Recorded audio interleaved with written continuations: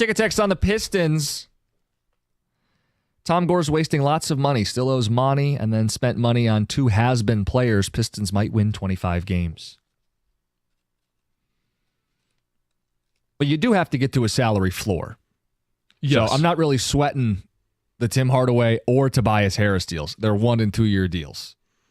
Right. Yeah. I mean, You gotta they'll pay be somebody. by the time you are hoping to be good and actually pay basketball players that are going to be here.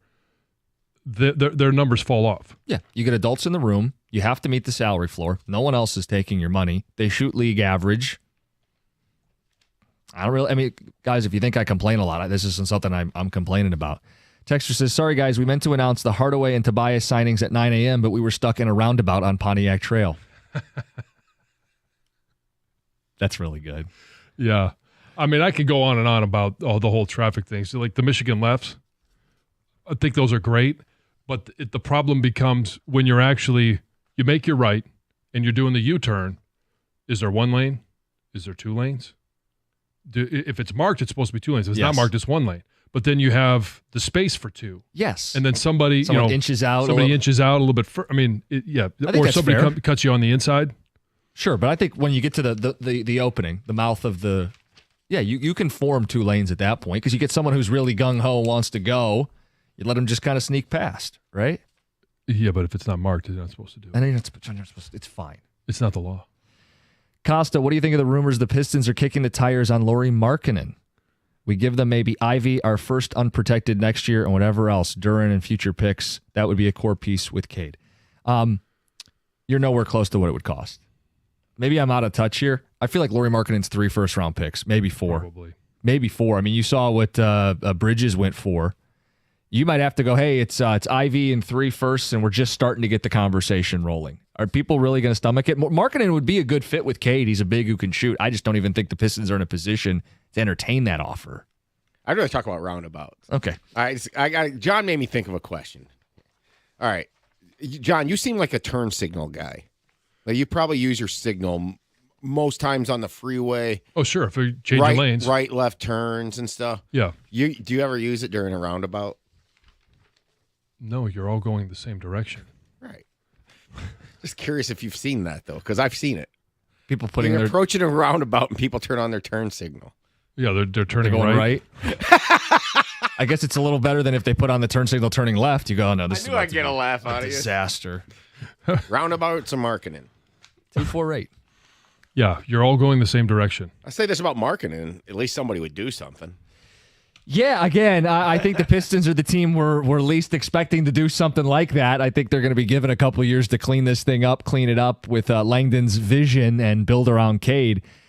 But yeah, you do reach your point where you got to do something. You got to make some move. Tiger's back at it tonight, by the way. Are you excited? Road trip in Minnesota. Is this or do we tonight the one? Or do we go back to roundabouts? Oh, hold on. No. Is tonight the night that they're on ESPN Plus? John, I don't know. I have Bally. Oh. I was just trying to make a joke. But yeah, no, I know. You brought them up. All no, right, they're not. It's tomorrow. I was watching Saturday night. I'm usually not up that late on Saturdays, but they're out west. And I kind of just got hooked because, what was it, 2-2 or whatever? Mm-hmm. And then they gave up the 3-run bomb. I got to say, for the first time this year, I kind of laughed. I had my Lions laugh, like the old SOL laugh that you would have to the Tigers. It's a coping mechanism, right? When the Lions were bad, and I love that that's past tense now, you had 2 choices. You could let it beat you up and turn you bitter, or you could just learn to have kind of that dark sense of humor where you'd laugh at the absurdity of it all. The Tigers have kind of reached that, though, haven't they? Well, it's the whole if they would have got swept in Anaheim, so that kept that alive. And it started with them facing that pitcher that, came up from the minors with a 5+ ERA and, completely shut them down for 8 innings. It was just, they were becoming such a broken record. And then, you finally were in a competitive game and gets to the 8th and boom. It's like something was happening every night. Then they won Sunday because they score runs on Sundays for some reason. But even in that game. Oh, they almost blew it. They almost blew it. You're going, oh, come on. Not like this. Is it July 29th yet? That's when you guys are out at camp? Yeah. Yeah, right. When's the deadline? Right around that same time? We can be done with it. We can officially move on to football season. Having said all this, I actually was a little encouraged by what Trajan Langdon did yesterday and the two moves. I like that he's getting them experienced three-point shooters, not the best in the world by any means, but solid guys. Harris is on the downfall, but look, these are short-term things to make them competitive that will be nice fits with Cade, and I think set a standard to a degree with older players. Veterans needed to be around. They were too young. Okay, you have to start somewhere. I personally believe he had a better day yesterday than Steve Yzerman. I do. Well, again, it's not that I don't like the signing or the contract. I like both. I just didn't like the timing of it. Tom, I agree with you. Doesn't mean that something else is not coming, but for day one, July 1st is a very big day in sports in the offseason for these two sports. And Langdon was okay. Didn't do anything ridiculous, and it was just disappointing with Yzerman because at some point you must take a chance. I would acknowledge we're probably grading on a curve when we say the Pistons had the better day yesterday. Well, but he has better flexibility. I mean, he has so much. Other than signing some stupid contract or something, like what if you give 5 and 200 to Klay Thompson or something? Then you'd be critical. Yeah, then you go, well, what the hell does this mean? Or even if the Harris deal was twice as long, we go, I don't get why we're racing out to overpay Tobias Harris. That's why I don't have a problem with the timing, because I think, you get a guy familiar with things around here. Yeah. He fits a need. It's short term. And I saw somebody text us earlier when we were talking about it. Somebody like OKC could be interested in adding him even at this deadline this year. A bench guy that would come in if they're, the best team in the West. Like they were the 1 seed last year, remember? Oh, I could see a situation where one of those young teams out West looks at him and he's putting up good numbers, albeit on a bad team, but says he could be our 3rd or 4th option as a piece to help push for a championship. And now the Pistons are getting something out of it beyond just the on-court stuff. The Lakers do something stupid trying to win a championship. They're sitting there like a 4 or 5 seed in the middle, and they're like, oh, we need to add somebody that can shoot, and takes them, and you get another future pick. So to me, that's both of these are pretty harmless for the long term. I agree with you. 248-539-9797. Thoughts on what the Pistons did. We'll get to what the Red Wings didn't do. I guess what they also did do as well. We'll get to that at 9:35. But first, here's what's trending. The Boston Celtics are for sale. You, if you have several $1 billion, could purchase the NBA champions. They were bought in 2002 for $360 million. John? Have you seen Stoney lately? You think he's gearing up? Could be. He's not a Boston guy. No, he's not. No, but maybe he would buy. He would be the guy that would buy a team to tank it so that his team would do better. Got that moat money. Yeah, that helicopter money. I don't know if he has $4 billion, which is what the Phoenix Suns went for in February of 2023. The Celtics, you would think, more valuable. Are we thinking a $5 billion, give or take? Yeah. That's what they just signed. What's his name? Tatum. Jason Tatum signed a deal that is going to make their payroll next year more than what they actually paid for the entire team in 2002, 2003? Yeah. So 20 plus years ago. Celtics are one of the iconic franchises, yada, yada. NBA record, 18 titles, trailing only the Yankees and the Canadiens for North American professional sports leagues. John, you're familiar with this whole Chipotle issue. I am. People were mad about portions, and someone decided to do something about it. A study was done trying to figure out just how much the portions varied. So here's who did it. It was analysts at Wells Fargo. They ordered and weighed 75 identical burrito bowls from 8 Chipotle locations in New York City. Half ordered online, half ordered in store. Because that was the other debate, right? If you order online, they aren't doing it in front of you. They can, shortchange you. Their findings: the consistency of Chipotle's portions varied widely, with some locations selling bowls with identical orders that weighed roughly 33% more than other outlets. Wells Fargo analysts said in a research note the heaviest bowls weighed as much as 87% more than the smallest ones. Yeah, that's too much variance, John. Yeah, it seems weird. I'm not currently in the Chipotle market. But if I was, I'd want to. Did they say which ones give you the biggest portions? Yeah, that's actually what they should have done, is labeled it. Yeah, which ones to go to. Yeah, no kidding. You saw for a while there's a trend. People were walking in and recording people making the food, because the thought was, if they were going to shame them into making their burrito the proper size. Yes. You'll feel shame. This goes on other places, though, too. I mean, I noticed it getting subs and stuff. That's always, why are you chinsing me on lettuce for? Right. Now, John wants no lettuce, so he doesn't get any. Right. Yeah, more bacon, please. Yeah. Why'd I only get one strip of bacon? Speaking of meat, John, the last time you bought a grill, it's been a few years, huh? Yeah, it's been about a decade. It's been one that just keeps on working. Americans binged on grills during the pandemic, but barbecue and the industry are facing issues. Fewer people buying grills, high meat prices, interest rates, economic uncertainty, and many feel no need to upgrade their fairly recent purchases. Market leaders like Traeger and Weber have seen market share decline in recent years. So they're going to lower the prices of their grills? Sounds like a good idea to me. That does sound like it might get me back in the market. Kind of looking for a reason. But you're happy with what you got. I am. They make these really nice now, and it's like you don't need to change them out. Like it's not like a lease on a car where every 2 or 3 years you need a new grill. These things can last. Oh, right, yeah. Well, and your car's going to last too, past that. But in regards to the grill, they're so easy to fix. If you are inclined to do that, then it's why would I could spend $10 on a fix versus, whatever it is for a new grill. You want another Huck Tua story, or do you want Smokey the Bear? You rolled your eyes. I think I know the answer. Yeah, let's go Smokey the Bear. You don't want to hear about how she doesn't want to be known as the Huck Tua girl anymore? You know what? Go for it. Go for it. Okay. Fine. Because she said that on a podcast. We've played it for you. Here it is.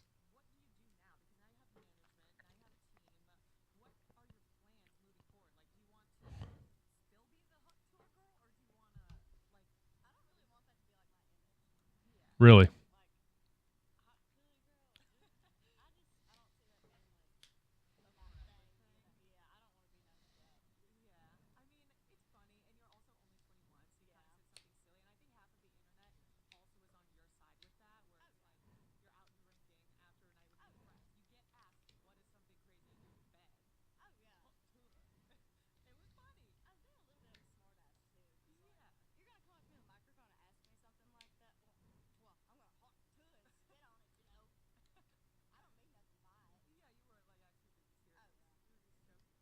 Well, I'm glad she described it even more. I mean, and you played the sound earlier about her, what her parents think. They think it's funny. I'm sure they do. And we all know that nothing ever goes away. Future kids are going to Google this and say, oh, look at Mom. She will forever be the Huck Tua girl. That was from the Planned Brie Uncut podcast. So she was rumored to be a teacher. She's not a teacher. No, she works in a spring factory. Yes. This company needs to She quit the job, though. She's going to pursue this now, even though she doesn't want to be the Huck Tua girl. Right, yeah. She's got a team. She can be a spokesman for where she worked, though. Think about the business she'd bring. She could have. You said she works for a spring company? Like Spring factory. Spring factory? Is that springs for a mattress? I guess. I don't know. Be fitting. There's innuendo there. But what does she think the next stage is for her, right? You quit your job, you hire this management team, but you don't want to be known as this? What is her other talent that we don't know about that's going to... I don't know. Ask her. She's willing to open up. Yeah. Do you think she'll be on Kelly Stafford's podcast at some point? It's the crossover we don't need. The last thing I mentioned, Smokey the Bear. 80 years of Smokey the Bear, and if you go to the Traverse City Cherry Festival, you will see a hot air balloon, a giant Smokey the Bear hot air balloon this weekend. Awesome. That's a great event. Blue Angels flying all over the place. The town itself becomes electric. Why not make it even cooler with the Smokey the Bear hot air balloon? It's awesome. Be on the lookout. It's this week. It's what's trending. Our hockey team. We'll talk about them next. 97.1.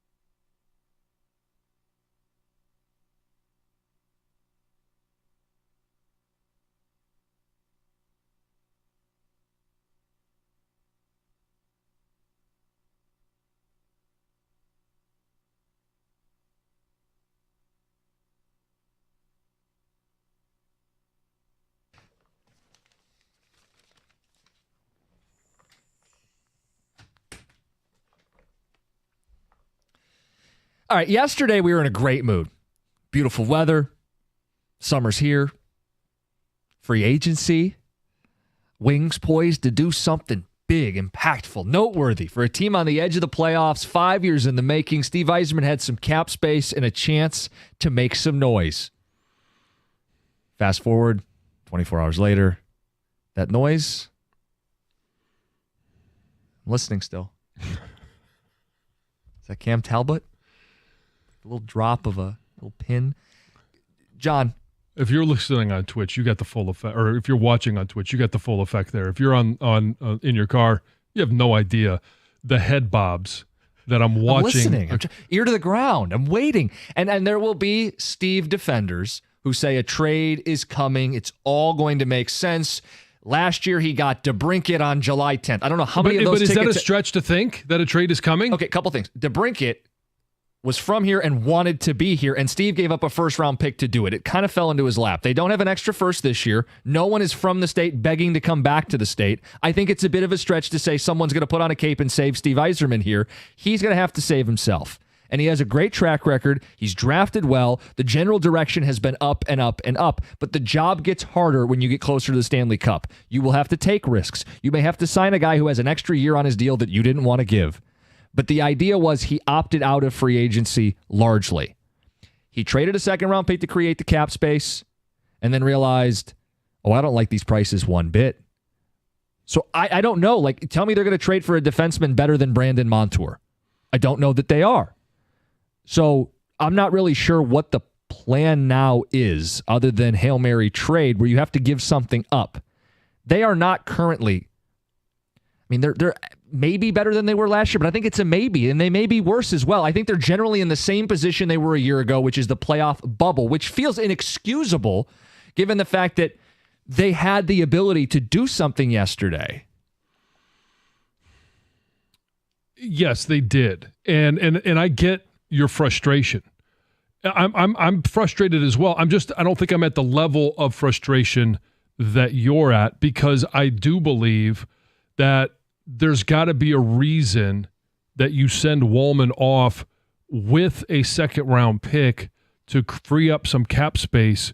And yesterday was underwhelming. There's no question about it. You can't argue that it's underwhelming, but there's got to be something more. There's still so much more of this offseason, and there's going to be a lot of deals that are made. And quite honestly, the Wings have to make deals.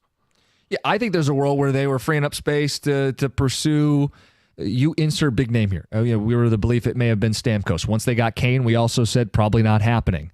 Then you looked at the Stamkos price and you said, I get why it didn't happen, right? 8 years or Yep. $8 million per year for 4 years. 4 years. For a guy who's 34, paid till he's 38. Fine. It feels like Jonathan Marchessault was kind of a package deal. To get him at only 5.5, I would have loved to see that deal. But it's possible you weren't going to get him because you didn't get Stamkos. They may have been freeing the money up to make a run at Matthew Roy, a Canton native right shot defenseman. He signed for $5.5 million a season. That's not offensive on surface. He played on a good defensive hockey team in LA. He would be a good second pair option for the Wings. But he didn't sign for 4 or 5 years. He signed for 7. And Steve he draws that line about term. He doesn't like giving out long-term deals. Well, they may end up putting that on the tombstone of this team. We don't like giving out long-term deals. You might have to. If you want to compete in the marketplace with the other teams that are trying to sign the best players, you may have to compromise occasionally. He wants to do it his way. He's very uncompromising in his approach, but I think the road gets more difficult here. And if you're going to do it the hard way, we're all going to have to buckle up then. It gets more difficult, and you have to be more creative. But to your point, yesterday, the only thing you were going to give up was money. Yes. Now you're going to have to give up money and assets.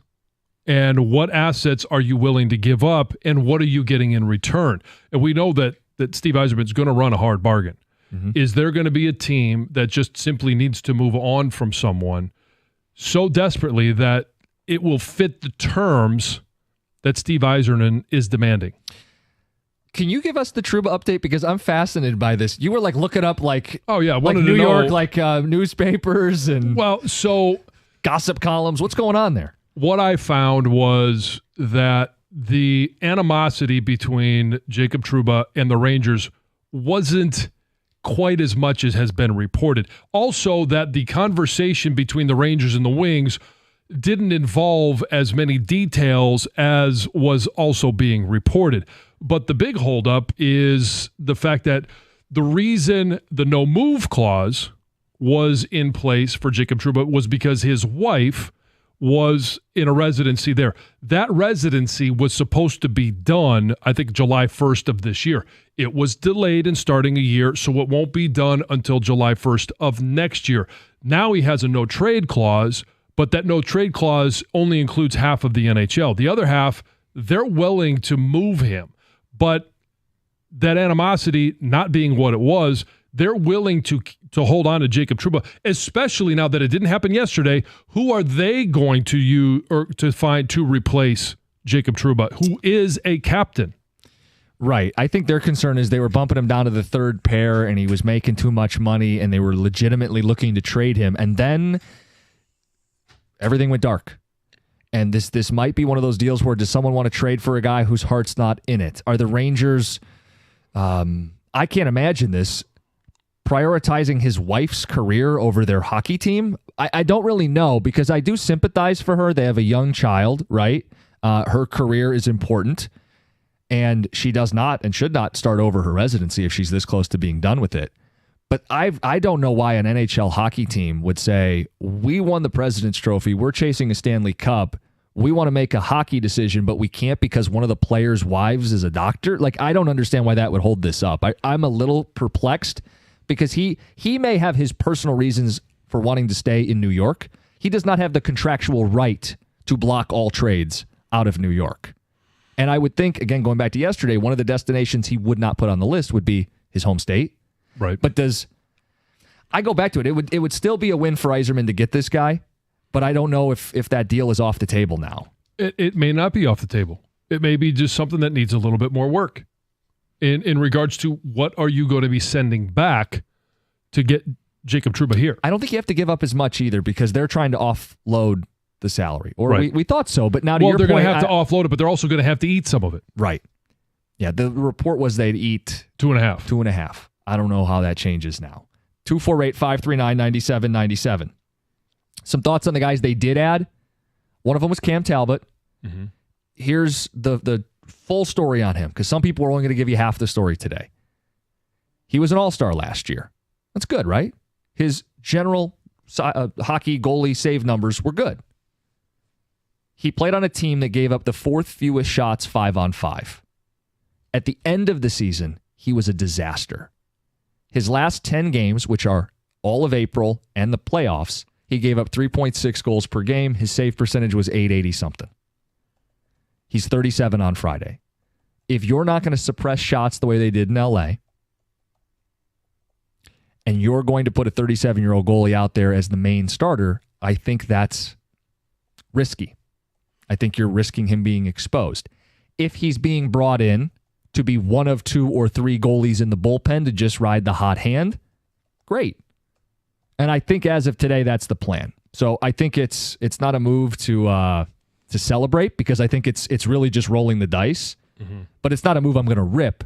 The same thing with the Eric Gustafsson signing, left side defenseman. He played a little power play.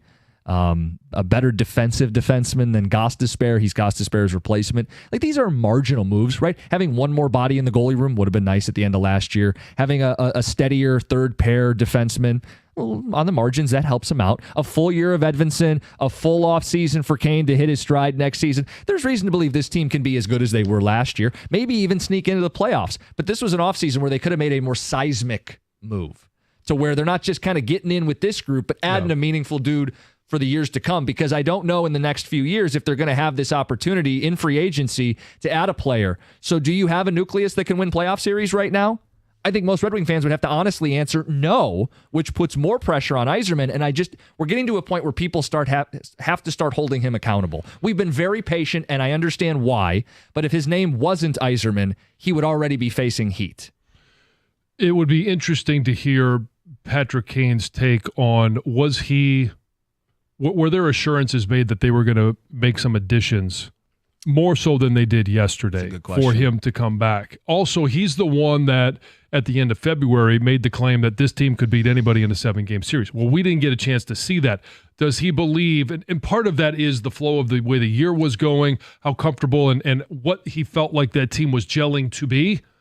So maybe he can't make any type of a statement like that, but it would be interesting to get his take on, do you think this team is better this year or will be better than it was a year ago? It'd be nice to get that honestly. Right, yeah, honestly, I mean, but these are questions that nobody's going to give you an honest answer for publicly. He's got to be besides himself if he came here for 1 year, because there had to have been a better deal out there for him. So then what? His agent misread the market too? 1 year, $4 million? You got to, after Stamkos happened, you got to think somebody else that wanted Stamkos. Let's say the Stamkos, the loser of the sweepstakes. Okay, let's go get Patrick Kane then, and we'll at least give him $2 and $10 million. You know what I'm saying? So why did Kane come back? Was he promised something that he couldn't get? Look, I'm happy that the Wings did not give the Stamkos contract. And you'll notice I have not argued today that that's a deal that Exactly they should have made. My point was there, and we said this at the end of the show yesterday. I'm not saying it's one guy or you effed up. I'm saying there's a bunch of guys out there that can make this hockey team better, and you've set this cap space up to do something about it. Like Chapman or Martinez You're just or Ballinger. Trying to do this to me again. No, I mean, again, it just goes back to the big talking point with Ollie. Do something, please. You have to do something at some point. Well, and the Kane thing, why did he come back? As strong as I think the bromance is with DeBrincat, I don't know that that's solely a reason why you picked Detroit. Maybe last year where you needed someone to believe in you, but after you play at a point per game, I would have thought that there were better opportunities out there. He believed in this team, probably still does, but to your point, how does he feel this morning? We'll never officially know. Right. Put yourself in his shoes. You'd be disappointed. You'd be disappointed that they didn't add another piece yesterday. You know, the difference just is you had a guy just leave a franchise yesterday after he played for him for 16 years, right? Stamkos? Yeah. It says something about him in terms of what his priority was. His priority is to get paid. Okay? Look, you want to go to a team that would probably be up and rising, but Tampa can still compete too. And if he would have stayed there, they didn't want to give him that deal. Steven Stamkos didn't provide any loyalty. It's rare to see a player like that leave an NHL team this far in, right? Yeah. So he went for the payday. Maybe Kane wanted to wear the Red Wing jersey again. Maybe that is one of the reasons he came here. That was a definite reason. It was a pull for him. Some ticket texts coming in. We'll get to more of these coming up next. Are they better? Are they worse? Are they the same? Where are the Red Wings after the first day of free agency? And someone with a root for radio move they really want to see. It's 97.1.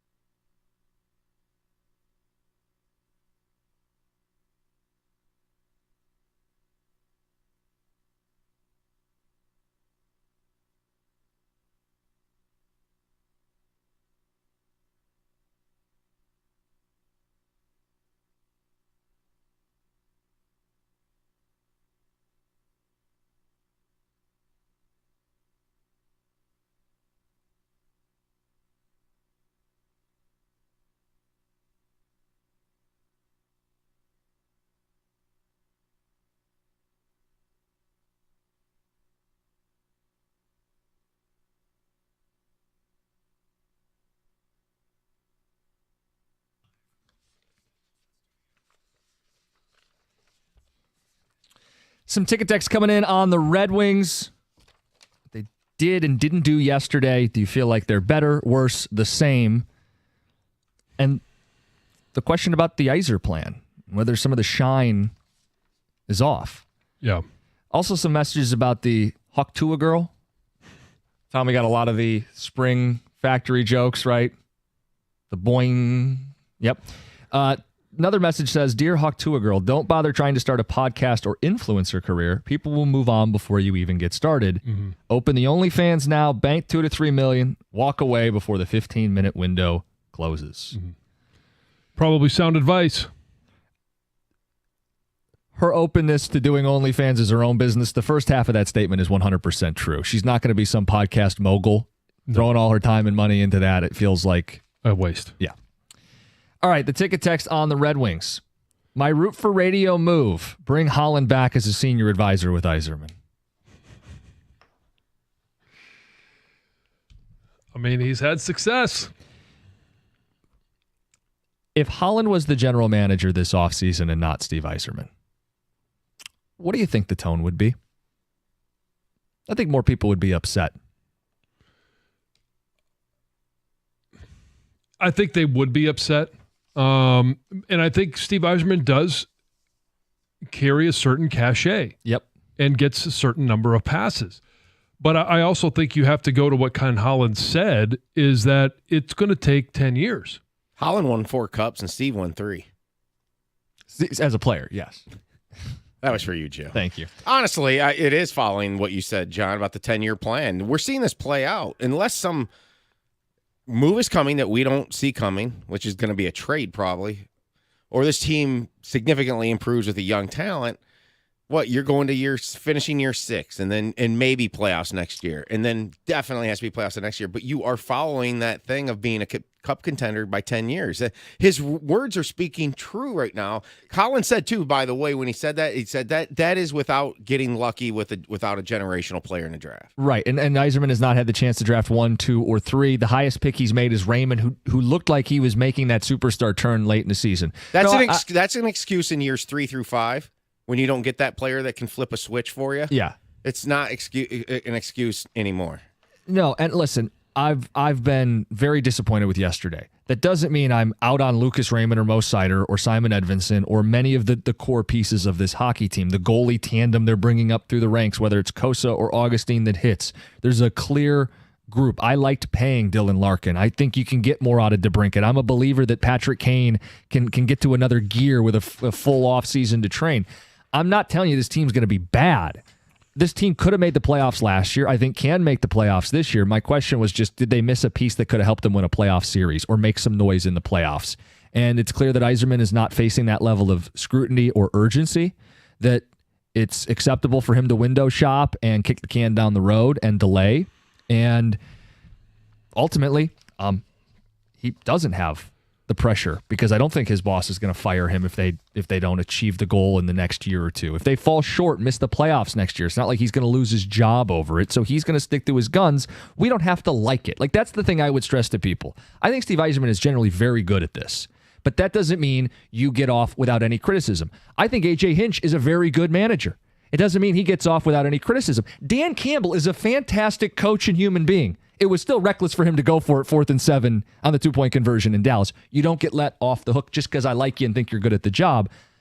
I want to be honest with how I feel. I wake up today after free agency when I came in yesterday talking about what was possible and what they were capable of, only to be told Eric Gustafson, Cam Talbot, and, we'll trade for somebody, fingers crossed. I think you have not every right. I think you should be. I'm not telling you how to feel. I'm telling you how I feel. If you're an invested fan, you should feel let down. And you could feel let down. You could feel disappointed. You could feel like it was a missed opportunity. But until I mentioned, until they're in or out of the playoffs, I think until you know what the roster is to start this season, there's still plenty of time for him to make moves. There's still plenty of time to add to this team. I don't know how he's going to go about doing it, but he missed an opportunity yesterday to easily add players. Now he's going to have to go through the work of constructing trades and find a way to make this team better than it was last year. The Red Wings, this is take a text. The Red Wings are worse both offensively and defensively with a slight upgraded net. They're worse today than last year. The city of Detroit can't keep carrying Steve's water. He's done a subpar job. It's year 6. We're worse than year 5. Text ends with 2 words, I'm out.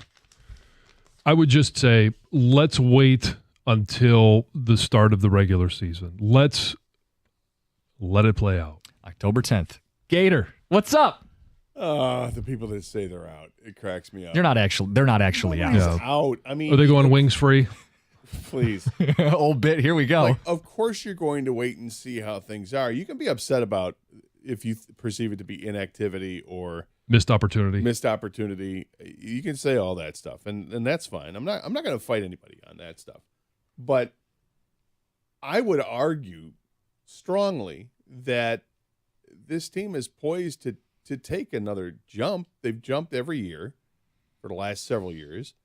And now they're going to rely on some younger players that people want to see. And you've got a healthier Patrick Kane. You say that maybe marginally better than that. I think they're better in net. I think you're allowed to say that they're better. Talbot's he's better than the 2 guys we had. And now you can give the other goaltender a chance, Alex Lyon a chance to kind of rest a little bit. He doesn't have to play 3 out of 4 nights. And Right. so if you're splitting it equally between the 2 goaltenders, then you might actually have really strong goaltending. And that's the quickest way to advance as an organization in hockey anyway, is if you have good goaltending. So, I mean, there are question marks to be sure. I'm not going to glance over all this and just say, oh, they're better, because I'm expecting Lucas Raymond to take his game up another notch. I'm expecting Mo Seider to take his game up a notch. I'm expecting that a full season of Edvinsson is going to be great. I think you're going to have some growing pains with Joe Hansen, and eventually he's going to be a very good player because that's what everybody says about him. I don't know what to expect from Marco Kasper if he makes the team. Carter Mazer, same thing. Carter yeah. Mazer if he makes the team. I don't know about those guys, what kind of impact they're going to have, but I wasn't terribly impressed with David Perron's impact. You know, you start looking at the guys they're losing. The Gostisbehere one is, you know, he's not good defensively, but boy, is he good offensively. Boy, is he good on the power play. And then to see him sign for what he signed for, and like, ooh. And where he signed, because Carolina's going to get the most out of him, too. Yeah. I'm not sweating it, though. I actually kind of like the guy, the Gustafson dude they brought in. It's a shift to a little It's more a different- defense, yeah, and he which is can fun. play Again. and he can play the power play. Yeah. And that's another area where, okay, what are we, you know, you're losing offense, but you're gaining defense. Which is what they said they wanted. Yeah, and what frustrated me to no end towards the last 25 games of the season was that they would have those gaffes defensively that would cost them dearly. Like it was just wait for it. Someone's going to make that awful turnover, and they can't recover from it, and it turns into a goal within seconds. And hopefully this kind of thing cuts down on it. But there's still moves to be made. He can still make some trades because everything he's done is just adding depth players to this point, and with the exception of Patrick Kane, but it's a re-signing. So news has broke like the first 10 minutes into your show the last couple times. I think it was Tim Hardaway Jr. on Friday. It was Tobias Harris yesterday. Yeah. Which breaking news will you guys be talking about on your show today? Tigers making a call up. I don't know. Dylan Dingler is going to join the team. I don't know. What's I the know. plan? What do you guys got? Well, we'll talk some of the Yzerman stuff and try to gauge where people are right now with the Yzer plan. I think we can make some an early comparison and kind of judge it against what we're expected to see from Trajan Langdon, and you know who's got the tougher job, and what are your expectations with Trajan Langdon, basing it on what we've seen from Steve Yzerman. Here it is, year 6 with the captain. They're poised to make the playoffs, but are they going to? I mean, I think they're going to, but I thought they would last year, and they missed out on a technicality. So we got that, and we got some stuff with the Lions, and maybe a little fun in the show as well. All right. Our hockey coverage today was brought to you by T-Mobile. Switch to T-Mobile. You can get tons of benefits, save on every plan versus AT&T and Verizon. Use their savings calculator to find out how. T-Mobile.com/switch. Carson Anderson next, 97.1.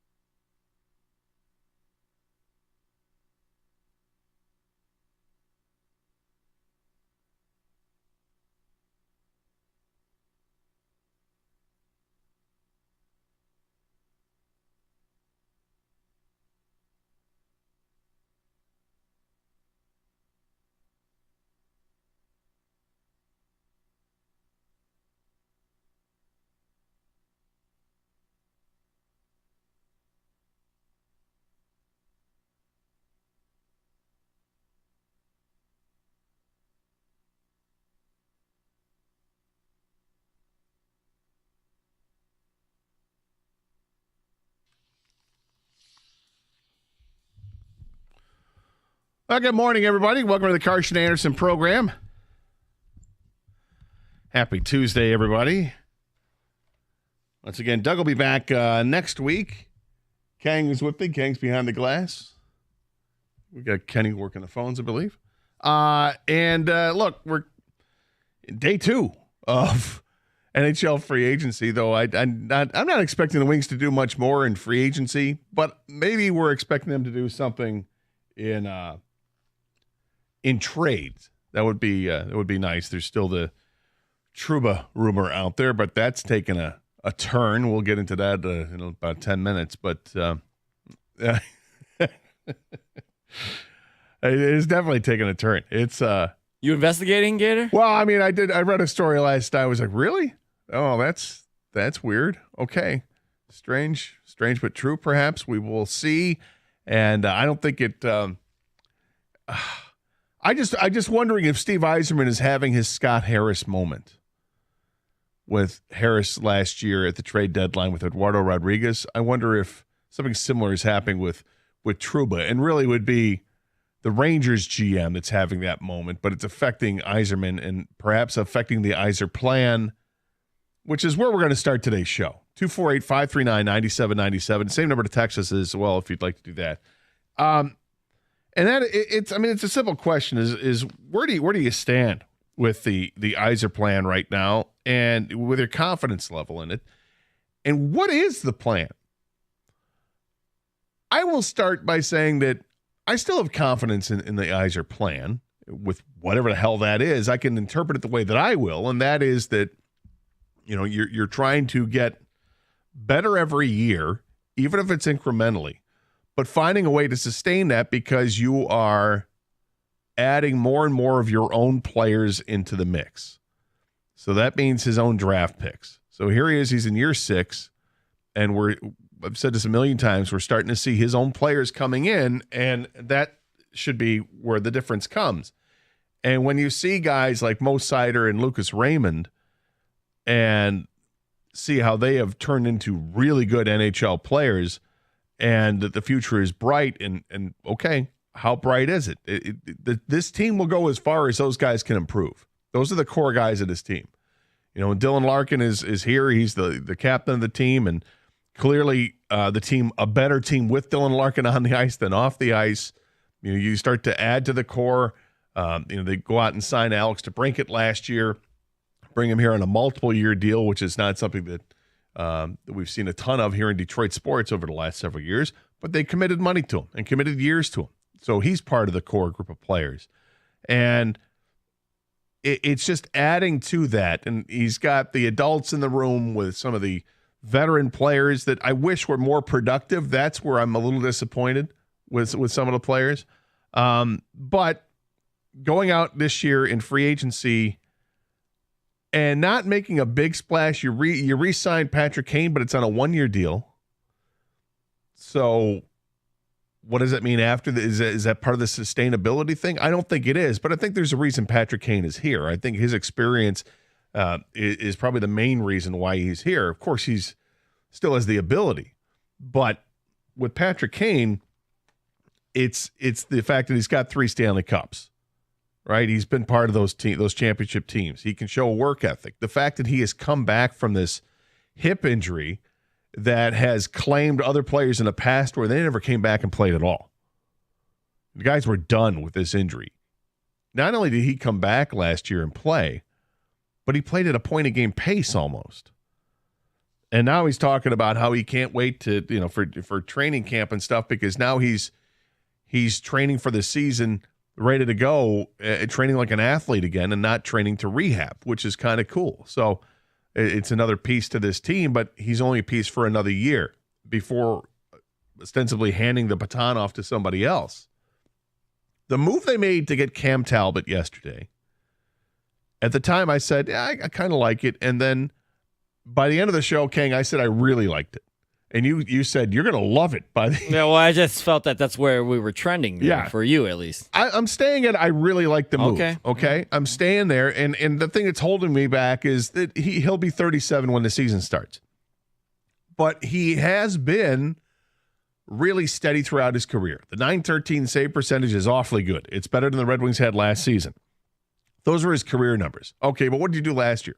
Well, last year he had a .913 save percentage. And he had a goals against average that was a half a goal better than Alex Lyon and a full goal better than Ville Husso. Now, he played on a better team. The LA Kings are certainly better than the Red Wings, but I just like the numbers. I think where he's at is good. And where he's at in his career, he doesn't have to play 50, 60 games in a season. But when he does play, you can be confident that he's going to give you a great chance to win. And because of the situation the Red Wings ran into last year with the injuries to Husso and, Alex Lyon not ready to take on playing a 50 or 60 game season, you had some erratic play from Alex Lyon. Could you attribute that to him just being exhausted and overworked because he hadn't been in that situation before? Perhaps. The backup games you had Reimer or Husso, and Reimer was better than Husso, but still nothing great. So starting from the goaltending position, I like where the Red Wings are at. And because it's a 2-year deal with Talbot, it gives you a little bit of a grace period before you're ready to say to Sebastian Cossa, hey, young fella, are you ready? Because when you drafted in the first round and you're one of 2 goaltenders drafted in the first round in the last several years, there's high expectations of you. And he's had a lot to like of his play in the minors, and there's been a little bit where he hasn't been so great, but for the most part, he's been pretty good and came on last year and really kind of took things over. So maybe this year in the minors, he can really stand up and be that guy that you can say, yep, when we turn things over to Cossa, we're going to be ready to roll. So there's like a 2-year grace period now because you signed Cam Talbot to 2 years. And there are still other potential moves to be had. But at this point, with Steve Yzerman, if you're going to add to this team, it looks like it's probably going to be through trade. And they still have some cap space. They also still have to re-sign Seider and Raymond. And maybe the unknown of what that figure is going to be has also put a pause on what you can do.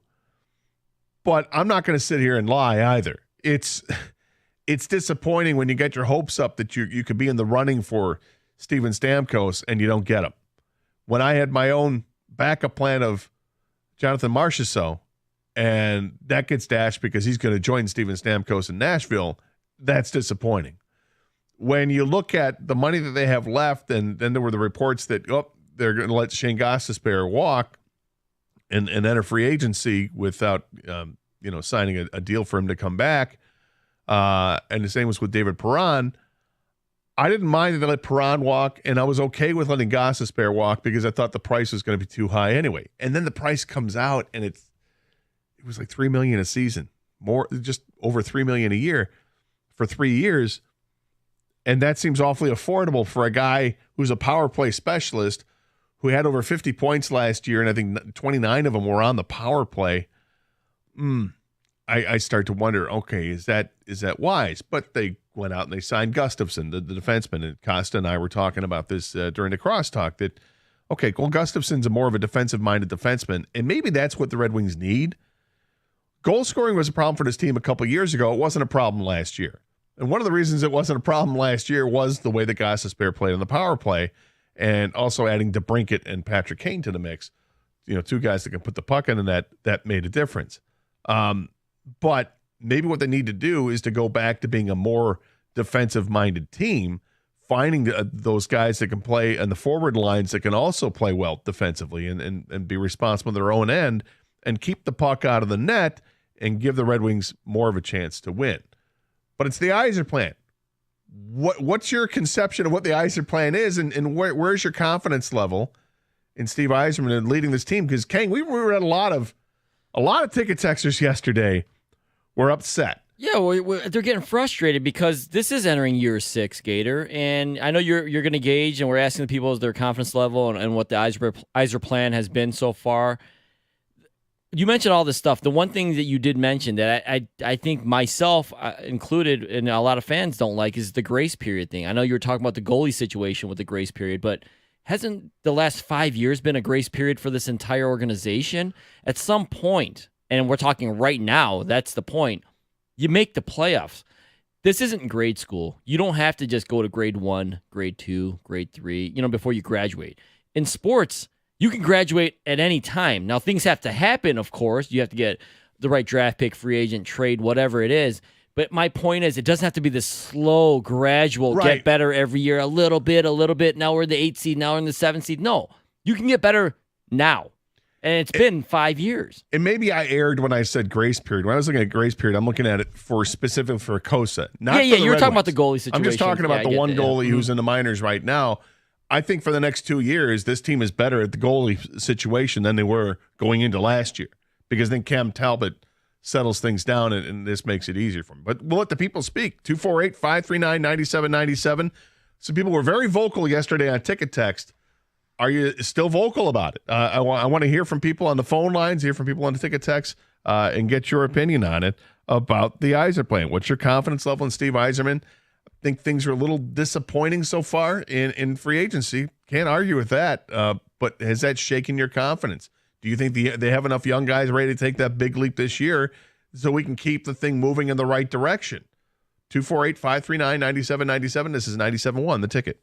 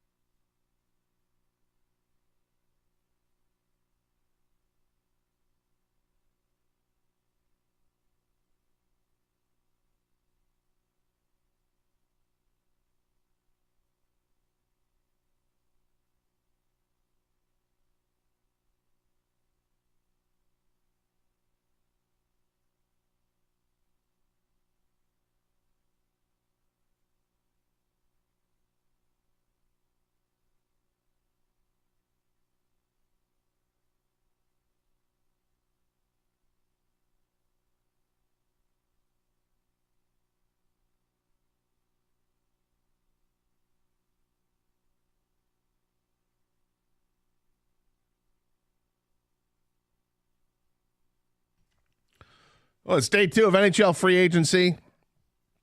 Okay, we're not expecting anything big from the Red Wings at this point, except for maybe on the trade front. I think that's what we're still hoping to find is some addition there, because through free agency, it looked like just a bunch of depth-type players. Yes, they added Patrick Kane, but it's a one-year deal for Patrick Kane. I think he'll be great. I think he'll be great with his team, but it's just a one-year deal. And the other players they brought in, the Christian Fishers, the Gustafsons, these guys are depth players, right? Adding Cam Talbot as a goaltender, I think, is a bigger move, I should say. And one that doesn't cost much at all. An aging goaltender, but still playing on top of his game. Had a 2.5 goals against average last year, a 913 save percentage. His 913 save percentage that's his career average, and he did it last year. The goals against average last year was better than his career average. So he still has hockey left in him. We certainly hope. I mean, that's what I'm hoping for here. But is this team appreciably better this year going into this upcoming season than what they just finished? And do you trust the Yzer plan? Is your confidence level high or is it low with Steve Yzerman? We took a lot of texts yesterday from people that were very angry. And I think in large part, and Rico said this during crosstalk with us yesterday, and it was something we had brought up earlier in the show too. I think the timing of Patrick Kane's signing or re-signing with the Red Wings, because it happened on Sunday night, because we all knew about it Sunday night, I think that hurt perspective for Red Wing fans.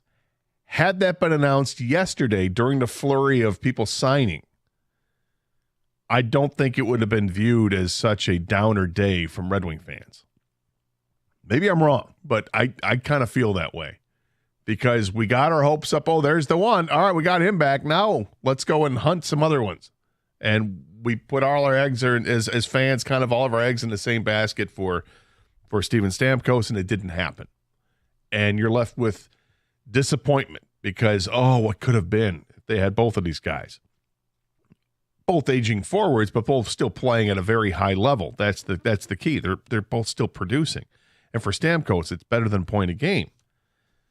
And it was just too much. There were too many things where it made sense, and you had ties to Tampa Bay with Steve Yzerman, with Newsiel alone. There were ties there. It would make sense that, okay, sure, Stamkos' familiarity, maybe he'll come here. But instead, he took the money to go to Nashville, and perhaps the money was more than what the Red Wings are willing to spend. And maybe some of this goes back to, is it a misstep that they didn't have Seider and Raymond already signed?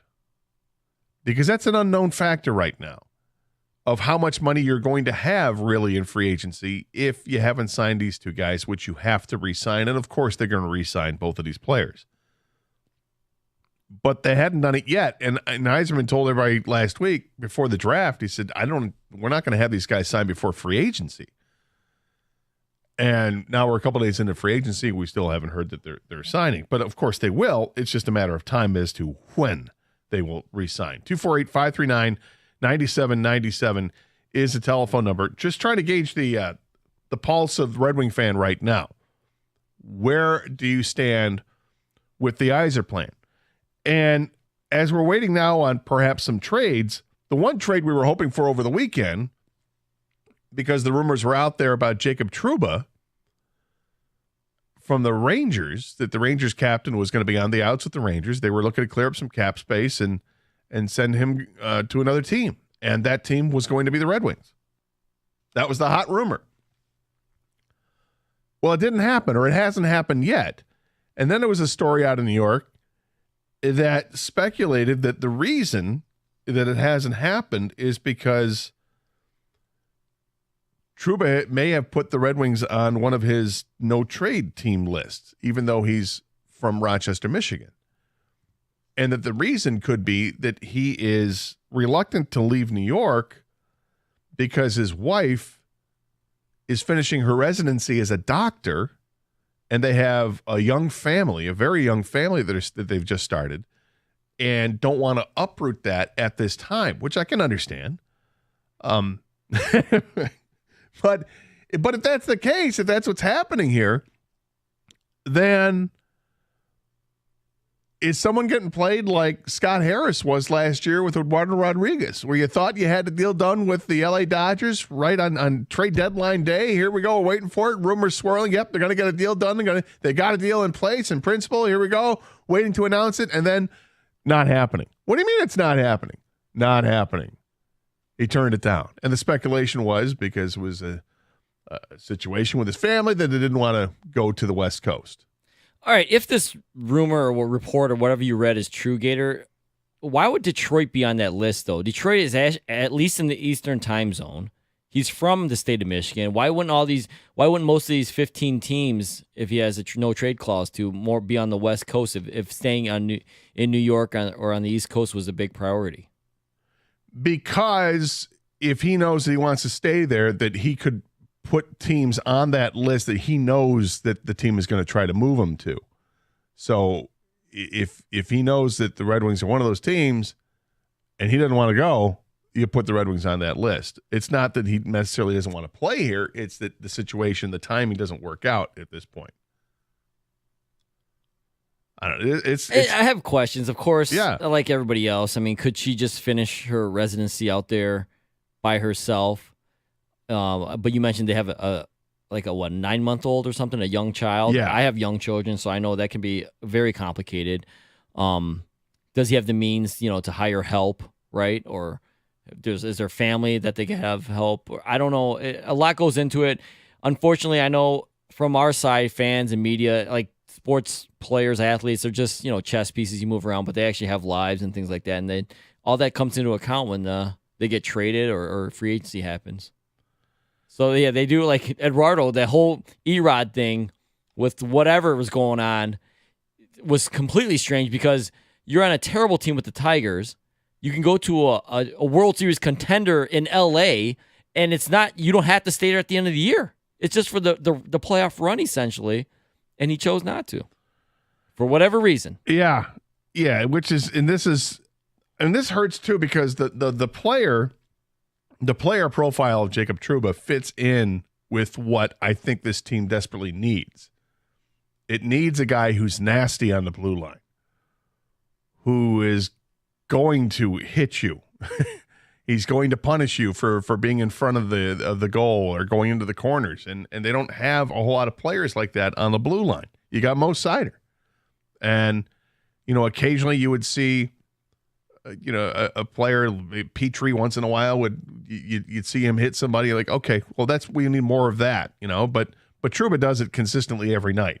He's feared in the NHL, and that would have fit in perfectly with a team where one of the perceived weaknesses is toughness. Well, here's a ticket text from Joey in St. Clair Shores. He says, this is headed in the wrong direction unless they make a big trade and bring in a physical player like Trouba and also another goal scorer.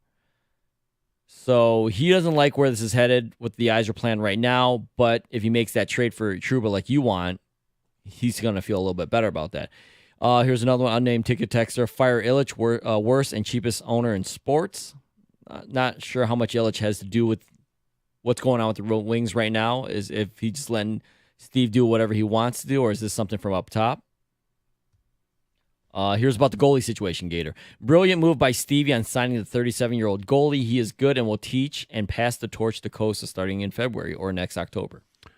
Well, we don't know when Cossa is going to be ready to play. Hopefully, he'll play so well this year at Grand Rapids that he'll maybe gets a cursory look, or that the next year in training camp that he's ready to compete for his spot, and there could be some sort of mentoring that goes on. But I think the Cam Talbot signing is really good. 248-539-9797, the telephone number.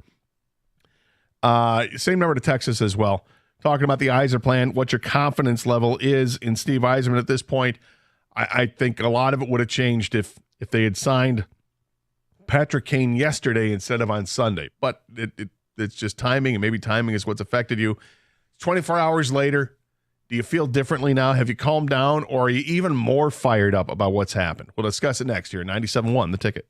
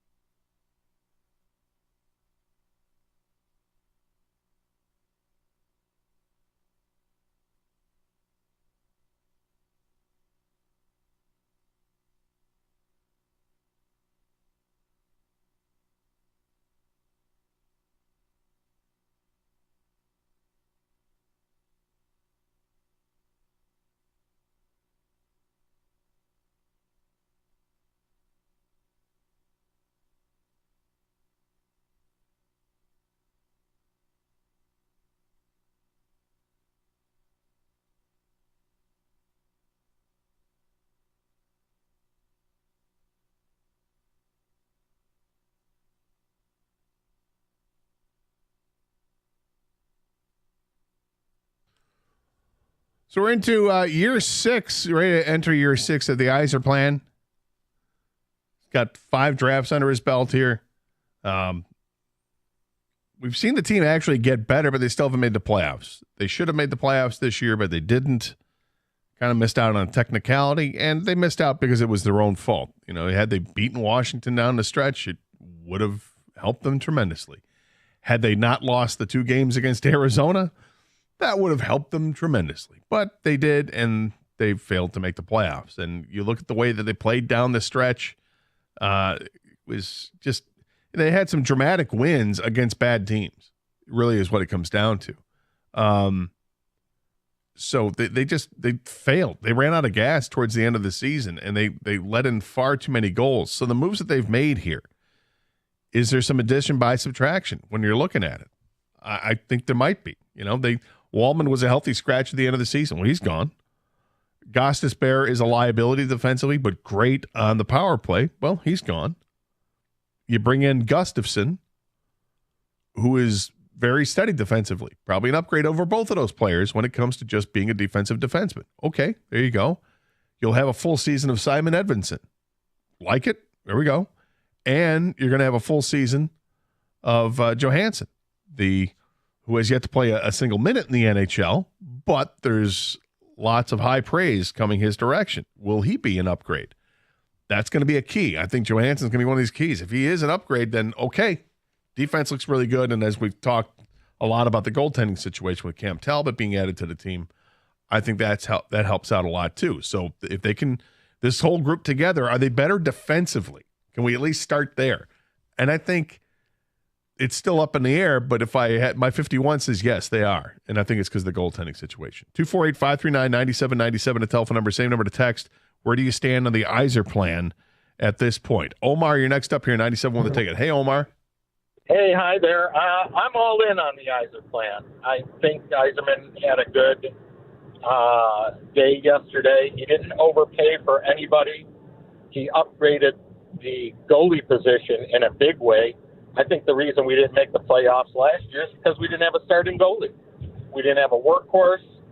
At the end of the season, goaltending didn't win us any games.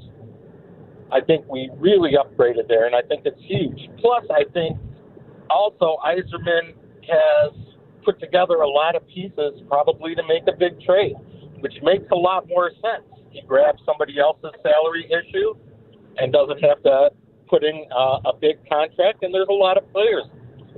So this, off season's not over yet. And I don't think Kane would have signed unless he got reassurances from Yzerman that he was going in to bring this team to the playoffs and he was going to do what he could. So I don't think it's over. I think we're headed in the right direction. Husso may be a head case. They don't know where he's at. We don't hear anything about him anymore. And so we don't have with somebody who is arguably better than Husso. Yeah, I like the goal, and thanks for the call, Omar. I like the goaltending situation a lot. And when you look at the Red Wings last year, they only won 5 of the last 12 games down the stretch. When they needed to win games, they didn't win games. Yeah, they won the last 3 games. 2 of them in overtime. One of them was a shootout game. I should say one in overtime, and one a shootout. That's how they finished the season. Dramatic fashion. But they did that just to try to have a chance, and then they were hoping that they were going to get, Washington to lose at the end of the season. Yeah, but see, that's when you mentioned the Arizona. Yeah, you can't rely on that. You mentioned the Arizona games that they lost. That was inexcusable, especially with what was on the line. This wasn't like game 4 of the season. They knew exactly what was on the line, and they went out and laid an egg. The Red Wings got, I guess you could say they got better, Gator, but how much better did they get compared to everybody else around them? You have to take that into account, If you get a little bit better, but everyone else gets a lot better, then you're actually maybe worse than you were last year. And people, I don't know if they just making the playoffs is even enough at this point for some people. There's other people that, like that last caller, absolutely supports the Yzer plan. I feel like they'll support the Yzer plan no matter what. Here's a ticket text right now that we're getting. Took Yzerman 8 years to build back the Stanley Cups for Tampa. They won after he left. Trust the Yzer plan. It takes years. But didn't Ken Holland say something like 10 years and people just destroyed him when he left town? People, because nobody wanted to believe that given that the Red Wings were in the midst. And now they believe they'd him? already. Well, I don't know if I don't think anybody wants to think it takes 10 years. But does it take 10 years to become a Stanley Cup contender? That I might agree with. But it doesn't take 10 years to turn things around. It depends, I guess, to what degree you want to turn things around. I just want to see the playoffs again. And we should have seen it last year, and we didn't see it last year. As far as the other teams getting better, sure, everybody thinks that they're doing things to get themselves better. But if you look at the moves that some of these other teams have made, I think we're all in the same mix, So I don't know if anybody really got, other than maybe Ottawa, of those teams that are fighting for it, who got a ton better. I mean, Columbus is a sneaky team. They were awful last year, but they were awful because they had a ton of injuries to key players. How will they bounce back? That's certainly one way to look at it. But again, when I look at the team last year that finished the season, when they were giving up, just going backwards on this, the 3 wins that they had at the end of the year, they gave up 4 goals in each of those games. That's too many. They gave up 5. They gave up 6 in a loss to Pittsburgh. So in the last 4 games, they gave up 6, 4, 4, and 4. It's way too much. They had that nice win streak. They won 6 games in a row, and everybody was talking how great they were. Then went out and lost 7, the next 7 in a row, and they gave up tons of goals. They gave up 7 goals twice in that stretch. The goals against average down that stretch was like well over 4. Yeah, but do you think Talbot's enough? I think because I think Talbot helps you in 2 ways. I think it helps you in ways because as a backup goaltender or the second goaltender, however they want to split up the time, he's going to be leaps and bounds better than what they got last year out of Husso or Reimer automatically. And the other effect it has is that you're not having to use Lyon as much, so Lyon should be more effective. So I think it helps in both of those ways. And, you're talking about 1 win. That's the difference between making the playoffs and not last year was 1 freaking game. So did they get better? I think they got better in net. Is it enough to say that that's going to push them this year? Probably it's not enough for me just to say that. But what I will say is that I'm counting on, and this is me talking, I'm counting on the younger players taking a step forward with their games this year so they're better. Period. Lucas Raymond, I think he's going to be better than what he was. I think Mo Seider's going to be better than he was. I think Edvinson's going to be better than he was. The real questions are the guys that are just now joining the team, the Marco Kaspers of the world, the Anton Johanssons of the world. Are they going to be able to, make an impact right away? Is Joe Veleno, if they re-sign him, is he going to be better than he was? Is Rasmussen going to be better than he was? I mean, if those guys all can take, even if it's just a baby step forward, this team's in the playoffs. That's the way I look at it. That's the way you look at it. We got support ticket text here. Stevie Y, keep it going. You have plenty of time. Sign Matt Millen. Wait a second. That is not support text. That is not. No. We do have here, I am on board with the Yzer plan, but my biggest concern is Illich. He's cheap, just like Donald Sterling. He knows he can make a profit without putting a competitive team on the ice. See, but they have to spend. There's a salary cap, and they're going to spend that salary cap money.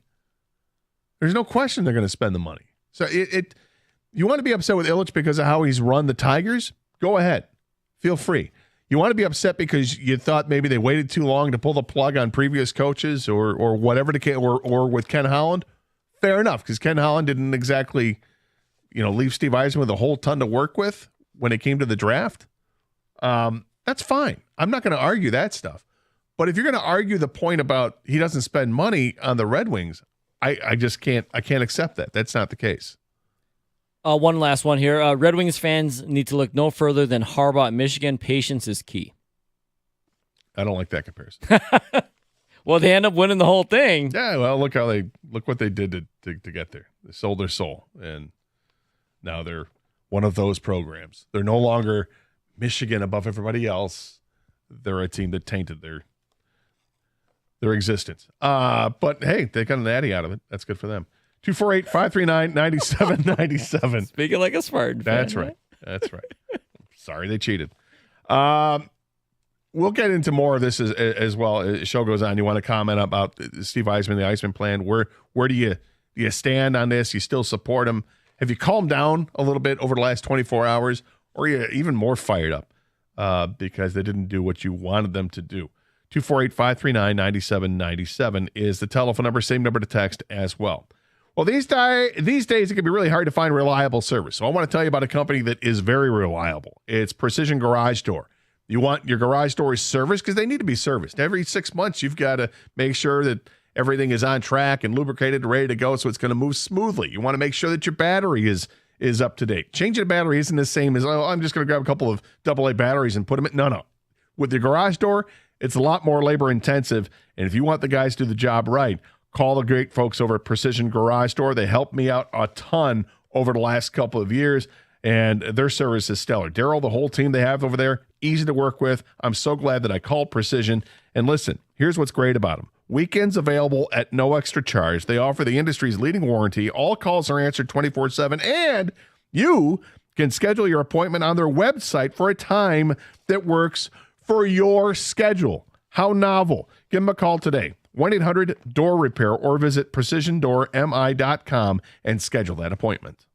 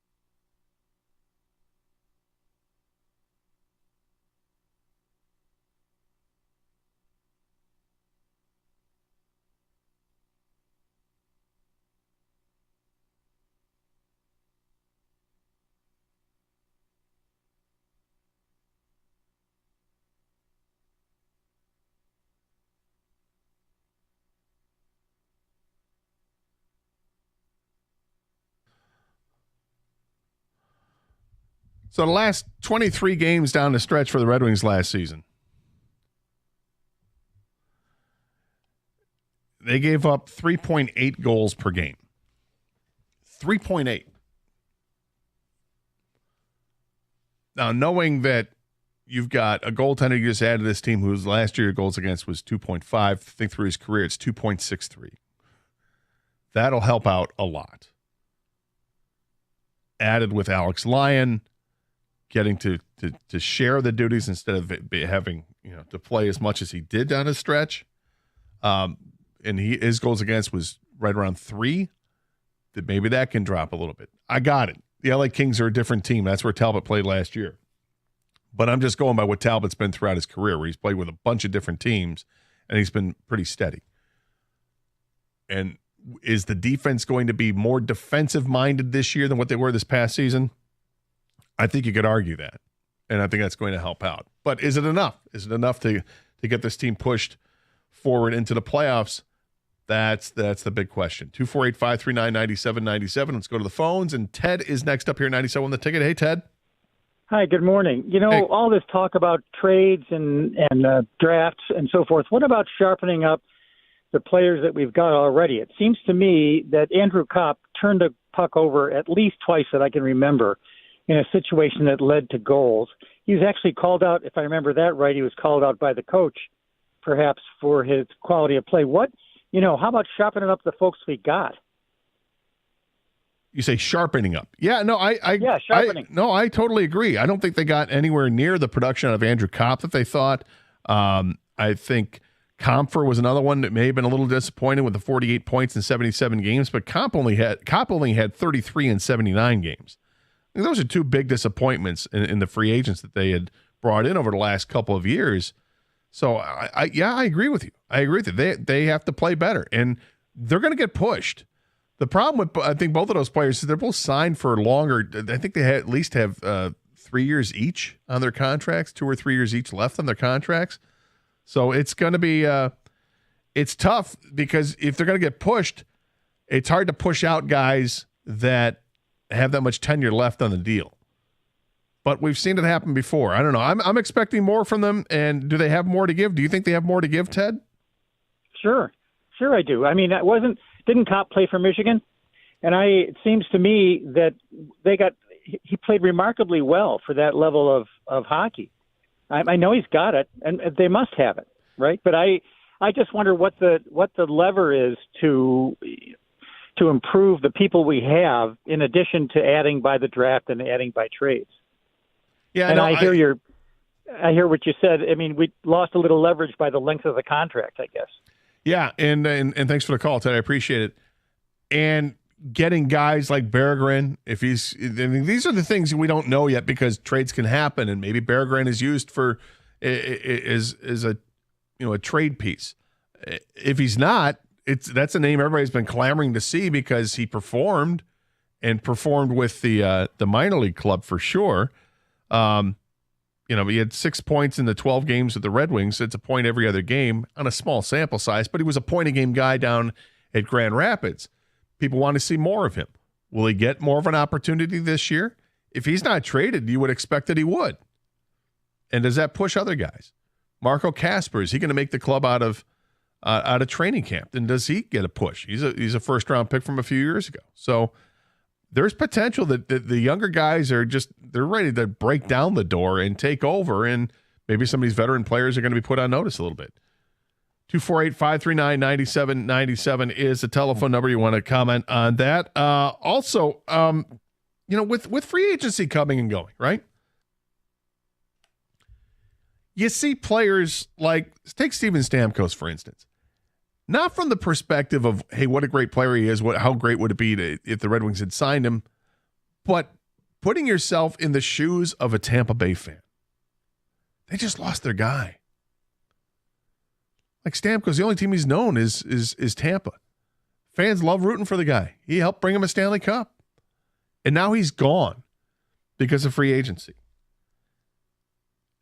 And I don't know if the folks in the Bay Area feel the same way about Klay Thompson with him leaving. Like, oh, we just lost Klay Thompson. But what was the athlete here in Detroit that when they left, you were devastated? Like, it really, really hurt you. And I'm talking like since like 1990. I don't want to go back to, somebody from the 68 Tigers or somebody from the 84 Tigers. I'm talking like since 1990, right? In this era, we from the bad boys on, right? We've seen championships with the bad boys, championships with the Red Wings. We've seen some Lion players leave. Which was the one that hurt the most, where you were just devastated by? 248-539-9797. Because that's going around. That happens all the time when it comes to free agency, right? You got a guy that has been there your whole career and their whole career, and then free agency hits, and the team decides they don't want to hang on to him, and there he goes. Or they get traded away at some point because they're not as effective and it breaks your heart. It happened to me as a kid, and so but that's a long time ago. But since 1990, King, I think the one that hurt me the most, and I think this hurts, it still hurts to this day for Red Wing fans, and it's hurt his legacy because there's a rift with him and his team, and that's Sergei Fedorov.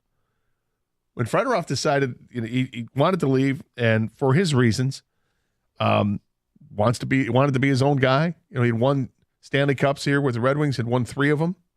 Time to move on, do something else, new challenge. Maybe he had some things personally going on in his life he wanted to get away from here. Okay. And he goes to Anaheim and, finishes out his career. And his career as a Red Wing was so spectacular, and his career after the Red Wings was so pedestrian. Like, he had a decent season with Anaheim, but then moved on to Columbus and Washington, and just didn't really recapture anywhere close to what he was. He was such an immensely talented player that it hurt. It hurt to see him leave the fold where he was beloved here. Red Wing fans loved Sergei Fedorov. But there's a rift with he and the Ilitch organization. He tried to – they had signed him to an offer sheet. Carolina signed him to an offer sheet after they won the Cup in 98. And that forced the Red Wings to match that deal, which meant that Sergei got paid like $15 million right away in a signing bonus, which in 1998 was unheard of. So it already started the bad blood going there, and then he had a chance to leave in free agency, and he did. And as a fan, that one hurt me. What was the move where a player left town and it hurt you? What much like what Tampa fans are feeling right now with Stamkos, and you're seeing players traded, and I'm sure fan bases are just devastated with players leaving. For me, one I could think of right off the top of my head was when Chauncey Billups was finally traded to the Nuggets. And it's not really I actually understood the decision. They were trying to, they brought in Allen Iverson, kind of moving away from the going to work Pistons because it just wasn't working anymore. But the finality of it was when Chauncey, that whole era was over officially, basically, when they traded Chauncey. And I remember at the time reading how the players like Tayshaun, Chauncey, Ben, Rip, they all got together, Rashid, I think one night, and were kind of just reflected on the run they had because it was officially over once Chauncey moved on. That's the one that kind of got me. But the good thing about that whole era is they won a championship, and that's probably why it hurt so much more, because it was such a great era in Piston basketball. And now we're where we are, and they won 14 games last year. Yeah. Chauncey hurt a lot. I remember that. I don't know if you remember. Do you remember the day when we were on the air when that happened? No, not exactly. We were in the building on 14 Mile, and when Doug broke the news, that was a whoa, because you had a superstar player in Allen Iverson that was being traded to Detroit, and it cost the Pistons, Chauncey Billups, the heart and soul of the team, which you knew the team was on the downfall. But you also knew Allen Iverson wasn't what he was. No, but I think they were trying to make a move. They had cleared up cap space, and that's what it was. Yeah. It was to clear up the cap space, and that's what compounded it, made it worse, because then they used that cap space. That's where it went really wrong. But they did Ben Gordon and Charlie Villanueva, yeah. and it didn't go anywhere. And then Chauncey goes out and averages, 18 points a game the next season, almost 20 points a game the next season, finishes 12th in the MVP voting. Goes on and has Chauncey career, 17 points, 17 points, 17 points. And, he was still very productive and very good. And that was the coolest cat in town.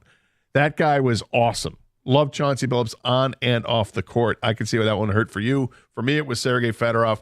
Who was the player that you were devastated to see go when they left, whether it was free agency or a trade? Bring this up because with free agency and trade market going on right now, you're seeing it in other markets. I'm sure the Tampa fans are devastated that Steven Stamkos has left. So who is that player for you in Detroit since 1990? We're going to try to skew a little younger here. We don't have to go way back to the Wayback Machine, but since 1990, who are those? What was that player that you were just devastated by? 248-539-9797. This is 97.1, The Ticket.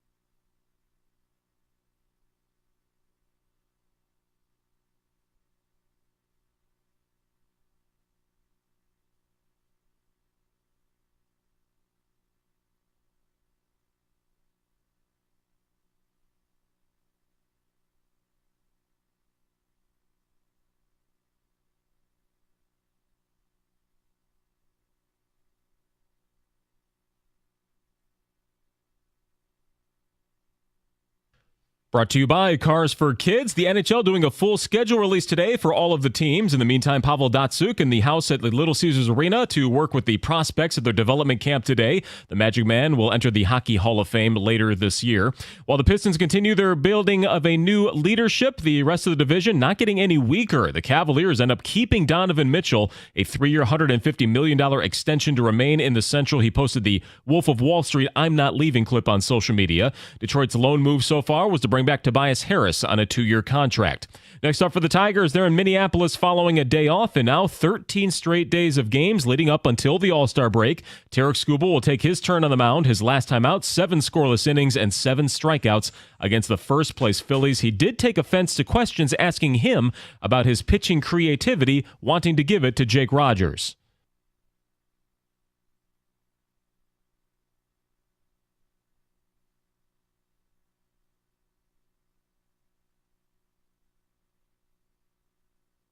Yeah, we'll see if they can do it again. The Tigers are 9 behind the Twins in the standings for second place. They'll be there tonight, tomorrow, and Thursday. Dan Dickerson's call at 7:40 p.m. this evening right here on 97.1. And Major League Baseball revealing their futures game roster for the year. Number 1 Tigers prospect Max Clark was selected, as was their number 13 prospect Hao-Yu Lee. From the Corewell Health Sports Desk, I'm Chris Villar. For more, go to 97.1 The Ticket and Odyssey.com.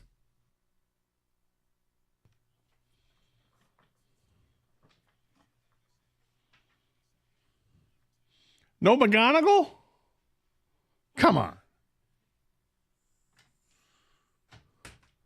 McGonagall's hitting like 326. That's all right. The futures game. Max Clark having a nice season at Lakeland. Had a couple of hits last night. Had a home run. He's stolen a bunch of bases as well. I think he's only been caught one time trying to steal. Had an outfield assist last night. I pay a lot of attention to the minors because the major league team isn't all that good right now. But alas, Tigers go back at it tonight against the Minnesota Twins. Let's hope that they can get back to their winning ways. They won the game Sunday, held on to win the game Sunday. Let's hope things go a little smoother tonight with Tarek Skubal. 248-539-9797 is a telephone number. We're talking about the players that left town that you were devastated to see leave, whether they were signed in free agency or they were traded away. They're going since like 1990. And, you know, Kanga mentioned his was Chauncey Billups. For me, it was Sergei Fedorov. And we said what Chauncey had done after he left the Pistons was he just went on and still had Chauncey-like seasons. He was really good. Solid, you know, averaged about 17 points a game after he left the Pistons for the next 5 or 6 years. Sergei Fedorov, when he left the Red Wings to go to the Ducks, that first season with the Ducks was like his last decent season. After that, it was all downhill. His first season with the Ducks, in 80 games, he had 31 goals, 65 points. But for the first time in his career, he was a minus player and a plus-minus. He was never a plus player the rest of his career until his final season with Washington. In the 2008-2009 season, he had 33 points in 52 games and was +4. And it was also, at that time, I think he was playing a lot of defense, which was interesting. But he was kind of a power play guy, too. But Sergei, after that first season with the Ducks, he never had another 20-goal season in his career. So everything went downhill for him at that point. And you have to wonder, would that have been the same downhill trajectory if he'd stayed a Red Wing? Don't know. And we won't know. But that one hurt me. And I think there was the rift with the organization for even testing free agent waters when he agreed to sign the deal with Carolina, the offer sheet after the 98 season, with the Red Wings matched. And the rest is kind of history, and number 91 still is not retired to the rafters, which should happen. And that was another thing. There was a little bit of debate at the end of last week that, hey, if the Red Wings went after Stamkos, would Stamkos wear 91? Would you be allowed to? That would have been an interesting debate moving forward if that had been the case. Let's go back to the phones, and we've got Greg in Westland. Greg, welcome to 97 on the Ticket. Hey, Greg. Hey, Gator. How's it going? Good. How are you? I guess the one I missed the most is Tyler Bertuzzi. He was the heart and soul, along with the guy he played with. I forgot his name. Larkin. And, he played with an edge, and then Yzerman lets him walk and then goes out and signs Comfer and Sprong. You gave up a proven 30-goal scorer that blocked shots, had some grit to him. Bringing these two players in, they don't even compare closely to what Tyler Bertuzzi brought to the table. And now you lost Perron, another Hart player. They better come up with some guys with some grit on their team, because Berggren's not going to go in the corner. This is strictly a perimeter shooting team. This is not a crash the net type of team. And going into Ottawa, Boston, Philly, I just can't see them coming out unscathed. Yeah, thanks for the call. I appreciate it, Greg. I didn't like when they lost Bertuzzi as well, or when he got traded away. I have to think there was something that went on behind the scenes as to why they moved on from Tyler Bertuzzi, because to me, Tyler Bertuzzi is like that ultimate competitor kind of guy that you want on your team. He does all those little things that make you better. Goes into the corners, fights for the puck. He's willing to fight for his teammates. And I did not like to see him go. But it hasn't translated well for the other teams as well. I mean, he went to and played in the playoffs with Boston and also with Toronto, and neither team held on to him. So what does that say? And then now he's with the Chicago Blackhawks. So I don't know. He had 10 points in 7 games with Boston in the playoffs. Was -4 and had 26 penalty minutes. I'm sure they weren't happy about the penalty minutes. That was an issue here in Detroit as well.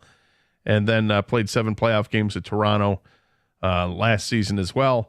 Ended up with 4 points in the 7 games. And now he's off to another team. And it's another original 6 teams. Now he's checking those off his list. He's got 4 of the original 6 now. But yeah, I can't lie. That's a player I really liked. I liked his style of play. I thought that's the style of play that every team's going to want when it comes to the playoffs. And the Red Wings have missed out on that toughness. But I asked myself, why hasn't he latched on with those other teams he's been traded to? What happened there? 248-539-9797. Tyler is next up here, 97 on the ticket. Hey, Tyler. Hey, how you doing? Good, you? Good. I know you guys touched base on the story already with Chauncey, but man, after that trade happened, everything just went south. I mean, yeah, Allen Iverson had a big year in 2008. He averaged over 20 points a game at a solid season. You're like, yeah, might get something out of that, but I mean, he just did a 180 that year. And Chauncey, on the other hand, would join Denver and then end up in the conference finals and be a big addition for that team. Yeah, that's what done the same sense. It's what compounded it. And thanks for the call, Tyler. Is that we love Chauncey the player, we love Chauncey off the floor, and to see him go just from that aspect, that sucked. But what made it worse was that the reason you did it was you thought he was on the downside of his career, and kind of wasn't just yet. I mean, I guess timeline was sure, but production-wise, he was still producing. But the guy that you got in return, you clearly were just using for an expiring contract to free up the salary cap space. And then you went out and spent the money with the cap space on Charlie Villanueva and Ben Gordon, and that did not work out at all. It was an unmitigated disaster. Yeah, it just didn't work out. I mean, he took a shot. It didn't work out. I'm talking about Joe Dumars. Yeah. But the thing with Chauncey, it wasn't like, he was on the downside of his career. It wasn't necessarily over for him. But it wasn't working here anymore. Like sometimes when a player leaves, whether you trade him or he leaves in free agency, just because if they succeed somewhere else doesn't mean it wasn't going to work here, And I think we all kind of knew at that point, though, the Golden Worked Pistons were done. It was time to go on to the next phase. Unfortunately, the next phase wasn't as good as the phase we just had. Yeah. They spent the money sent it to the wrong players, and that's where they went wrong. I don't think the trading Chauncey was wrong. It hurt, but that's why I said I understood the decision to trade him. It just the return wasn't what we wanted. Yeah, but I mean, if it's your favorite player, it's your favorite player. Yeah, and that's the part that's the initial part that really hurts. Why it hurt. And when they ended up signing Ben Gordon initially, I was like, I like the signing because Ben Gordon was like a 6-man in Chicago and he was averaging 20 points a game, and that's factually correct. He could score. Yeah, I mean, he come off and fire, and he was young still. It was off his that was his second deal, right? Yeah, the three seasons prior to joining the Pistons, he averaged 21, 18.6, and 20.7. So roughly 20 points a game for those 3 years. Comes to the Pistons as a 26-year-old, prime of his career. Averages 13.8, 11.2, and 12.5. God, I don't remember it being that bad. It was that bad. Wow. It was that bad. He was so good in Chicago. He was good at UConn. I think he was a 3rd overall pick or something. I mean, that yeah, team, that just... There's a John Kuester team. That team finished 27-55. Wow. And not good. Leading scorer on that team was Rodney Stuckey. Actually, that's incorrect. Rip Hamilton was still on the team. Rip averaged 18 points a game. Stuckey was 16.6. And then he had Tayshaun at 13.5 and Ben Gordon at 13.8. Not a good team. And unfortunately, things went downhill from that moment. It was really the moment that Chauncey was gone when they traded him. You lost brutal. The captain. You lost the heart and soul of the team, kind of. I mean, Ben Wallace, of course, too, but Chauncey was the guy. He was so cool and calm, right? Mr. Big Shot. They went from 39 wins the last year, and then they traded Chauncey that season, to 27 wins, to 30, to 25, to 29, 29, 32. I mean, that gets you to 2015, and we know what's happened since then. It's just been brutal since they let go of Chauncey. Just brutal. 248-539-9797. D is next up. D, what's up? What's up, Gator and Kane? Hey, man, before I get to my point, man, Rodney Stuckey. Man, oh, man. Gator, Rodney Stuckey. You remember that guy? I remember Rodney Stuckey. You remember that wasted pick? Hey, man. I like Rodney Stuckey. Get to my point. Yeah, he was solid, but he wasn't what we thought he was going to be. Didn't he have some kind of ailment? Didn't he hurt like a kidney or something like that? And he was out, I remember we heard about that while we were in a spring training trip. And he had to miss the rest of the season, and just was never the same guy. But, man, hey, real quick, the late, great Mike Ilitch. I was telling my coworkers, I was like, bro, this state ought to have a statue of this great man. Because when he was here, bro, he had long money. We all know that. And he wasn't scared to spend it on either team, Red Wings or Tigers.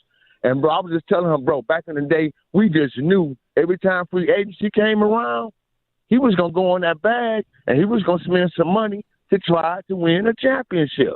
And I just told my coworkers, I said, man, I wish they would put a statue up for that guy. But my worst trade that hurt me so bad, Curtis Granderson for Austin Jackson. Oh.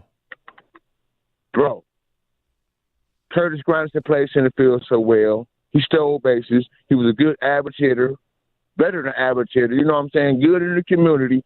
And when we made that trade, Gator, I was like, Austin Jackson, he a AAA player.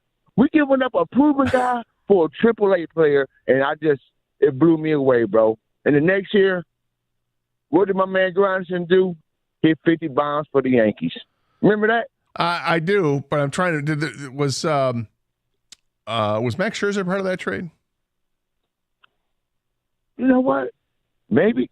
You know what? I don't know, Gator. I can't say he was. Can't say he wasn't. I don't think so. I thought it was a one-on-one swap. Two center fielders. I thought that's what I thought. Yeah, I thought it was one-on-one swap, I bro. can tell you for sure what the trade was here. Just in a second. Tigers sent. Let's see. He was traded as part of a 3-team deal by the Tigers to the Yankees. Tigers sent Edwin Jackson to Arizona. The Yankees sent Phil Koch and Austin Jackson to the Tigers, and then Arizona sent Max Scherzer, Daniel Schlereth to the Tigers. So they got Max Scherzer out of it, and they got Austin Jackson. And I know you're not, or they wasn't Austin Jackson. They got Edwin Jackson. No, Austin. They didn't get Austin Jackson. Austin Jackson was part of it too. But Austin Jackson actually was a pretty good player for the Tigers. Yeah, but I was in love with Granderson just like you was in love with Chauncey Billups, bro. No, I hear you. Hey, it's fun. And thanks for the call. Show as always. Thanks, D. That was a trade when we were at Red Wings training camp up in Traverse City, and isn't that what got Tony Ortiz to say what? Yeah. When there was thought that I forget who was the athlete that brought up that we would trade. No, Larry Foote. It was Larry Foote, and brought up that they would trade. He would trade Curtis Granderson, and Tony Ortiz goes, famously said, "What?" The thing about that's funny that Curtis Granderson hurt D. Yeah, because when Austin Jackson got traded, remember they called him off the field. It was during a game. Yes, and that hurt a lot of people when Austin Jackson was finally like, "Oh my God, they're trading Austin Jackson." He came out from center field. Yeah. That's always kind of a weird, like and that was the David Price trade. And I mean, David Price, I mean, the Tigers in that deal sent Austin Jackson to the Mariners. God, these were the good old days, man. I mean, there's something. Look at this trade. They sent him to the Mariners, and they also sent Willie Adames and Drew Smiley to Tampa. Tampa sent David Price to the Tigers. And then Seattle sent Nick Franklin to Tampa. God, I miss those Tiger teams. That was. I mean, we were just wheeling and dealing, getting David Price. Yeah, David Price.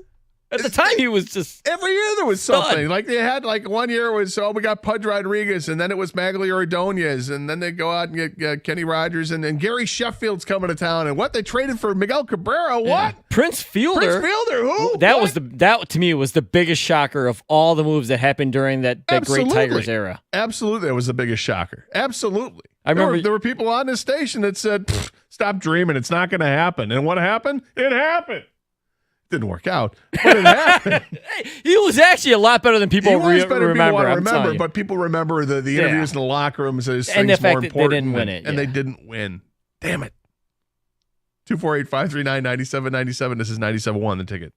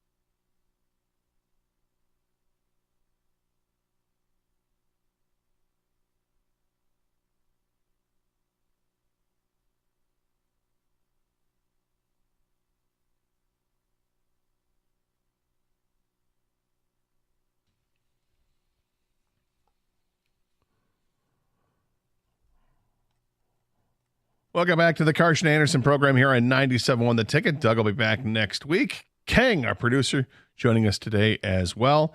We're taking your calls at 248-539-9797. It's the same number to text us if you'd like to do that as well. We have some ticket texts that are coming in regarding the player that left that really hurt you. for the athlete that left Detroit, that just you hated to see go, whether it was your favorite player or what. We're talking since like 1990. And I mentioned for me it was Sergei Fedorov. Kang, for him it was Chauncey Billups. Had a lot of great suggestions coming in. We bring this up because with free agency going on right now, that's exactly what's happened. I mean, Steven Stamkos just left Tampa Bay, where he's played forever, played for like 15 years, and now he's gone. And I bet you that fan base is devastated. Just have to imagine people getting traded. It's the same thing. When somebody gets traded, you're like, why? What happened? Some ticket text coming in. The Tigers and Placido Polanco leaving. That one killed me. Sam from Ann Arbor.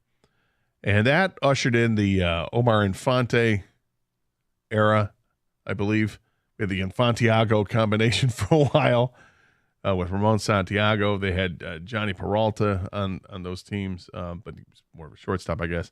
I was devastated when Verlander was traded. I was at the 2007 no-hitter and used to celebrate every fifth game of the season as Verlander Day. I've since seen him in Seattle as an Astro and Denver as a Met. That's from Luke in Detroit. That one hurt.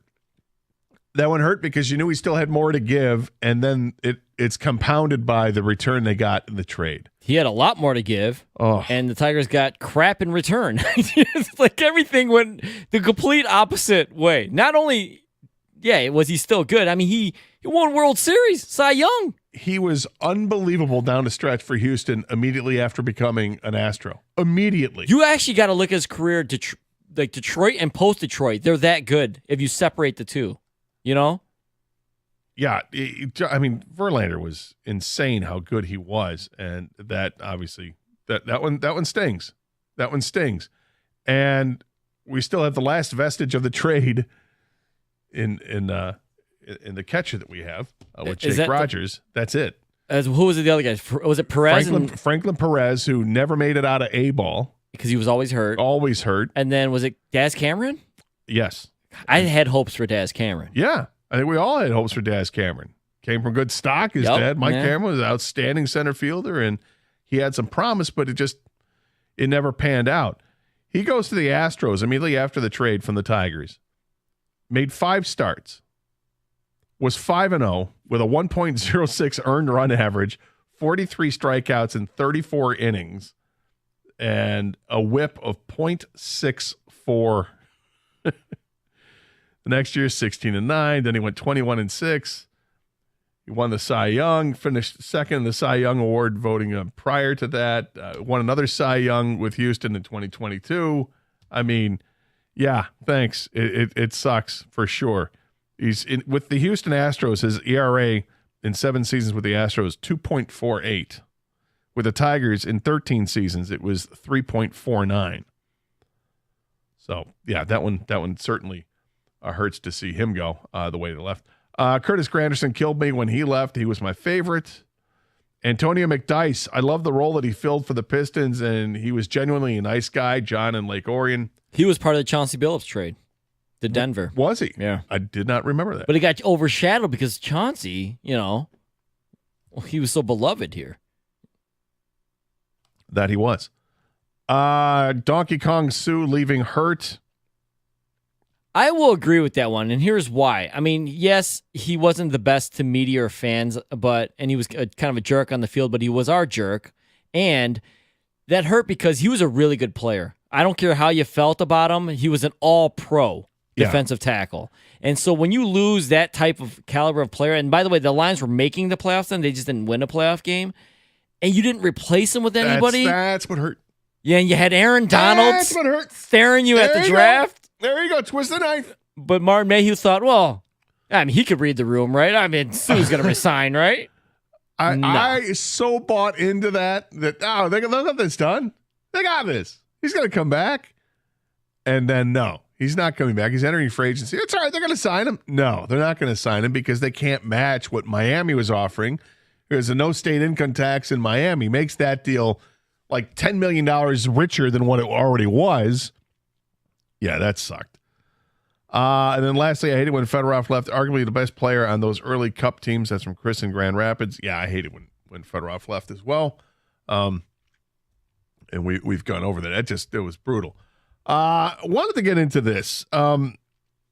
Yesterday marked the start. It was the anniversary of the start of one of the greatest streaks in all of sports. And that was Cal Ripken's consecutive game streak. He played 2,216 straight games. And that streak started on July 1st, 1982. Wow, really? So it started in the middle of the year? Yes. Yeah, because he was a second-year player, rookie player. Brought up, I think that was a World Series team in 82 for Baltimore, and then played every game for the next whatever it was, 14 years, something. It's insane when you think about, the 162 game schedule. You go 10 years, and that's 1,600 games, and he went 600 games more than that. That's insane. That streak is absolutely crazy. But it got me to thinking, as we honor the history of the event.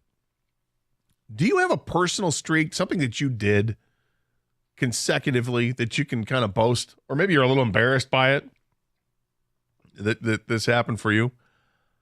Because for me, I think back, it was such a stupid streak, and I don't know why I was doing this as a seventh grader, but it was wintertime, and I was wearing a sweater, and I realized that at the end of the week, I'd worn a sweater every day of the week, and it was a different sweater.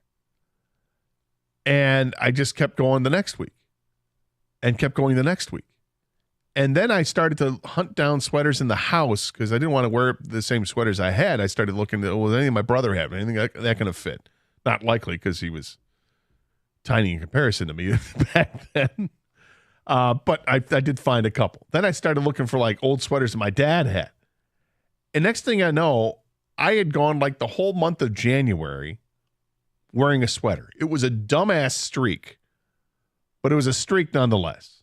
But you recognized it? Yeah, it was like 29 straight days of wearing a sweater. Of school, going to school wearing a sweater, not just over the weekend, but I mean like during school every day. A sweater, an actual sweater. Yeah, right. Was there what made it a sweater? No buttons? Was it or does it sweater? No I don't know, like a sweater jacket. Like no. Back then it was just back then you had your choice of sweaters. So okay, there was nothing stylish, All right, like no hoodie, right? No hoodie, no t-shirt, no long sleeve shirt. No, it's got to be an actual sweater. It was an actual sweater. I was a kid, so okay. Yeah. I think when I was a kid. So it's a little different than No, what sweatshirt? The sweatshirt. No sweatshirt. Okay, this is actual like a knitted, straight up like knit, wool sweater. Like and funny. Like during that streak, there were some ugly ass sweaters that were shown, like Cosby type stuff. Oh yeah, stuff that Bill Cosby. You're like, no, not gonna wear it. Huxtable. Yeah. Cliff's not gonna don this. Cliff ain't. There is not enough pudding that's gonna make Cliff put this sweater on. It was like 29 days. The dumbest streak ever. Why would I keep that streak alive? I don't know. I'm curious if you've got one, Kang. We'll get to it. Other people, 248-539-9797. Curious what your streak was.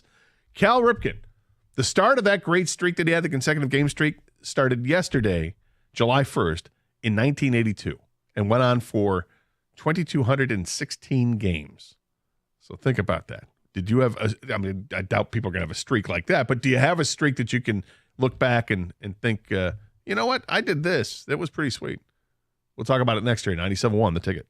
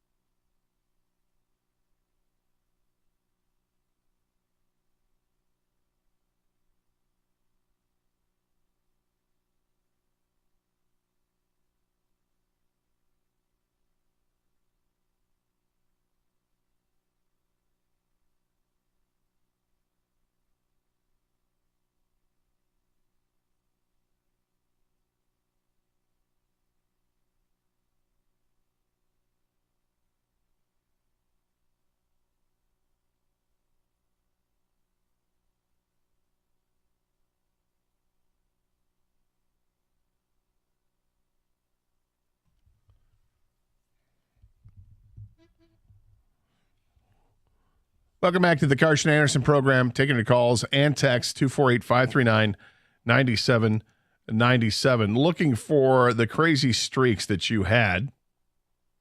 For me, I wore a sweater 29 straight days of school back when I was in 7th grade. Not sure why. I started wearing sweaters, and next thing I know, I'm like, hey, how long can I keep this up for? That's an unintentionally or maybe intentionally funny streak that you ended up doing. So dumb. Oh man! Who else knew about this streak? I think were you getting egged on? Like you were getting, was there a cheering section for you every day at school? There was a girl that I remember who came up to me like 3 weeks into it, and she's like, "Wow, you have a lot of sweaters." Like, yeah, I guess so. They weren't all different. I mean, obviously I'm wearing some of the same ones, but nonetheless, it was 20. I was dedicated. I think after about 2 weeks, that's when the dedication started to come in. All right, you know what? How long can I do this for? Let's keep doing this. And then it just came to an end. I don't know if we had an unseasonably warm day or why it was that it came to an end. Didn't get to the washing machine early enough, and just I ended up having to wear something else. I think maybe I ended it by wearing maybe even a sweatshirt, King. Maybe a sweatshirt. Wow. I hope not, because you might as well just wear a sweater at that point. Right. I hope it was. If I had one that was clean at the time, but probably. What a streak, my friend. Thank you. Did you have a streak? All right, so I thought of one during the break. My streak is through my entire educational career from kindergarten to 12th grade. Yeah. I did not go number 2 in the school facilities once. I know we're talking streaks, no pun intended. Oh, yeah. Because there was no streak. No, if you it know would not be. Yeah. Well, but not. Well, not while at school. Yeah. Yeah. I had this thing, and actually it went into my adulthood too. But at some point I had to break it because it was so bad. I had to. Yeah. I didn't want to go in public restrooms, and so the school and sometimes some of the school bathrooms didn't even have doors on them. So I'm like, all right, I'm definitely not going now. Like, as a, you're 10, 12, 13, I don't know, whatever. You're like, what is this? Is this prison? I thought this was public education. I totally understand. Because I can distinctly remember, like elementary school. Your first time you walk in, you're like, where's the doors? In elementary school, you had a bathroom in each classroom. Yeah, that had a door and you'd shut and lock. Privacy, right? man. Exactly. Yeah. Door shut, somebody's in there, and whether they're dropping dirty or not, it doesn't matter. Or there's a sign or something, occupado. But when I got to middle school in 7th grade, and the first time that I thought I had to do that, go into the bathroom and there's like 6 stalls and a few urinals and there's not a single door. I'm like, what? What is this? Are they renovating? Right. And when you're in 7th grade and you're in school with 8th to 9th graders, and there's a the difference between the maturity level. Well, the one guy's got a beard, right? And you just rode your bike to school. All right. You're terrified. And then he tried to hunt down where's the most remote location in the school that I can go to if I need to. Break glass situation. Right. And that carried on through high school too. And like in high school they did have some doors. Okay. But they were high traffic areas. So it's like if you're in there doing your business, you've got anywhere from 5 to 10 other people that are in there washing their hands, doing other stuff, and you're trying to cough and discuss. They might as well announce it in the school PA, with the school announcements. And Scott Anderson's dropping a deuce. Exactly right. There you go. Hey, is that gator in there? Nice. Woo! How about a courtesy flush, my brother? You're kind of ripe. Next week's Hawaiian Day. Right, exactly. So in high school, you had to find, again, the most remote bathroom you could find. And so you understand. Of course I do. I don't know why I'm going all the way through this story. So the one in high school was we had bathrooms in the swimming locker room. But when you first walked in to the locker room, if you went immediately to your left, there were like 2 stalls. And they were on opposite sides of each other. And neither had a door on them.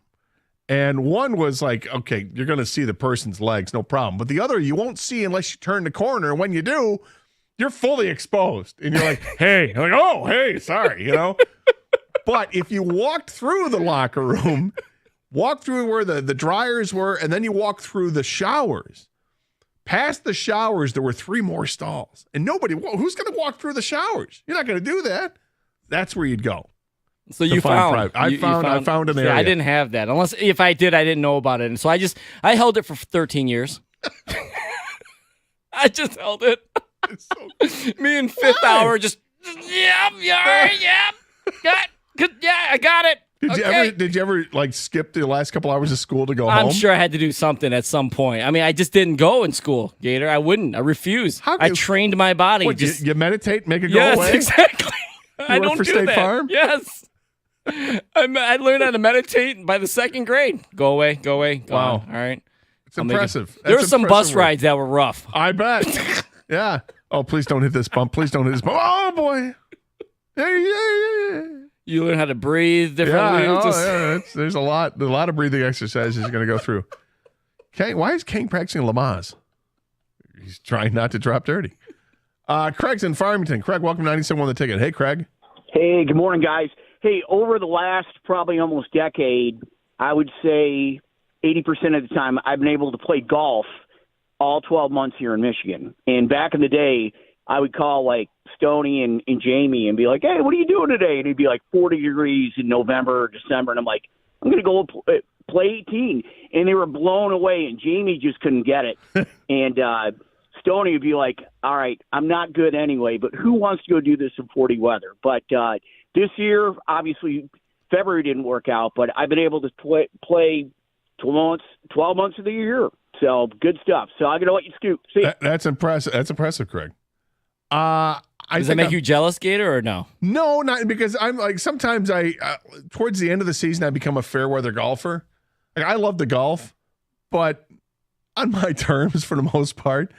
When you get to the end of the year, I hate fall golf because the leaves are all over the place and you can't find your ball. You hit it right in the middle of the fairway and you're like, well, where the hell is it? It's covered by leaves somewhere and you just can't see it and it gets to be troublesome. Then if you shut down golfing and you think you're done, and then like 4 weeks later it is a great day and you want to go out there, but the ground's squishy and it's not conducive to good golf. So I tend not to do that, but I take my hat off to those that do because they still find enjoyment out of it, and I would not. So good for them for doing it. Nice streak there. Bill is next up here, 97 on the ticket. Hey, Bill. Hey, Gator. So your sweater streak is nothing on ours. Back when I was in 8th grade, I went to private school, and we had dress codes. So one winter back in 2008, me and a bunch of my buddies, there was like 8 or 9 of us, and we had to wear either sweaters or dress shirts in the winter and like polos or sweaters in the like spring and summer. Starting in January, we got back from winter break, and we all put like $10 in a pot to start a bet to see who could wear the sweater the longest. By the end of the year, in the middle of June 15th, there were still 3 or 4 of us left. Every day to school for 6 months. That's wore awesome. a sweater to school. That's awful. It's awesome. I think it's awesome. No, it's awesome. It's like we just got through with June. We had like the hottest week on record since like 1988, where it was like 95, 97. Can you imagine wearing a sweater through that? Bill, was it that bad? Oh, the worst was, imagine going to gym class and then you got to finish. You're all sweaty. You got to put a sweater on in the middle of June and go back to your hot-ass classroom. Yeah, nobody wants that. Nice job, though. Way to keep it straight. So, who won? Who won it? I mean, did you end up winning it or no? There was three of us left at the end of the year, so we just split the pot. Nice. We're probably keep doing it for another year. That's crazy, man. He is right. Imagine going to gym class, getting all hot and sweaty after gym class, and then you got to put that sweater back on. Oh, terrible. Like that's dedication. The feel of a sweater, you know this because you wore one 29 straight days. Yeah. It's, that can get itchy and scratchy. Yeah. Well, that's the other thing is that in addition to that, you got to find the shirt that goes underneath the sweater. You have to. But in June, are those guys putting on a T-shirt underneath? Well, right. And like having a T-shirt underneath, that's the style now. Like you can get away with that with a crew neck sweater. It looks just fine. Or a V-neck sweater, you get a T-shirt. It looks fine. But back in my day, couldn't get away with that. You had to wear a button-down shirt underneath it. Oh. Look dapper. Exactly. I'd look very dapper, except for those days where I wore the shirt the sweater that Bill Cosby wouldn't wear. Clinton's in Grand Blanc. Welcome 97 on the ticket. Hey, Clinton. Hey, guys. How you guys doing today? All right. You? All right. I'm doing great. Well, I actually have a very unique streak that is still going to this day. Oh, boy. I have been a Special Olympic athlete since February of 1992, and I have been consecutively playing since. And in 15 of that, I was consecutively playing 2 to 3 sports at a time. And I just started playing flag football for the Special Olympics. Well, that's awesome. That's a great streak.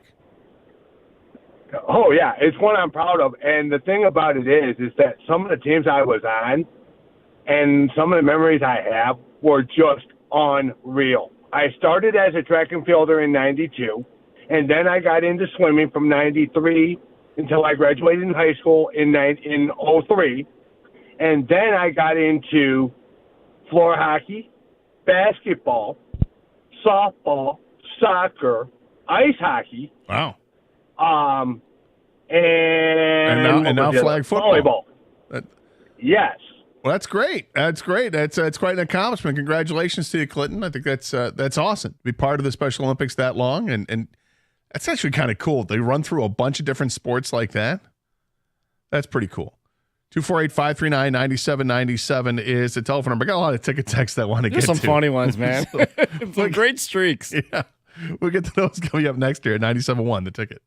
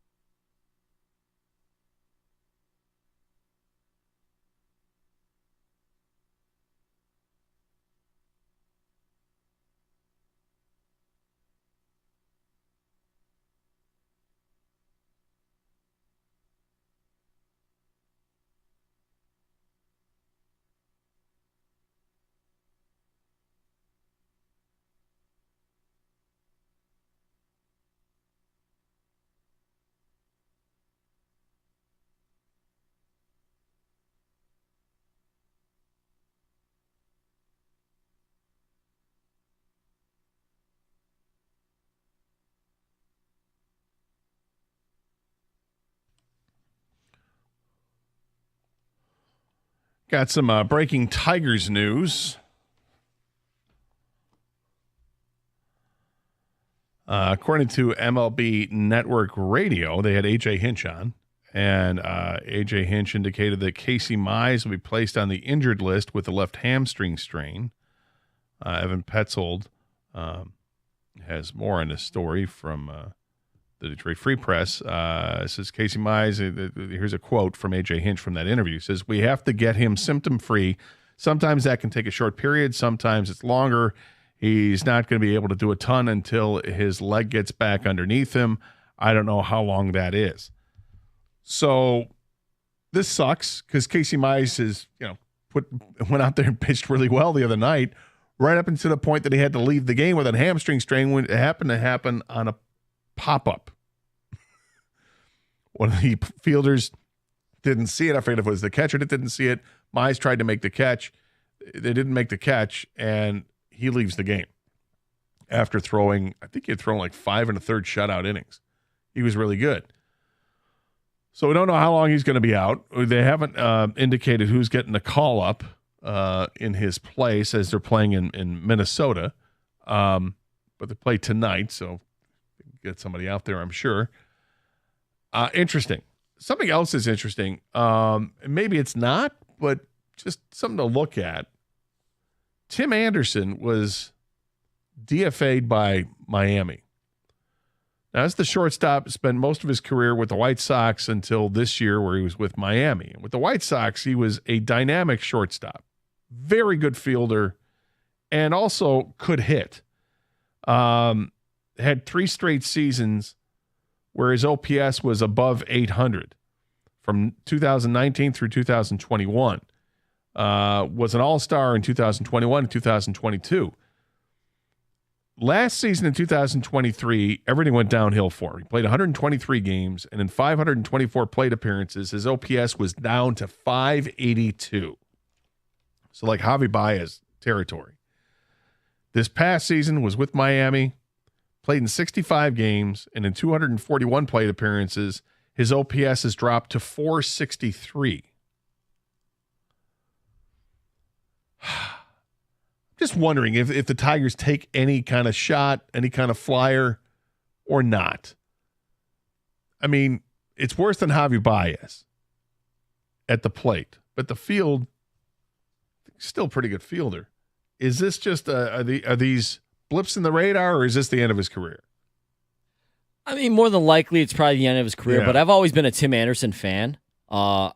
When did he get punched by Ramirez? I feel like was that the beginning of the end for Tim Anderson? Remember that at second base when they got into the altercation, and I don't know if he was expecting the punch to actually, because people square up all the time, it seems like, but no one actually throws. And when he got punched, I don't know if that was the time when it all went downhill for Tim Anderson. But he was, like you said, he was an all-star player. He was a young and up-and-coming, really good player. I thought the White Sox were going to build around, and just fell off a cliff last year. And caught him with, the Marlins gave him a shot this year, and it still hasn't worked out.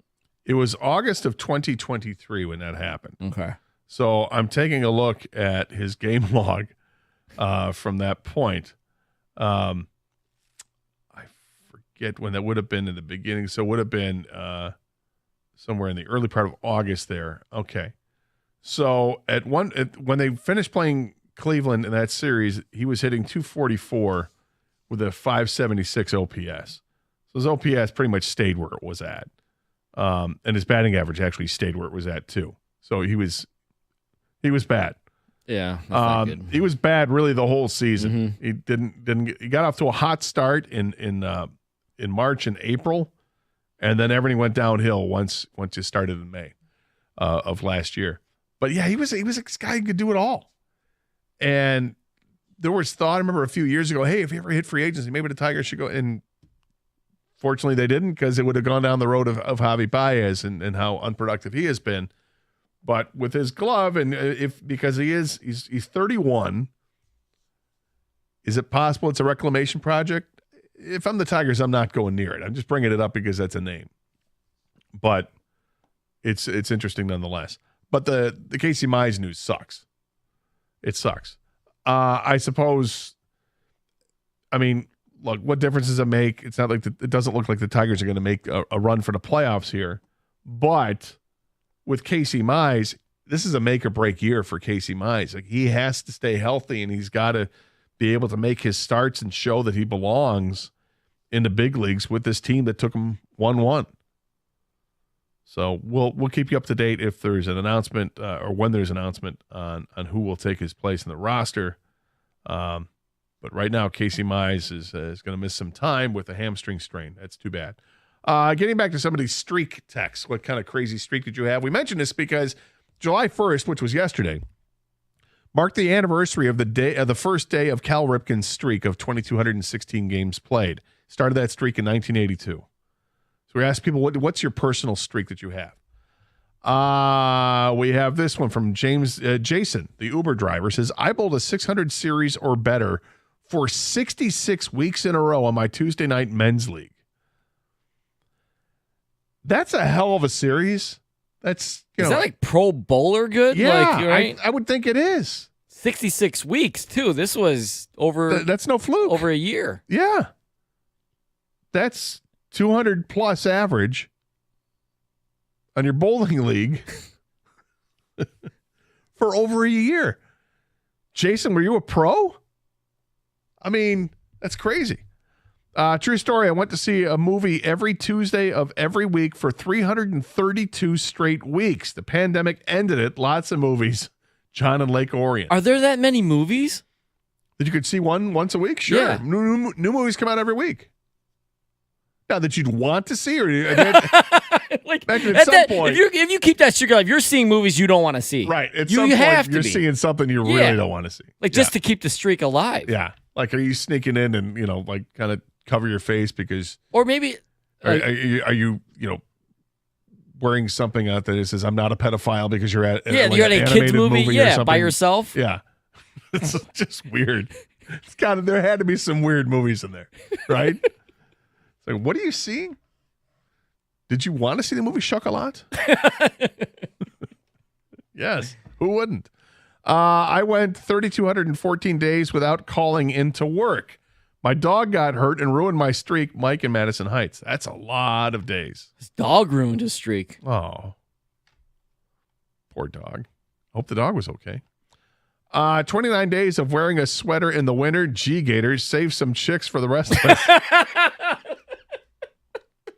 I was in 7th grade. And one of the chicks noticed. Yeah, right? Exactly. And yeah, how about that? How you like them apples? I got a number. On day 26, Susie recognized that had worn sweater. What's up, Carrie? How you doing? Good day. Is that Argyle? It's not, but it can be Argyle. At U of M, I ate a large Domino's pizza 113 straight days. Talk about the sophomore 40, Cole Daddy. 113 straight days of eating pizza. That's too much. And it's the same one? It's a Domino's large? I think we all love pizza. I love pizza. And you can eat pizza even if you're not in the mood, if it's good pizza, bad pizza. But to go that long every day? That's too much.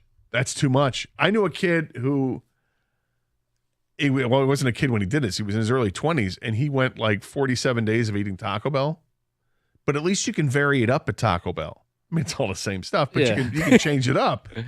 Our tacos one day, I had a burrito one day, went with a Mexican pizza, Nacho Bel Grande, whatever it was. You vary it up. But eating a Domino's large pizza for 113 straight days? Well, maybe he got different toppings. Even so, I know. I'm just trying to think of. My heart, your jaws got to hurt after a while. Like, you're still eating every day, Gator. Yeah, but it's like, but you know what it's you're like. You're talking about the chew of the pizza. Yeah, the chew of the stuff, pizza. That's all I'm saying. It gets a little much. Every day on the telephone. 3 friends and I had no shower contest in high school. I won with 17 days. Sounds like everyone else lost if you don't even have to be around you. The other 3 didn't get past 8, but I pushed on. Jim and Livonia. Wait a second. Hey, Jim. Wait a second.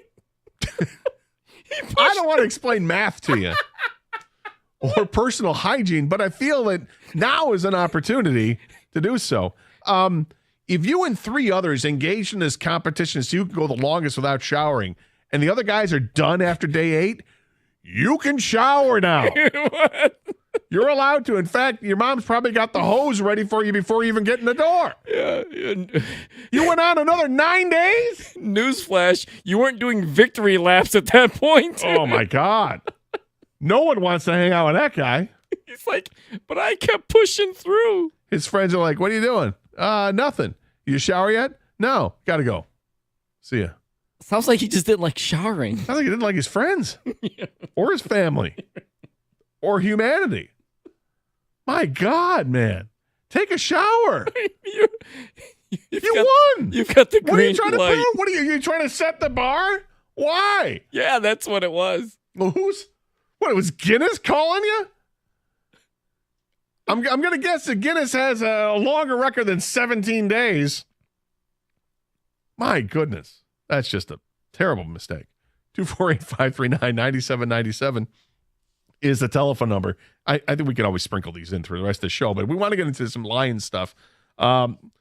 Somebody pretty highly respected at his profession made an observation about a Lions player and showering a lot of love, and he's getting a lot of love, and we're going to expose that love and also wonder who the next person is that's going to get that. We'll talk about it next here. 97.1 The Ticket.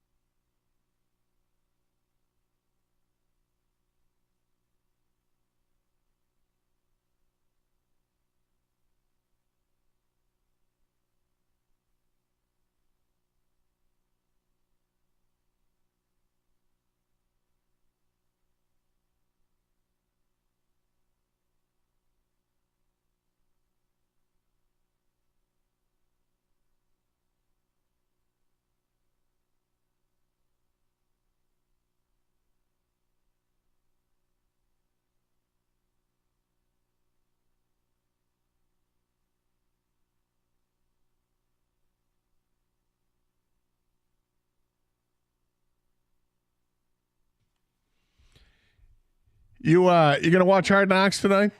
Get ready for the Hard Knocks with the Giants off season. We'll see. Are you? I mean, the show is always great. It's worth watching. It's so well done, well edited, and all that. But I'm looking at the roster and I'm trying to think, is there anything I really want to see? I mean, Malik Neighbors is new coming into it. I don't care about Daniel Jones. What's life like without? I mean, maybe what they do is document. This could be worth watching. Them documenting Saquon Barkley leaving. Is that worth watching? I guess to see the Giants' reaction to that. Putting together the roster in the offseason. I don't know. I mean, it's because it is what it is. I'll check it out. That's just, I'm a Hard Knocks guy. I like the show. But we want to continue with football. So Travis Kelce of the Kansas City Chiefs, great tight end. They run this tight end camp and all the tight ends come out and they work out together and stuff. And he was talking about it and King, he was in an interview. He had said that Sam Laporta was an effing beast, and said this is a guy who had a hell of a season. And he's one to watch out for. I don't think it's the kiss of death. I think it's an honest look. It's not the first time we've heard some praise heaped over at Sam Laporta. In fact, Sam Laporta seems to be the darling of the NFL when it comes to talking about last year's rookie class and seeing what the Lions did and getting to the NFC Championship game. And there's a lot of love that's spread around there, but Sam Laporta gets a ton of it, and he's a rookie. He must be doing something right. I mean, there's a lot of good tight ends that go to that tight end U, right? And they do, I don't know, they do drills, they bond, they eat, I don't know, hang out. Go to Taylor Swift concert. Yeah, whatever. Yeah, and then, stuff. but apparently that was the first name that came to Travis Kelce's mind, right? Yeah. He could have said any other guys. So the season, just to recap what Laporta did last year as a rookie, which was phenomenal. 86 receptions for 889 yards and 10 touchdowns in his rookie campaign. These are like unheard of numbers. And we as Lions fans, I think we expect he's going to take a step further in year two. Now, teams are going to be more aware of him, certainly, but okay, if you spend more time worried about him, what does that do for Jamison Williams? What does that do for Amon-Ra St. Brown? What does that do for Khalif Raymond or anybody else? And plus the running backs out of the backfield, Jahmyr Gibbs and company. The Lions have a very well-rounded offense. So is it crazy to think that the rookie is going to improve off of his rookie numbers? I would think that the vast majority of wide receivers and tight ends improve from year one to year two. So it's not crazy to think that. But is there a player on the roster this year, going into the season, that you expect to get more love? A bigger jump. Yeah, the same kind of love that Sam Laporta is getting now. Who's going to get that love after the season's all done with? I've got a guy in mind, but I want to hear who you think yours is. My guy is Jahmyr Gibbs. I'm not, breaking any news. You don't have to be John Madden to figure out that Jahmyr Gibbs is pretty explosive, and he's a home run threat every time he gets the ball in his hands, whether it's with a handoff, a toss, or a catch out of the backfield. But I think he's got, and this is very high praise, I think he's got Marshall Faulk type ceiling, where he is all-purpose type back. I actually expect him to do so well this year, to make that huge jump, to get all that love, Gator, to be in the conversation of Offensive Player of the Year. Not necessarily to win it. Might be tough. I mean, the Lions have so many weapons, like you mentioned, that they are going to spread the ball around. But I think Gibbs is going to do so much on the ground, so much through the air, and tally up some touchdowns, where he's going to be like kind of like Christian McCaffrey. He's just going to total up a bunch of yardage, a bunch of touchdowns, and he'll be in that conversation for Offensive Player of the Year. I would agree that he's going to be one that's going to get a lot of talk, and I'm looking at on the other side of the ball, and I'm going to say Aiden Hutchinson. Okay. Now, Hutch already gets a lot of love, but Hutch has a big leap that he can make. He went from 9.5 sacks to 11.5 sacks last year, and that was 12th in the league. But he's not thought of in that same category as like a T.J. Watt or a Josh Allen, Khalil Mack, Max Crosby. He's in that next tier. I think this is the year he takes that leap. I think with the addition to the new defensive line coach, going to help him teach some pass rushing techniques that maybe he doesn't have already, or fine tune them. It's going to turn those pressures that he gets on the quarterback, going to turn those pressures into more sacks, because he was insane with the amount of quarterback pressures, but not so much on the sack rate when you looked at it. I think this is the year that he takes that jump, and a handful more sacks puts him in that upper echelon of the league. And do I think he can get there? I do. I think the additions of a DJ Reader in the middle helps to get pressure from the middle. I'm counting on Houston having a full season, hopefully a full season where he's healthy, and that's going to provide some stability on the other side. Marcus Davenport, spelling the guys here and there. I think they can keep Aiden Hutchinson fresh, and I think he can get more production out of the position. And it's one of those areas where if you're sacking the quarterback, I mean, you're making highlight reels all the time. And Hutch is kind of there now, but I expect him to take a big jump this year and be the guy. No, there's a leap that can definitely be made by Hutch. I like the call. I mean, pressures are cool, but you know what's really cool? Sacks. And if he makes that jump from 11 to like 17, 18 sacks, you get that's talked a about. Big jump. No, but that's where the elite guys are. That's where the J.J. Watts were, the T.J. Watt, Myles Garrett, like Nick Bosa. Those guys, they pile them up. And sometimes, of course, when you get that many sacks, there's going to be a game or two where you have 3 or 4 sacks. That's how it happens. It's hard to consistently just be 1 sack every single game. You'll be shut out a game or two, but then you come back, have a 3-4 sack game. Hutchinson has that potential. You mentioned the pressure rate. Now he's just got to get home to accumulate those sack numbers. And once they get up to, like I said, 16, 17, 18, you're going to be talked about with the elite Tier 1 pass rushers. And with Justin Fields leaving the division, that means that with Caleb Williams stepping in, look, Caleb Williams is mobile, but he's not mobile like Justin Fields. And because he's a rookie, there could be some mistakes made. Because he's a rookie, you expect rookie mistakes, maybe a little bit longer learning curve. Do the same thing in Minnesota. Kirk Cousins wasn't mobile, but Kirk Cousins was a wily veteran and would get rid of the football before getting sacked. He knew what he had to do. Whether it's going to be Sam Darnold or J.J. McCarthy, some kind of combination there, I think it opens up the opportunity to get to the quarterback more simply because of the change in the quarterbacks. Add to that I expect him with the experience of coming into his 3rd season, getting better coaching, and having more stability on the opposite side. I can see it. But with you and Jahmyr Gibbs, I mean, Jahmyr Gibbs had an amazing rookie season, and I think we saw last year there were opportunities missed with Jahmyr Gibbs where he fell down or maybe made the wrong read. Still had a great year, but he's got more to give. And in a tandem backfield like they have, I think we're going to see more explosive plays out of Jahmyr Gibbs. I like your call.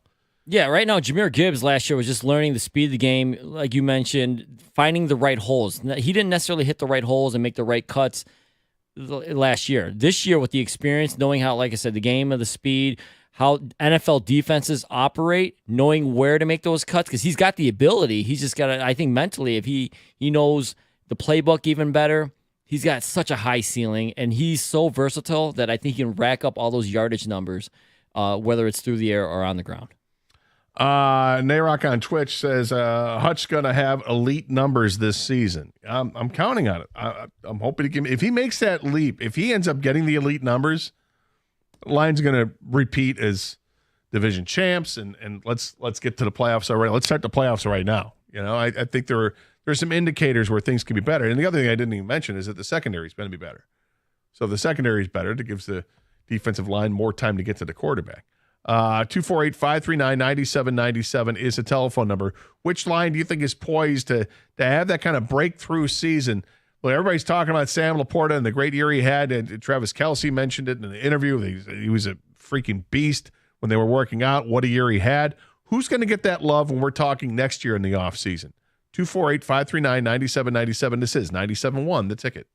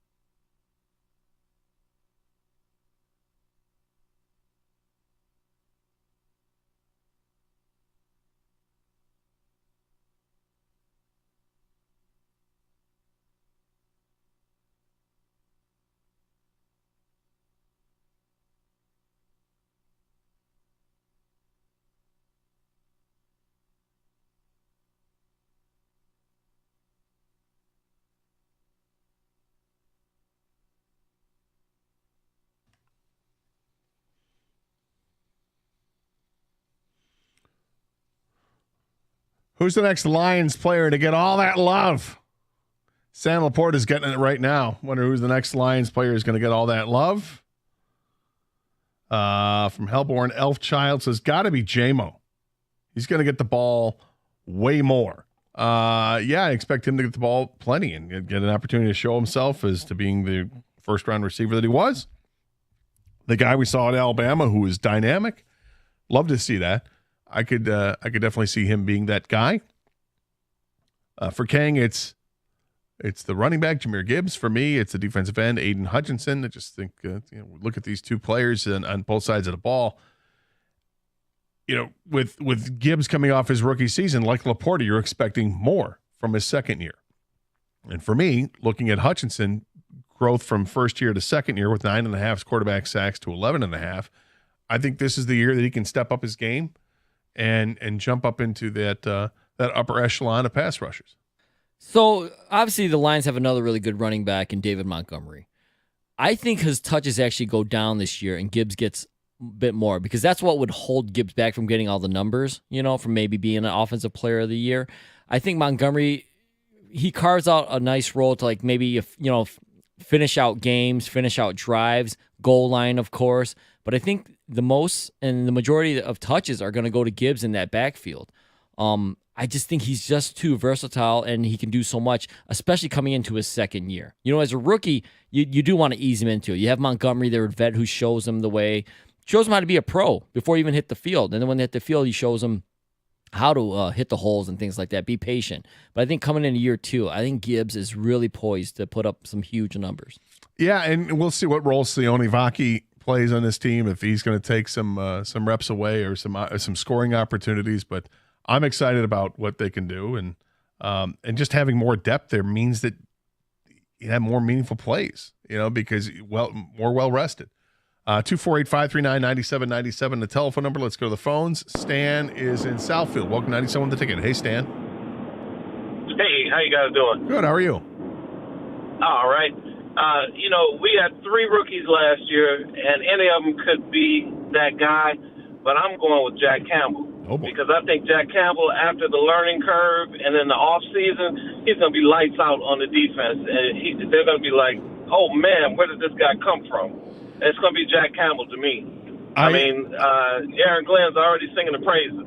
Yeah, I'm not gonna dissuade you at all. I mean, Jack Campbell was a guy last year I thought was going to have more of an impact as a rookie, and he had plenty of impact. He had 95 tackles, second on the team only to Alex Anzalone. But I thought it was going to be a more productive season than that. And now this year, his second year, more should be on his plate. He should be a lot more comfortable with it. Everybody's talking and praising him for the work he's put in and how good he looked at the mini camp that they had, and can't wait to get things going. And he just got married. Oh, okay. Well, I'm telling you, after last season and the difference between the learning curve and this season, because he made rookie mistakes last year, but this upcoming season, lights out. Jack Campbell, he'll lead the team, especially if he's the Mike linebacker, like they said, he's going to be. I like it, Stan. Thank you very much. King, plus, now that he's married and doesn't have Doug hanging on his leg the whole time, it should free him up. I thought Doug sounded different when he called in right there. I thought that was like, Doug, wow, on vacation, Doug sounds different than, sound different. Studio Doug. Yeah. No, I think we can all agree that would have been Doug's pick, right? Jack Campbell. And that's a good call. Just being in the league for a year or two helps a lot with just transitioning from college to pros. It's a different sport almost, with the calls. That's why the best college players don't necessarily translate to the best professional players, because it's a different type of game, different speed. Depends on what system you go to as well. But I think Jack Campbell, his RAS score that Doug raves about all the time, was off the charts. If he can just mentally get the checks down and reading defense and then calls, Anzalone's the perfect guy to mentor him. And if he has to take over at some point or just play alongside him, I think Jack Campbell's he's due for a big year. I got some ticket text coming in on this. I think nationally, Aiden Hutchinson is already considered a superstar. Detroit just needs to get on board DJ at work. I don't think they think that way of him nationally, because there's too many guys ahead of him. I think he's at best in that second tier, and it's not a bad place to be. And don't get me wrong, I like Aiden Hutchinson a lot. He's the guy I think is going to get the love. I think he's going to benefit from so much that should help him out this year. A better secondary, a better coach. They got a dedicated, pass rush guru, I guess.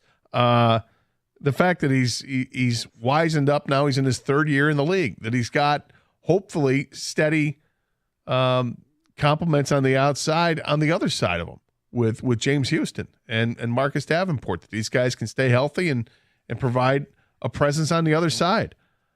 I think all that is going to play in his favor, and you're going to see a sack total jump from 11.5, hopefully up to north of 15. Be a sack a game kind of guy. He got a ton of pressure on the quarterback last year. But when you look at the pressure rate compared to how many times he actually sacked the quarterback, it's not that the sack rate isn't as high as it should be. So I think that's going to change. For me, it's going to be Jameson Williams. I think they're going to cut him loose, and he's going to come out of the gates on fire. I expect a monster season from him. It's going to be exciting to watch, so buckle up. That's from Martin and Walled Lake. Yeah, J-Mo's a guy who can definitely give more, and that's the guy that's getting all the hype and all the love from the Lions right now, from the organization. They're talking glowingly of his work ethic and how he has looked in practices. Gibbs is Run CMC Jr. I don't think he's the same back as Christian McCaffrey. I think they do similar things. They're both weapons out of the backfield in the passing game and as a running back. But Christian McCaffrey is asked to carry a larger burden because he doesn't have that running mate like Gibbs does. A heavier load for sure. And I think you still use David Montgomery to help Gibbs. But I think Gibbs gets more than he did last year. I got some more streak text coming in. I ate a cherry pie each week for approximately 2 years. Didn't really keep track at the time. Baker Square cherry pie, proud member of the Frequent Pie Club. Like a whole pie, you think, or like a slice of pie? He ate a cherry pie each week. Also, it took him a week to finish it. Takes him a week to take it down. Yeah, to do it every day. Good God. That'd be, or once, eat a whole pie in one sitting. No, that's too much. Every week would be a lot. Cherry pie, I mean, I like pie. I like cherry pie. Only cherry pie? He didn't want to switch up? Baker Square used to have a bunch of good pies. I know. He never, Dutch apples? You got no love for Dutch apple? Got no love for banana cream? Even if you want to go away from the fruit, French silk. I love French silk pie. That's great. Yeah. Come on. He likes cherry. He likes cherry pie. It happens. So my older sister's friends had a streak of hanging out every day for 44 days. Me and my buddy tried to beat it in 6th grade. We made it about 30 days and got sick of each other. I haven't talked to him since, and it's been 20 years. That sounds like something you and your friends would do, Gator. That's a better streak, going 20 years without talking to the guy. What? We try to hang out every day? Not talking for 20 years might be easier than hanging out every day for, what was it, how many, 66 days? The sisters, his sister and her friends hung out for 44 days. Okay. He and his buddies made it 30 days. And then they got when sick you're of a each kid, you can do stuff like that, right? Yeah. Like, hey. Summertime? Yeah. Gator, come over. Let's play some video games. Right. I was thinking. Or ride bikes. I was walking Lois last night and coming up on the street, and I saw there were like 5 kids who were playing soccer in the front yard and different ages, but I would guess somewhere between the range of 8 and 12, and had a couple different nets set up. And it took me back to when I was a kid in the summertime and how different it was, because we would always, with the kids in the neighborhood, would just come together and we'd play like baseball in somebody's backyard, or we'd get together, we'd play a football game in somebody's backyard. And if we needed more players, we would go door to door where we knew the kids lived, and we knock on the door, and the kids, yeah, come on, we're going to play a head game. Okay, sounds great. I'll be there in a little bit. And how you can't do that today. It's so different. You can't knock on somebody's door today. God forbid you ring a doorbell. Well, they're gonna see you coming with the ring, with the nest. You're on the Nextdoor app, and next thing you know, your face is plastered all over the app. And has anybody seen this kid walking in the neighborhood? Yeah, he's asking for kids to play with. He's looking for other kids. I know, right?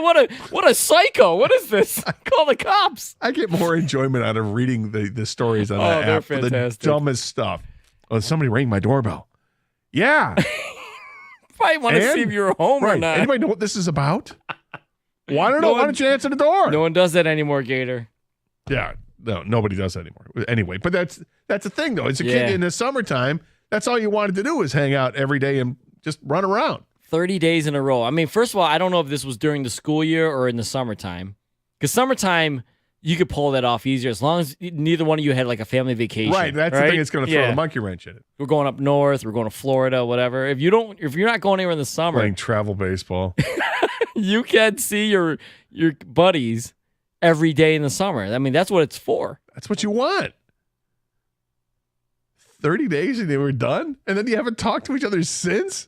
We got sick. It must have been a rough 30 days. We made it about 30 days and got sick of each other. I haven't talked to him since. It's been 20 years. Unnamed texter. I'll say this. Unnamed texter, if that was your text, maybe reach out. Hey, pal, what's up? It's been a long time. It was just funny. I was talking about this on sent a text on the radio that we were talking about, long streaks. Remember when we tried to hang out every day? It lasted about 30 years. Yeah, and then you stopped talking to each other. We're talking 20 years. Right. Something must have happened. And what happened in those 30 days? We got sick of each other. Yeah, but why? Wondering about that. 248-539-9797. Casey is next up here, 97 on the ticket. Hey, Casey. Hey, guys. So, breakout candidate, it's got to be J-Mo. With the aforementioned Laporta and obviously Amon-Ra getting all of that, attention over the middle. And just looking at him in that NFC title game, having kind of a breakout game, and just kind of following this summer. I mean, he's starting to. I mean, he's not putting on weight, but like when we drafted him, he looked like a stiff breeze could blow him over. But he's definitely looking more solid. Like that play on the end around where he's running not through tackles, but he did. They grabbed his jersey, he ran right through it. So, I mean, he's got all of the talent there. He's gonna get the snaps that he wasn't getting last year because Reynolds is gone. I mean, it's all there for him to take advantage of it. So, and if he does, look out, because between him, Gibbs, Laporta, Amon-Ra, I mean, that offensive line, that's what has to happen. And thanks to really put this thing over the top. Thanks for the call, Casey. I mean, when you have elite speed like that, and you can see how different teams are able to harness that talented, that just God-given ability to run, whether it's Tyreek Hill or whomever, they're difference makers. You give the quarterback enough time, that guy's going to get open. You can't cover him all over the field. The receiver has the advantage. He knows where he's going. The defender has to react, and they can't react because they don't have that kind of speed. It's just a matter of time, and this is the year.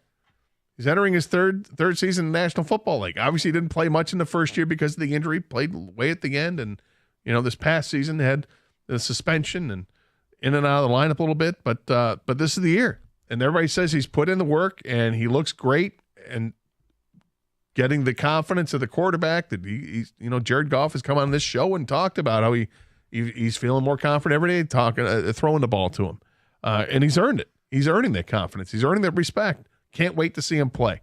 We were, 22 days away from the start of training camp, I think? Can't wait. It's going to be great. 97.1, the ticket.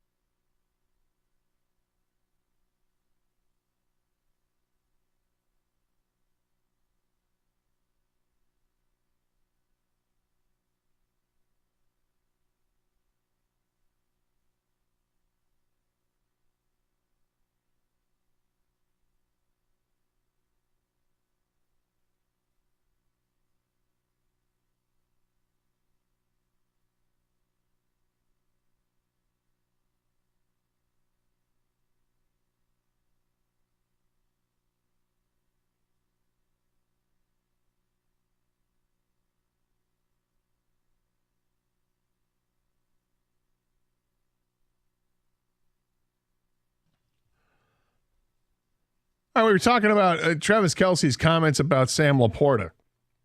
Just lots of praise for him. Says he's an effing beast, and what a year he had last year, and expects great things from him in the future. So we were asking, who's going to get the praise next year around this time? Who's going to be the guy that gets all the love? And we've got a lot of texts coming in. I said Aiden Hutchinson. Kang said Jahmyr Gibbs. Some texts coming in. Jamison Williams, with eyes on Amon-Ra, I think he could have 1,000-yard season. That's Roger eating a Whopper. Way to go, Raj. 1,000-yard season. Okay, I'll take it. I don't know if he's going to get there, but I think that he's going to be used a lot more this year, and he's going to have to step up his game. Hey, Gator, I really think Matthew Betts is going to be a big surprise this year. The Lions had their eye on him in multiple off seasons for a reason. He may not start right away, but in the same way that Melon Fonwo broke out in midseason, I feel that Betts will do the same. Add him in a truck. Interesting. Betts is the guy they got from the Canadian Football League, who was the Defensive Player of the Year. Really good pass rusher in that league. This is a different league. We'll see how it translates. I think we're going to be talking about Terrion Arnold as a true lockdown corner by the end of the year, which will in turn help the defensive line get home. But I think we'll be singing his praises and wondering how Brad Holmes did it again. That's from Scott in Hazel Park. A lot of expectations are there for Terrion Arnold. I've been to every opening day since I was in the third grade, and now I'm 42 years old. When it comes to the streak, we talked about Cal Ripken's streak that started on July 1st of 1982. What kind of personal streak have you had? That's impressive. That's a lot of opening days. That's like, was it 39? Or not 39. Sorry. It's a ton of them. 33, 34 opening days, it looks like. For me, I think it's Brian Branch for the second year, taking a big step forward. That's from Tom in Waterford. Okay, Tom, thank you very much. A lot of feedback coming in.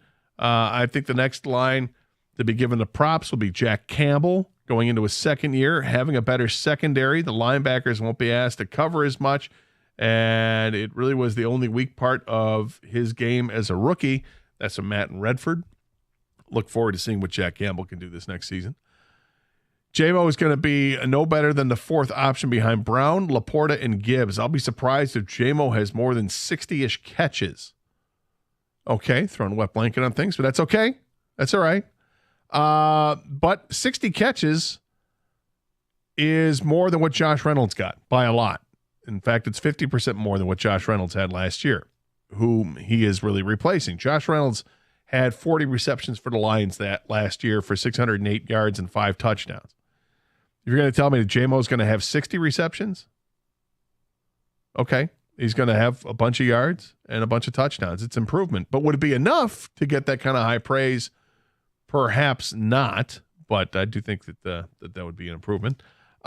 Same sandwich from Guernsey's in Harbor Springs every time for the last 40 years. Ham and Colby on white with mayo. Well, I don't know if I'd call that well, I guess it's a streak. I guess if every time you go up north that you're going to have the same sandwich from the same place. It's a 40-year streak, but it's not like you did it every day for 40 years, but it's every trip up there. 40 years. I suppose I got some kind of streak going with East Lansing and Jersey Giant, but it's not 40 years. The Lions are loaded. Holmes has done an incredible job. I look for the secondary players to have a big year. Branch and Ife Melifonwu. Let's go, Paul in Shelby. All right, thank you very much for the texts. So I saw this story. It was a tweet that I saw yesterday, and it was from Brett McMurphy. And he said, Costco is selling discounted college football tickets.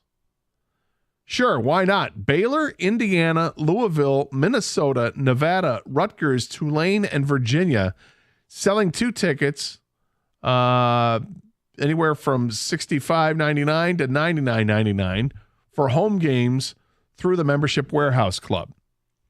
So when I saw the story, I sent out a tweet that said, do you find this interesting? Would you be more likely to buy discounted tickets while you're shopping at a Costco or a Sam's Club or whatever, big place you have, your warehouse store you have? And the more I think about it, the more I think that, I think people would be more inclined. If you're going through the aisles at Costco and you're sampling different foods or whatever, and you're getting your frozen grilled cheese sandwiches, those are delicious, or whatever it is that you get there, and then you come across an area where you could actually buy a pair of tickets to see Michigan or Michigan State play one of their home games, would you be inclined to do so? And I think I would be more inclined. If I see it right there in the open in front of me while I'm already shopping and I'm already going to be, busting out the credit card, I think I'm more likely to do this. King, I don't know if you did you see the story about Costco possibly selling discounted college football tickets? I did not, but it doesn't surprise me. No, and I think it sounds like an awesome idea. And I had some replies to it on Twitter, and Jason replied with this, which I think you would appreciate. Maybe at Fast AF, but I'm not waiting in any Costco lines. That's the story that you've decided. Yeah, I mean, you can get in and out with tickets like that. I think that's part of our tech. Like, we got to do that. Did we just become best friends? Yes. First of all, I love Costco and the wholesale, clubhouses and all that stuff. I mean, my house is like 85% Costco, I think. I've got a lot of Costco items in my house as well. Yeah, my roof is Costco. But, this doesn't surprise me. I think that you should open it up to things, I like it. I like it a lot. Yeah, I really like this idea. And listen, there are plenty of people that have tickets that they can't use, and they try to sell them in a secondary market. And this is just another way that you can do it. And if they're going to be discounted prices, it's not. I don't think you're going to go there and expect to get tickets at a discounted price for the Ohio State Michigan game. No, probably not going to happen. But if it's tickets to Michigan taking on East Carolina, then perhaps this is an avenue you can go to, or Michigan State taking on Central Michigan, whatever the case is. I do think that this is going to be a new wave. If other schools are already doing it, I wonder how successful that. When you look in the Big Ten, how successful Indiana and Minnesota and Rutgers have been doing this. We'll see. But interesting nonetheless. We got a lot of replies to this. John says, pretty sure Costco was already doing this with the Pistons last season. I don't recall if they were or weren't. But actually, I think if you bought a rotisserie chicken, you might find a pair of Piston tickets inside, is what the promotion was. It's good rotisserie chicken, man. It is. I mean, for the value, value is unbeatable. It's right there. And get a pair of Piston tickets. Yeah, look at this. I get to see, what you call this? I get to see the Amish guy launch 3-pointers. Yeah, Jebediah Flynn. You never know if he's going to score 50. Yeah. If it didn't have some fees marking up the price, absolutely. That's what Jamie says. And then Dan has a quick one. No and no. Okay. So not into it. But I was curious if people would be more inclined to buy a pair of tickets to a sporting event right there in Costco.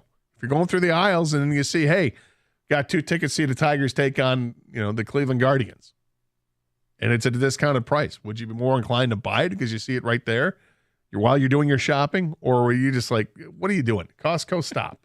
You're going too far. John from Lake Orion just texted us. I'd be more inclined to buy tickets if the cashier just sprung it on you, like when you're checking out, like they do with stamps. And also, would you like a pair of tickets to Rutgers, Michigan? Oh, sure. Sounds delicious. 2 or 4. Is there parking? There is not. I don't know. I'll have to think about that. Well, you're checking out, sir. 248-539-9797 is a telephone number. Just curious if that appeals to you. You can text us your responses as well. All right, so last night marked the end of an era. I want to pay some homage, and we'll get to that coming up next year. 97.1, The Ticket.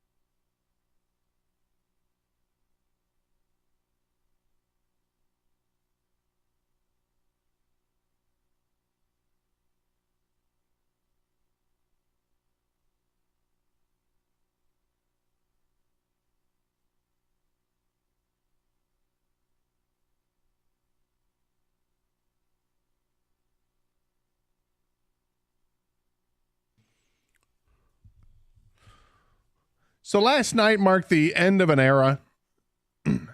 If you watched Channel 4 News last night, Bernie Smilovitz, longtime sportscaster, signed off on his retirement and had his final sportscast with Channel 4. And, Bernie, an amazing career. Guy calling it a career at 71. And over 40 or nearly 40 years here in Detroit. And when he came on the scene, you couldn't help but like Bernie Smilovitz because of the way that he injected humor into the broadcast, and it was a different way to do sports, and it wasn't just the all buttoned up, I'm just going to give you the scores and that's it.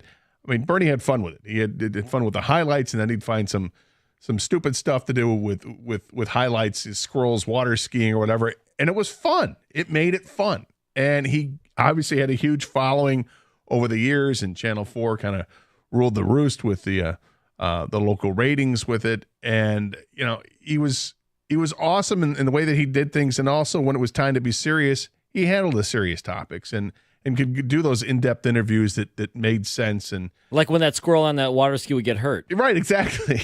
Like that. No, but I mean, like Mitch Albom had a column over the weekend in the Free Press talking about Bernie and how Bernie was the guy that was able to track down Grant Hill and get an interview with Grant, the exclusive, when he was going to leave the Pistons. Nobody knew where he was.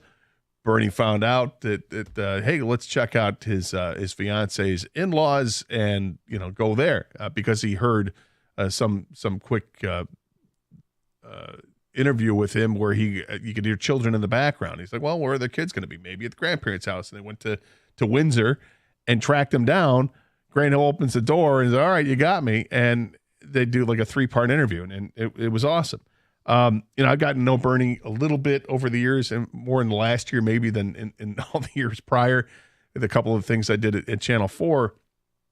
So accommodating, so nice, and just a genuinely great guy. And when I look back at my career and, the things I'm able to do here at the station and kind of, be kind of goofy or whatever and whatnot, in large part, I attribute that to being able to see what Bernie was doing on the news, where he's able to take chances with a sportscast.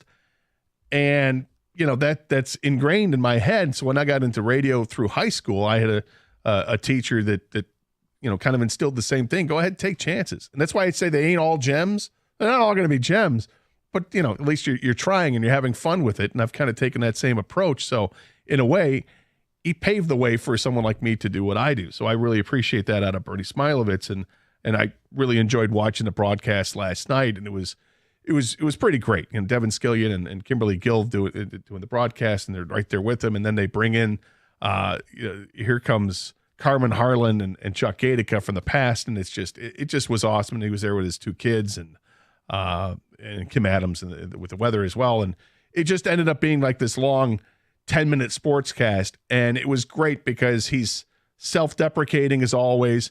He mentioned when he took the little hiatus to go to New York to work there, and he said, "Then here's a video of how that experience went." And it goes to video of like an atomic bomb being detonated because it just didn't work out for him. Didn't go well? Did not go well. But Bernie's going to be missed. He left an indelible mark in the world of sports broadcasting, certainly in this town. Not New York. Not in New York.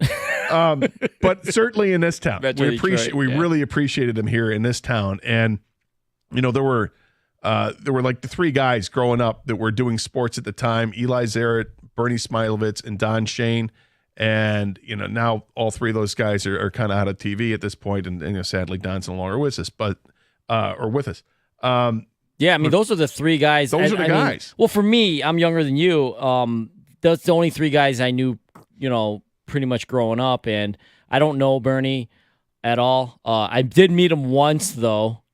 It was when I was very, very, very young. I want to say I was like 4 or 5 years old. And I didn't really know who Bernie Smilovitz was then. But I did, I enjoyed sports, and I would watch, the news with my dad. I was at I don't know, I want to say like a Major Magic or something like that. This is basically like a Chuck E. Cheese, people that don't know what Major Magic is. It's like one of those kid places with pizza and games, right? Sounds great. It's awesome. And I was there. My dad recognized Bernie Smilovitz was there as well. I don't know if he was with his kids or another party, whatever. And he told me, He's like, Hank, that's Bernie Smilovitz. We should go get his autograph. I'm like, oh, okay, whatever. Like, you know, I'm 5, and give me my tokens back. Right, and so I got skee ball to play. Let's go. He had nothing to sign, so he grabbed my mom's little address book. Would you like phone numbers and addresses in it? That's why people. There was things before iPhones and smartphones. You had to write things down. So he opened it up to like the back of the very back where there was nothing filled. Went up to him, asked for an autograph. He signed it. He said, "We've got highlights, Bernie Smilovitz," Awesome. right? And so that was it. That was the one time I met him. He was a nice guy then. You know, I would take your word for it that he was a nice guy throughout, you know, the rest of his time here in Detroit. But yeah, I definitely have memories of him just watching him and the 2 other guys, you know, Channel 7, Channel 2 doing sports. And that's that's my one Bernie Smilovitz. I got one question for you, though. Is Smilovitz's real last name? I think so. Okay, so it's Smilovitz. Like, that's not a made up for like TV. No, I don't think so. It sounds like something for like, you know, from the Muppets or something. Well, like, doesn't? I mean, a little bit, yeah.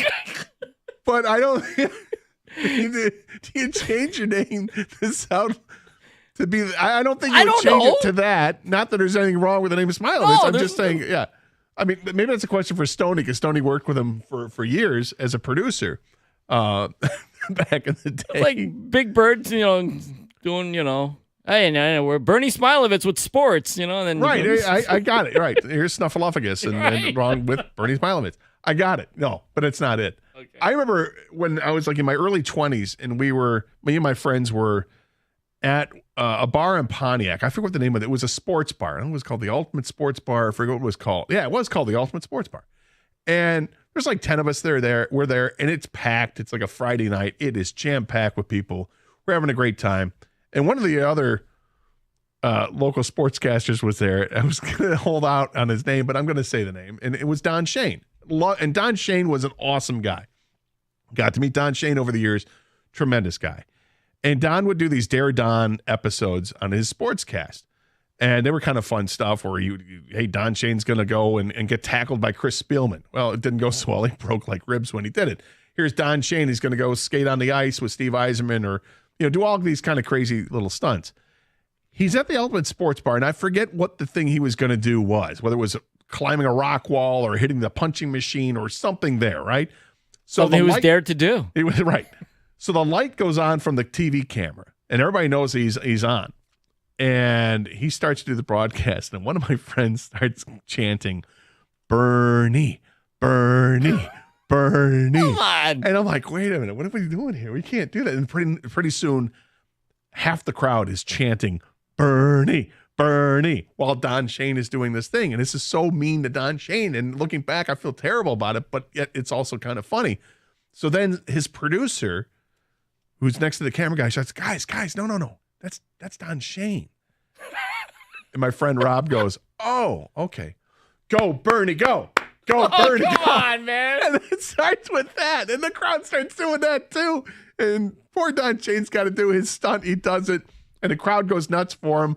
But we're also chanting for Bernie Smilovitz instead, which was just strange. I went to a Tigers game one time at Comerica Park.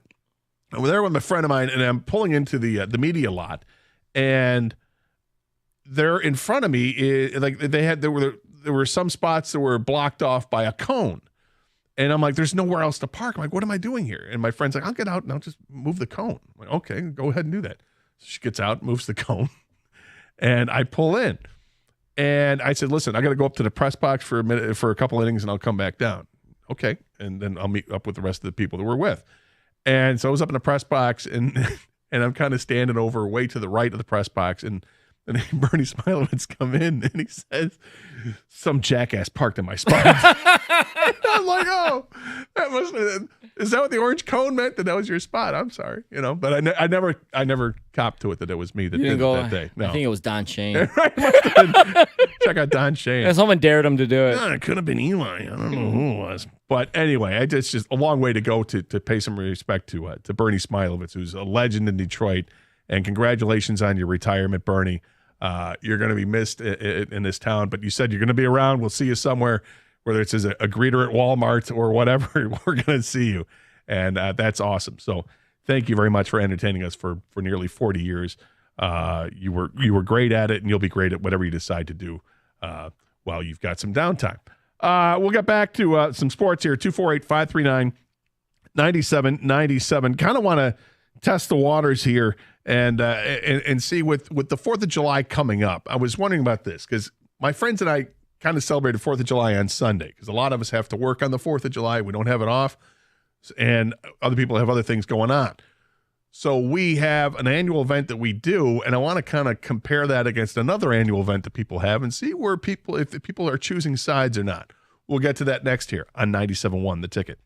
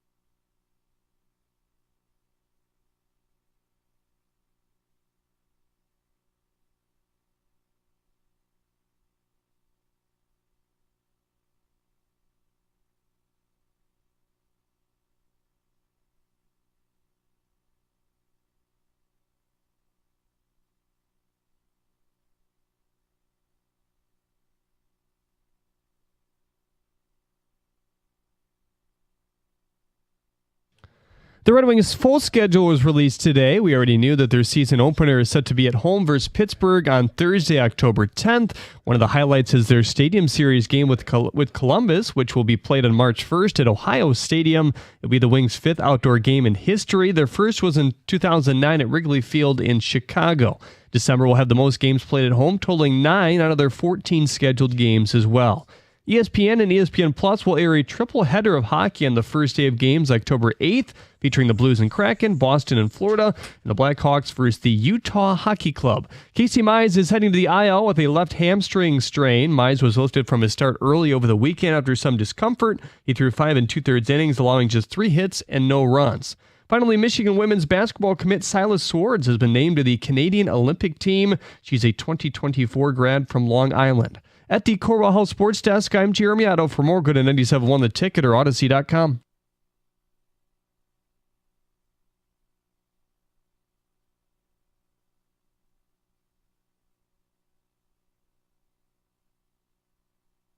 Still no word on who's going to replace Casey Mize in the roster, correct? Although it's rumored to be Kader Montero. He was lifted from his start yesterday, so that's what the consensus is. That's the rumor, huh? It doesn't really instill a whole lot of confidence. He hasn't looked great in his 2 starts, has he? No, I mean, there was the one thing that looked great about him his last start. He had 19 swings and misses his last time out, and that's a big number. But giving up the 5 runs kind of negates the greatness of the 19 swings and misses. I guess his last appearance wasn't a start. He was kind of the bridge between the opener and all that. But he pitched the most innings out of that group. Yeah, we'll see. We'll see tonight if at some point when he comes back to the lineup. But tonight's Tarik Skubal, and that's kind of must-see TV. Tarik Skubal's awesome, and let's hope he picks up where he left off his last start because he was devastatingly good. But the Tigers are, well, let's just say they're struggling at this point. If they could put together a little bit of a streak, get people interested again, that would be great. But right now they've kind of just floundered about, and we're getting close to it. Now we're, a month away from the trade deadline, waiting to see what players can do, who they're going to fetch in return, because I imagine they're going to get plenty of offers for Jack Flaherty. I don't know if Canna or Urshela are going to get any offers as being other free agents at the end of the season. And I'm sure there are going to be plenty of offers coming the way for Tarik Skubal, even though I imagine Skubal is off limits. But I'd like to see the Tigers make a decision on Tarik Skubal quickly. Like, if they're going to trade him, then trade him, okay? But if you're not, sign him. I know he's under team control for a couple of years, but he's outstanding. Sign him. Give him a 5-6 year deal at $25-30 million a season. See if he takes that. He's worth it. He's worth more than that. Because if you wait a couple of years and try to sign him, and if he actually hits free agency, that's going to be trouble. I think that's the first big move where fans can really have some ammunition on whether the ownership is all in on the Tigers or not, right? Mm-hmm. Like, that's like, right? I think you and Doug have been consistent on just wait until there's a moment or there's a situation where you can call them cheap or not all in. I think this is the moment if there hasn't been one yet. Yeah, I mean, did they spend money in the last offseason? They did, but not where the fans wanted them to spend it. Fans wanted to make a splash. They wanted to see guys they thought would make a huge impact, whether it was Matt Chapman, JD Martinez. Those were some names.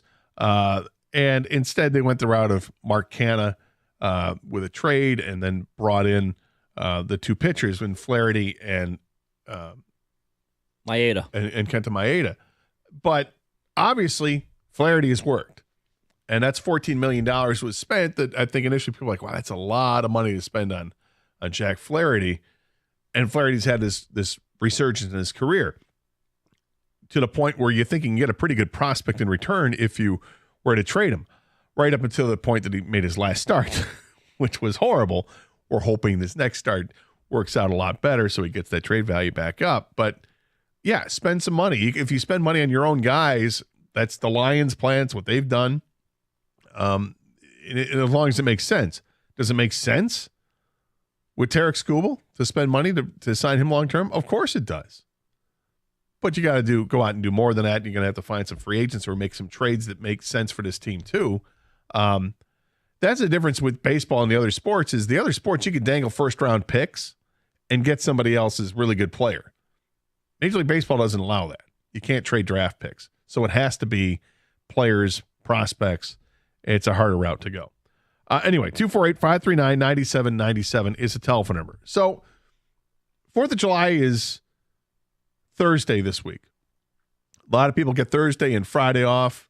Doesn't necessarily work that way here at the radio station. One of us has to work. I'm the one who was working this week. Ken, you have Thursday off as well. And Doug's not coming back till next week. So because of my schedule and also other schedules of some friends of mine, we gather together every year for the last 5 years or so for 4th of July. And we've done, instead of doing a barbecue cookout, we've gone to the crab boil. And I had never done any kind of crab boil in my life. I don't mind fish. I like shrimp. I had never really had crab in my life other than like pieces that come in sushi, whether it's a spider roll with a soft shell crab or if it's a California roll with real crab or fake crab, whatever, that's been the extent of my crab consumption has been in the form of sushi. So when I was introduced to the world of a boil or a crab boil, I was intrigued. And over the last 5 years, we've gotten it down where it's awesome. Get some big Alaskan king crab legs. Get those from like Costco or wherever, and they're huge. They're already cooked. They take no time. You just got to heat them up in the boiling water solution that you have going on. You got potatoes in there, corn, a couple different kinds of sausage we use in there now, and some shrimp that you throw in at the end because shrimp only take a few minutes to cook, and also live crabs. Live blue crabs, which is you go with the blue crabs, huh? Yeah, they were blue crabs. They were feisty. They are. I mean, you stick you'd anything, be too, man. Yeah, I would be too. We had them in this bucket, and they're snapping at you, moving around. They're kind of funny and tasty. So if people don't like to hear that, I'm sorry, but they are. If you're squeamish about throwing, the live crab, and it happens. You got to kill them some way, right? And throw it in the boiling water, and it's delicious. And then strain it once it's all cooked out, and then we dump it out onto this long table that we have, and everybody's got their own drawn butter there, and the crackers for the claw crackers, if you will, to crack the claws, and the tiny forks you dig in there to get the meat out. There's a competition. Can you get like a hot dog style sized piece of crab meat out of this crab leg? The king crab legs are large. Yeah. They're huge. Oh yeah, and you can. And it's awesome. Uh-huh. It just ends up being great with some cornbread, and we just have an awesome time and make a bunch of drinks and everything. But it's kind of counter. I guess this was probably something that happens all the time in the South, right? Maybe even up and down the East Coast too.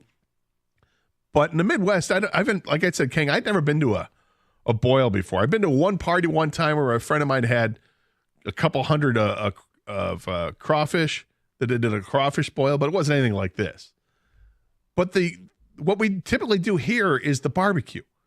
Get the hot dogs going, the burgers going, or grilled chicken, or if somebody's going to do like real barbecue and do brisket or something like that. And I'm not sure where I stand. I really enjoyed the boil, but I still like the barbecue too. But if you had to pick one or the other, you're 51. Which would you rather do, the boil or the barbecue? To me, it's a no-brainer. And this is a personal question, of course, but I'm going boil because, and I think it's because we don't do it as often here. You mentioned it's not maybe necessarily a Midwest staple like barbecue. Thanksgiving. Yeah. Barbecue, 4th of July, that goes hand in hand with fireworks too, right? Yeah. But I love seafood, first of all. So any seafood, no matter it's a boil or not, I'm in. But you throw in the shellfish and the shrimp and all that stuff, mussels, oysters. I love all that stuff. You get a good mix, like for the boil. I mean, Old Bay, tons of garlic, okay? Yep. Like I'm talking tons of garlic. Salt, pepper, of course, lemon, butter, all that stuff. That, to me, there's nothing better. I like crawfish as well. People say it's a lot of work for a little meat. To me, it's not that much work at all. In fact, I think blue crab's harder. Dungeness crab is harder. But I'm willing to work for my food. I don't mind getting dirty. I don't mind using my hands. To me, it's worth it. Oh, to me, it's worth it. Some primal about it too, I guess. You're just breaking apart. Get the mallets parts out if you have to. You get a mallet. And then you throw in the corn, the potatoes, the sausage. If you like hard-boiled eggs, you could throw that in there as well. There's just a bunch of but like I said, I think it's maybe because we don't get it enough here. We don't do it enough here, so I would go that route. But I love barbecue. Yeah, barbecue. Not like I don't like barbecue. No, exactly. Yeah. I like barbecue too, but this is just something we changed up years ago, and now it's hard for me to picture 4th of July without doing, the boil. And there are also clams. We have clams with it too. It's just great. It was awesome. But I'm just curious where people stand on. I don't know if this is even is this a battle that people fight? The boil versus the barbecue. 248-539-9797 is the telephone number. Just, curious if people have a side that they take when it comes to the boil or the barbecue. We'll get into some Red Wing stuff as well. And also I have kind of a question regarding the Red Wings future and the Pistons future and how difficult it's going to be and kind of expectations about it as well as we continue here on 97.1 The Ticket.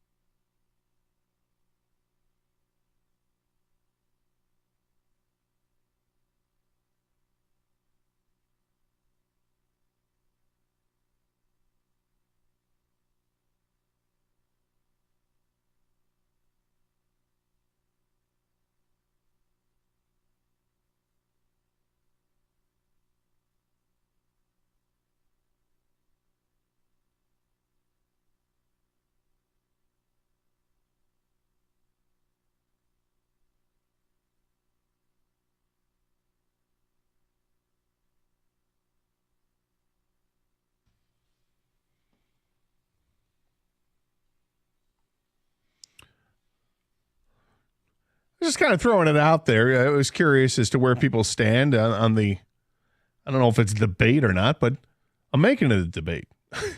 The boil versus the barbecue. Friends and I, we've done the boil for the last 5 years or so. And it's been great. It's just, it's a lot. It's also interactive. So it's kind of fun. And when you dump everything out onto the table, it's kind of cool, but hey, love barbecue too. 248-539-9797 is the telephone number. Jen is next up here, 97 on the ticket. Hey, Jen. Hello. Happy 4th. Well, thank you. Yep.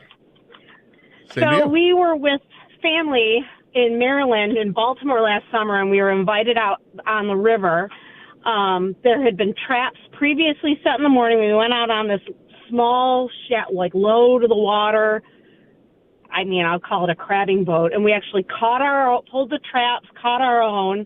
It was such a fun experience, and you've not tasted anything like it in your life. And he steamed them for us, and the whole seasoning and all that, and then on the butcher paper with all the signs. Yeah. And it was, I would take that any day over a burger, any day.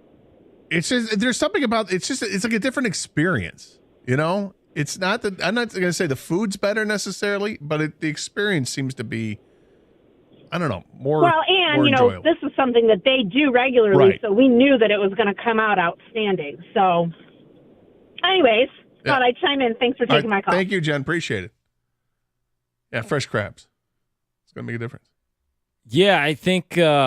There's people that just don't like certain foods. Of course, Yeah, we yeah. work with a guy that doesn't like certain foods, but I think he enjoys seafood. I don't know if Doug would be. He would be down with this though, because you don't think so. I don't know. I don't know if Doug likes. I don't know if he likes crab. I don't know If he about thinks crab. I of think it he as does like like a bottom shrimp. feeder I type think he thing. likes shrimp, but crab, you might be right about that. It might be too awkward looking for him. I don't know. He has that weird thing where he doesn't want he doesn't want the. Are you with like this? The whole fish? You don't like the steamed fish or fried fish? The whole thing? You want? I'd rather be filleted. I mean, but I'm not put off like if there with the whole fish and the opaque eye. Because, the whole thing. It's a little off-putting for me, but I'll eat it if it's the right kind of fish. Okay, I don't mind that stuff. Well, with crab, you're getting the whole crab. Unless you guys got the king crab legs, it was just the legs. We just got the legs. But blue crab, Dungeness crab, but it's the crabs, those were live. Yeah. Yeah, those were live. I don't think you're right about that. I don't know if Doug would go for that, which is a shame. I mean, that's more crab my way is the way I look at it. There you go. Hey, more crab for me, man. Yeah, nothing to argue about there. You're a lobster guy? I mean, that's the whole thing. Generally, I've only I've never ordered it in a restaurant. I've only had it once. And it's usually lobster tail. Just maybe. We were at a function for, I think it was for spring training one year, and at a restaurant with the clients. And by the time Doug and I had gotten there, the dinner was basically done. But there were a couple of lobsters that were there on the table, and so I went at it to try to extract some of the meat. It's delicious. I've had some lobster meat before, but I've never ordered lobster at a restaurant. Man, so no claws? No, I mean, you've had a lobster roll before? Yes. Okay. Yeah. Yeah, and I've had. I think you'd love it if you love seafood, man. I probably, I would have no problem with it. It's just, I guess I've never ordered it at a restaurant. So, would I ever order it? The problem is if I go to a restaurant and it's like seafood, and if I see sea bass on it, that's where I'm going. Yeah, we know you and sea bass. Can't Nothing quit wrong you. with sea bass. Sea bass is very good. Love you, sea bass. Just how it is. Whitefish, love whitefish. Salmon, can't stand it. Yeah, I like all seafood, man. Salmon's got that distinct flavor. You like the fish fry? Staying on this wavelength here. Yeah, I'm not against it. I like cod. Yeah, fried cod. I'm good with that. Clam strips. Love fried clams. You do? Okay. Love fried scallops. Yes, like scallops. What about seared scallop? Fried shrimp. Yes. Yeah, I like shrimp. Fried shrimp are great. Yeah, I prefer them raw, actually. Or I mean cooked, you know what I'm saying. But like cocktail style? like shrimp cocktail, I prefer them that way. But yeah, I have no problem with shrimp. I like seafood, most of it. I think most 4th of July celebrations this week are going to be burgers and dogs, though. Probably, and I know Right? some people go all out for it, and they'll do like they're going to smoke the brisket, start it the night before or whatever, and I ain't mad at you for that. Yeah, no, I mean low and slow and do the whole bit, and people go pork, they'll smoke pork butts or whatever, and Still trying to convince shredded. Doug it's the other white meat. Hey, he likes the smell of barbecue. He just won't eat the barbecue because it does something to his body. Yeah. Also because he hasn't had it in forever, which is going to be fantastic when he. Oh, that's coming up. Yeah, I mean, well, it's 4th of July, so when Joey Chestnut doesn't show up at the Nathan's hot dog eating competition, he's out. Doug loses the bet. So that means you got to buy like a pack of hot dogs or something. And Well, cook we had them? somebody drop some hot dogs off really? last week. And they're all beef? Yeah. Okay. A local company, so we'll get into that next week when he officially loses the bet. And I'm guessing probably maybe next Wednesday might do the payoff. We get the hot dog roller out, show the dogs out there, the glizzies as Evan likes to call them, and we'll throw a whole bunch of them out there because you like hot dogs, I like hot dogs, Evan likes dog, Kenny likes dogs. We'll all have the dogs. We're gonna in solidarity have it with Doug. What cheers? Right, and then Doug will vomit in 8 minutes into it, and we'll all have it all on video. Should be great. But that's going to happen next week once he officially loses. Now there was some story that came out that Joey Chestnut was going to do some sort of, was it a charity event?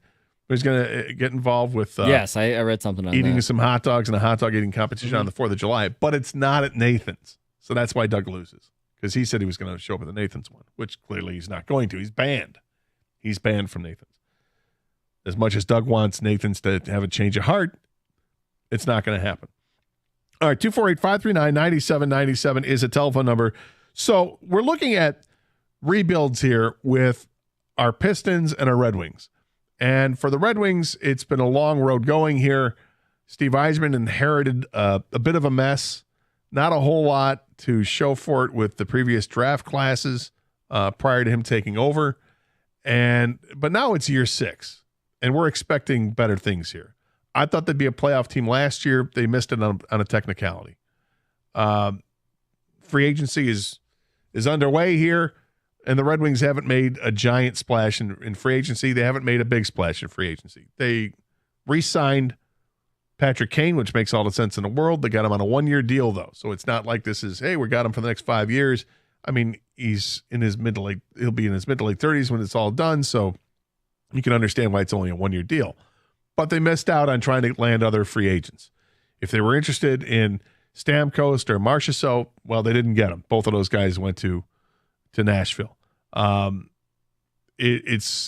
know some fans are very upset that they didn't do more in free agency, and I totally get it. Now we're basically counting on the younger players taking steps forward to make this team better than they were. The players they got in free agency did they make this team more responsible defensively? I think they do. Is that enough to make this team a playoff team next year? Well, as you've pointed out adroitly over the last couple of days, that is, as long as what they've done is better than what the teams are chasing or what the teams are competing with, because those teams are trying to improve themselves as well. I mean, they're still going to be in the thick of it and competing for those last roster spots, those last playoff spots.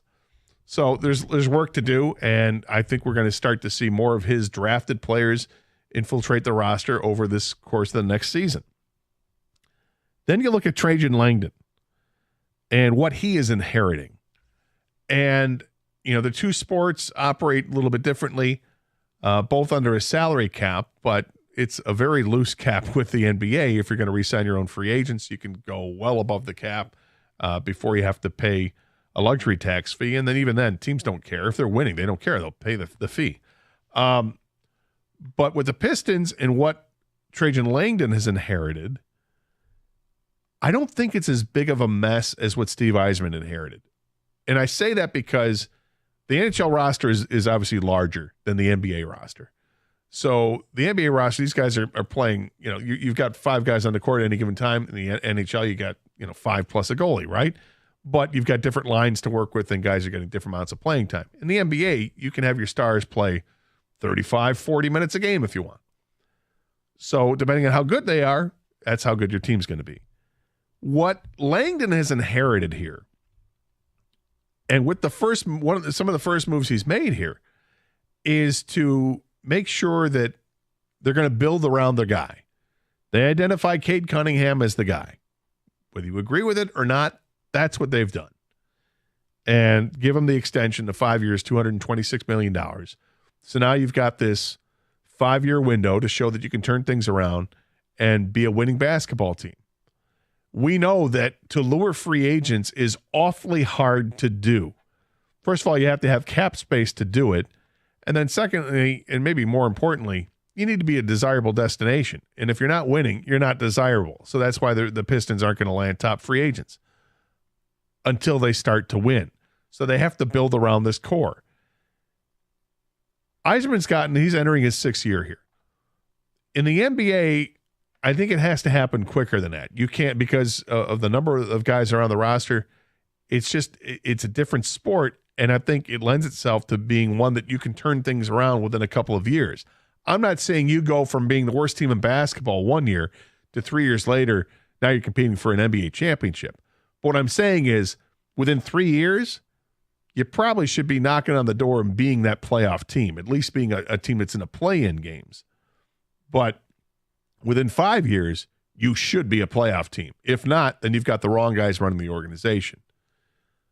That's the way I look at it. Kang, I'm not sure if you're looking at it the same way with the NBA, with what Trajan Langdon has to look at. What do you think he's got to work with? Is it a more dire situation than what Steve Yzerman inherited, or is he kind of in a good place because he's already got the guy to build? I mean, I hate to compare the two different sports, but just the situation, I think Trajan Langdon has a more opportunity to succeed faster.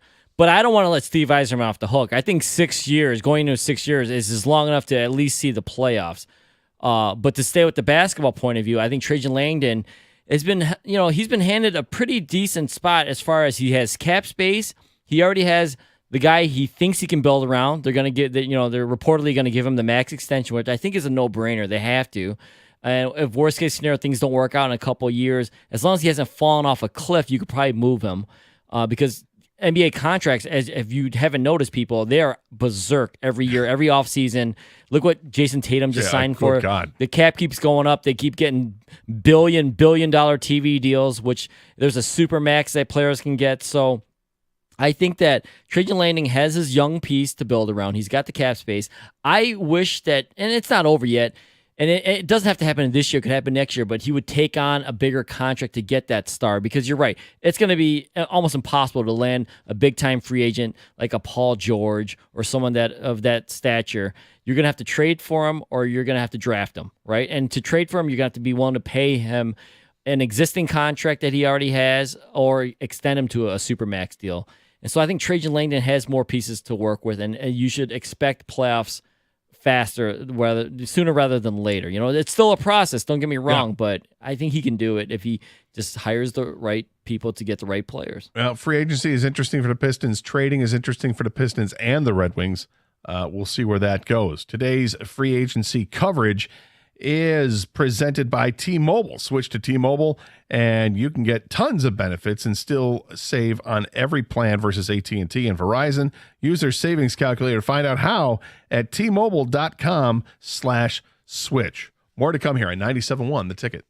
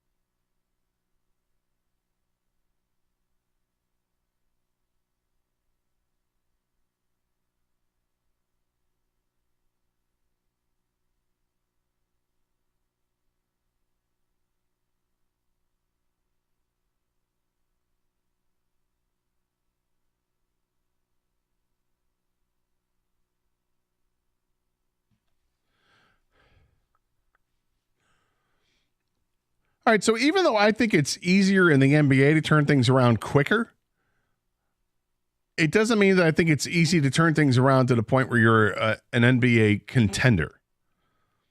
I think that's hard, and I think that takes time. Now, and it takes luck. It takes luck with the draft. The Pistons were very unlucky a year ago when they should have had the top pick in the draft, and they didn't. And Victor Wembanyama went to San Antonio. That's unfortunate because that would have been a great piece to the puzzle, and that's something that you think, okay, now moving forward, this team is going to have at least a 1-2 punch, and now they got other guys around it that maybe this is somebody that within a few years it can contend. But they didn't get the luck when it came to that. Another thing that I think prevents a team like the Pistons from having such a quick turnaround to being a contender is the rules that they have in the NBA, specifically where it comes to free agency. The rules benefit the good teams in the league and really kind of punish the bad teams. And by that, I mean this. Good teams, when their players hit free agency, they're not going to lose those players. Those players aren't going to test the waters and see what else is better because they're already on a good team. And they know that the team, because they're good, that they're going to get paid by that team because the salary cap at that point matters nothing. Even though the NBA has, I think the cap this year is like $140 million, doesn't matter if you're a good team. You're just signing your own guys so you don't lose them. So you'll go above the cap. And if you get to, I think it's above $170 million, then you have to pay a luxury tax. And the good teams don't care. So you'll see the Golden State Warriors, when they were winning championships, they had payrolls that were like $350 million. They were well above the luxury tax, and they had to pay a ton of money on top of it. But they didn't care. Why? Because they were winning. They printed money out there. The NBA, the owners print money. It's a good gig. So it's tough for teams like the Pistons, even if the Pistons turn things around. And let's say in year 3, Trajan Langdon has them winning 44 games. It's going to be tough to really compete because those players that are really good players on really good teams that enter their free agent years, they're not likely to change teams. They're going to stay where they're at because the other teams are willing to pay it. And I think that's a hard hill to climb if you're a team like the Pistons. Again, they need to get lucky and to the point where they got luck in the draft. They're wise with their free agent money. They do some really good trades. They build the roster. It's like once you crack the 50-win total, then maybe some things go your way. But it's hard to get there, Kang. I mean, yeah. I mean, I understand the luxury tax thing. It's kind of the bird rights because the reason it's there because fans want to see their own players stay with their team. So I get that point of view, Gator. But yeah, if you're a bad team, you're not going to pry away Steph Curry in his prime, Klay Thompson in his prime, Draymond Green in his prime. But for the fans of the Bay Area, that's great for them because they get to see those guys play together for a long time. And the teams want to pay the luxury tax. You got to be championship caliber, though. The Warriors won 4 titles, so they're going to pay that. If you're not championship caliber, I think less teams are willing to pay that. I mean, Paul George just left the Clippers. I don't know if it was because they didn't want to pay him or he wanted too much money, whatever, but he ends up leaving. Now, he's not going to go to the Pistons because they're not good enough, but that's how stars can also leave. In the end, if you're not a destination, Hollywood, Florida, New York, even Texas maybe, or Dallas, then you got to trade for them or you got to draft them and you got to develop. And it can happen. You can do it. Yeah, I'm saying it's a tougher road. It is a tougher road. But you got Cade here, and if he turns out to be a perennial all-star, maybe second, third team all-NBA type guy, which would be fantastic, then you've got your guy. You just got to build around him. You got to get guys to make him better. You got to get guys that he can play with and help him win games. And so we're the infancy stages, we hope, of something good here. Because Trajan Langdon, like I said earlier, they already grabbed the guy from Dallas who helped build Utah, who grabbed the young guys and build a core around. Hopefully Bickerstaff is the right coach to develop these players and give them a winning culture. That's where it starts. That's what I'm hoping for. Yeah, and some teams are willing to do it and spend the money on their own free agents, and other teams are like, we can't do that. We're a smaller market team. Yeah. Like, I mean, look how far Milwaukee is kind of fallen a little bit, and what's going to happen with Denver when the contracts come up. But that's the good thing about Gore is I know a lot of people don't like him as an owner around here, but he just ate like $65 million on the coach. I think, honestly, if it push came to shove, and he said it again, when they need me, I show up. I think that's what he means is if they want me to spend money on somebody, I'll do it. As long as it's Trajan Langdon and those guys telling them we need this player, we need to go over the cap or whatever it is, the luxury tax, then he'll do it. I really believe that he would. I'm hoping they have a chance. That's a good problem to run into, right? If you're going to have to go over the luxury tax to keep your guys because they're so good. 248-539-9797 is a telephone number. What are the expectations with Trajan Langdon in building this team, and how quickly do you think he needs to turn things around where this team is a playoff team? I know it's going to be really tough to become an NBA championship caliber team, but to be a playoff team, do you have a timetable on that of how much you're going to give, how long you're going to give Langdon to put this thing together? At least they have the piece that they feel is the cornerstone with Cade Cunningham. They're going to build around Cade.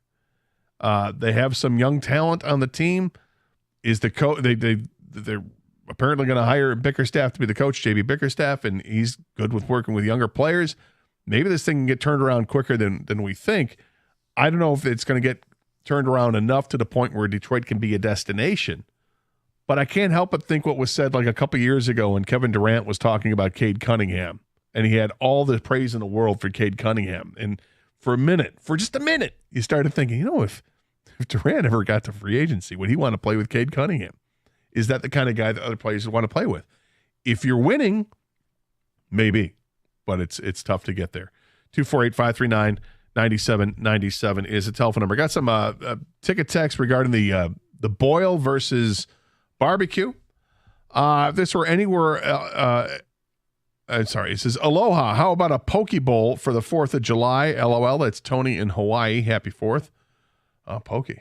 It definitely depends on what region of the country you live in for probably your celebration, right? Yeah. Hawaii, poke. Yeah. Poke, sure. Just back from D.C., went to Cantler's Riverside Inn for a table full of blue crabs. More work than king crab, but head and shoulders above red meat. That's from Todd in Plymouth. Oh, calling out red meat. I'm a lobster-eating fool. Ashley's in Ann Arbor has all-you-can-eat Lobster Fest every year in June. This year I ate 7 whole lobsters. $88 in slaw, potatoes, bread. Can't beat it. Tom in Detroit, barbecue or boil? It's a no-brainer for me, Kang. Barbecue all day. Seafood grosses me out. I can do regular fish with tail and fin. I can do shrimp. They do taste pretty good, but if I think too hard about those things, I get turned off from them as well. Hey, man, it's your taste buds. Eat what you like. I'm not telling you you're wrong, but for me, my no-brainer is seafood. Barbecue all the way. It's summer. You barbecue. Seafood is nasty. That's from Mike. You don't like it. I think, I got you. And then there's this text regarding the rebuilds. If this were anywhere else's off season, going into year 6, we'd be calling for their job. Steve is getting the glory days benefit of the doubt. Well, I also think the team has improved each year for the last several years. And again, I think he started way in the hole because of what Ken Holland left him. I don't think all the moves he's made have been great moves. I think he's made some really good moves, and I think he's made some questionable moves. And yet, through it all, this team has improved. If they made the playoffs this past season, I think we'd be singing a different tune right now. But because of a technicality, they didn't, and also because the team just failed down the end to really take command, and all you needed was one more point, and you had it. Because those things were left with a sour taste in their mouth. Then free agency hits. You don't land the big free agents that you want. They haven't made a move with a trade yet that is to everyone's liking, and now people are kind of losing their mind a little bit. I mean, yesterday the ticket texts I thought were uncalled for. I mean, I understand people not liking the direction, not liking the moves, but people already saying fire Steve Yzerman. I'll agree with that last ticket text you read more than not, though, Gator, because I'll say this. I'm not saying Steve Yzerman should be fired, but if he wasn't Steve Yzerman, more people would be calling for his firing, and more people would be upset. Take the same track record from Tampa, just name him something different, and he didn't play for the Red Wings. You can't deny that people still have this past relationship with the captain. There's no I mean, question. You can't take that away from their memories. I know. I agree with that. I think that and you're right, with that last text we read, I think that we've been more patient because it's Steve Yzerman. But I think also if you're forced to look at it objectively and you can see some gains, I mean, people are losing patience. I get it. I'm one of them. I'm starting to lose patience here. Like this, I thought playoff team last year and they weren't. So this upcoming season, it's got to be a playoff. It's got to be a playoff run. If not, what are we talking about? 6 years in and still haven't made the playoffs? That's a real problem, and that's why my finger is ready to press the first button on the seat warmer. It's not there yet. No. I'm going to let free agency and the trades play out leading up to the year, and then I'll evaluate everything else prior to the season and see if I'm going to depress it for the first level of 3. But right now, it's just I'm noticing. It's a little chilly in here. Do I need to press this? Not just yet, but maybe soon. 248-539-9797. This is 97.1, The Ticket.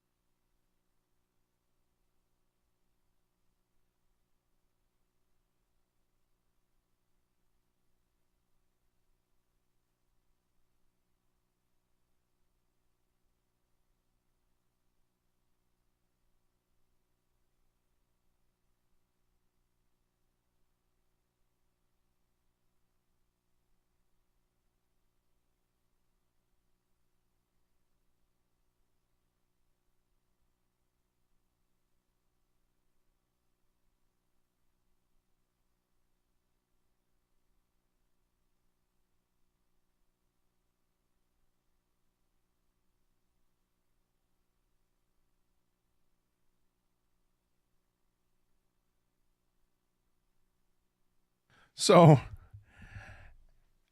as people know,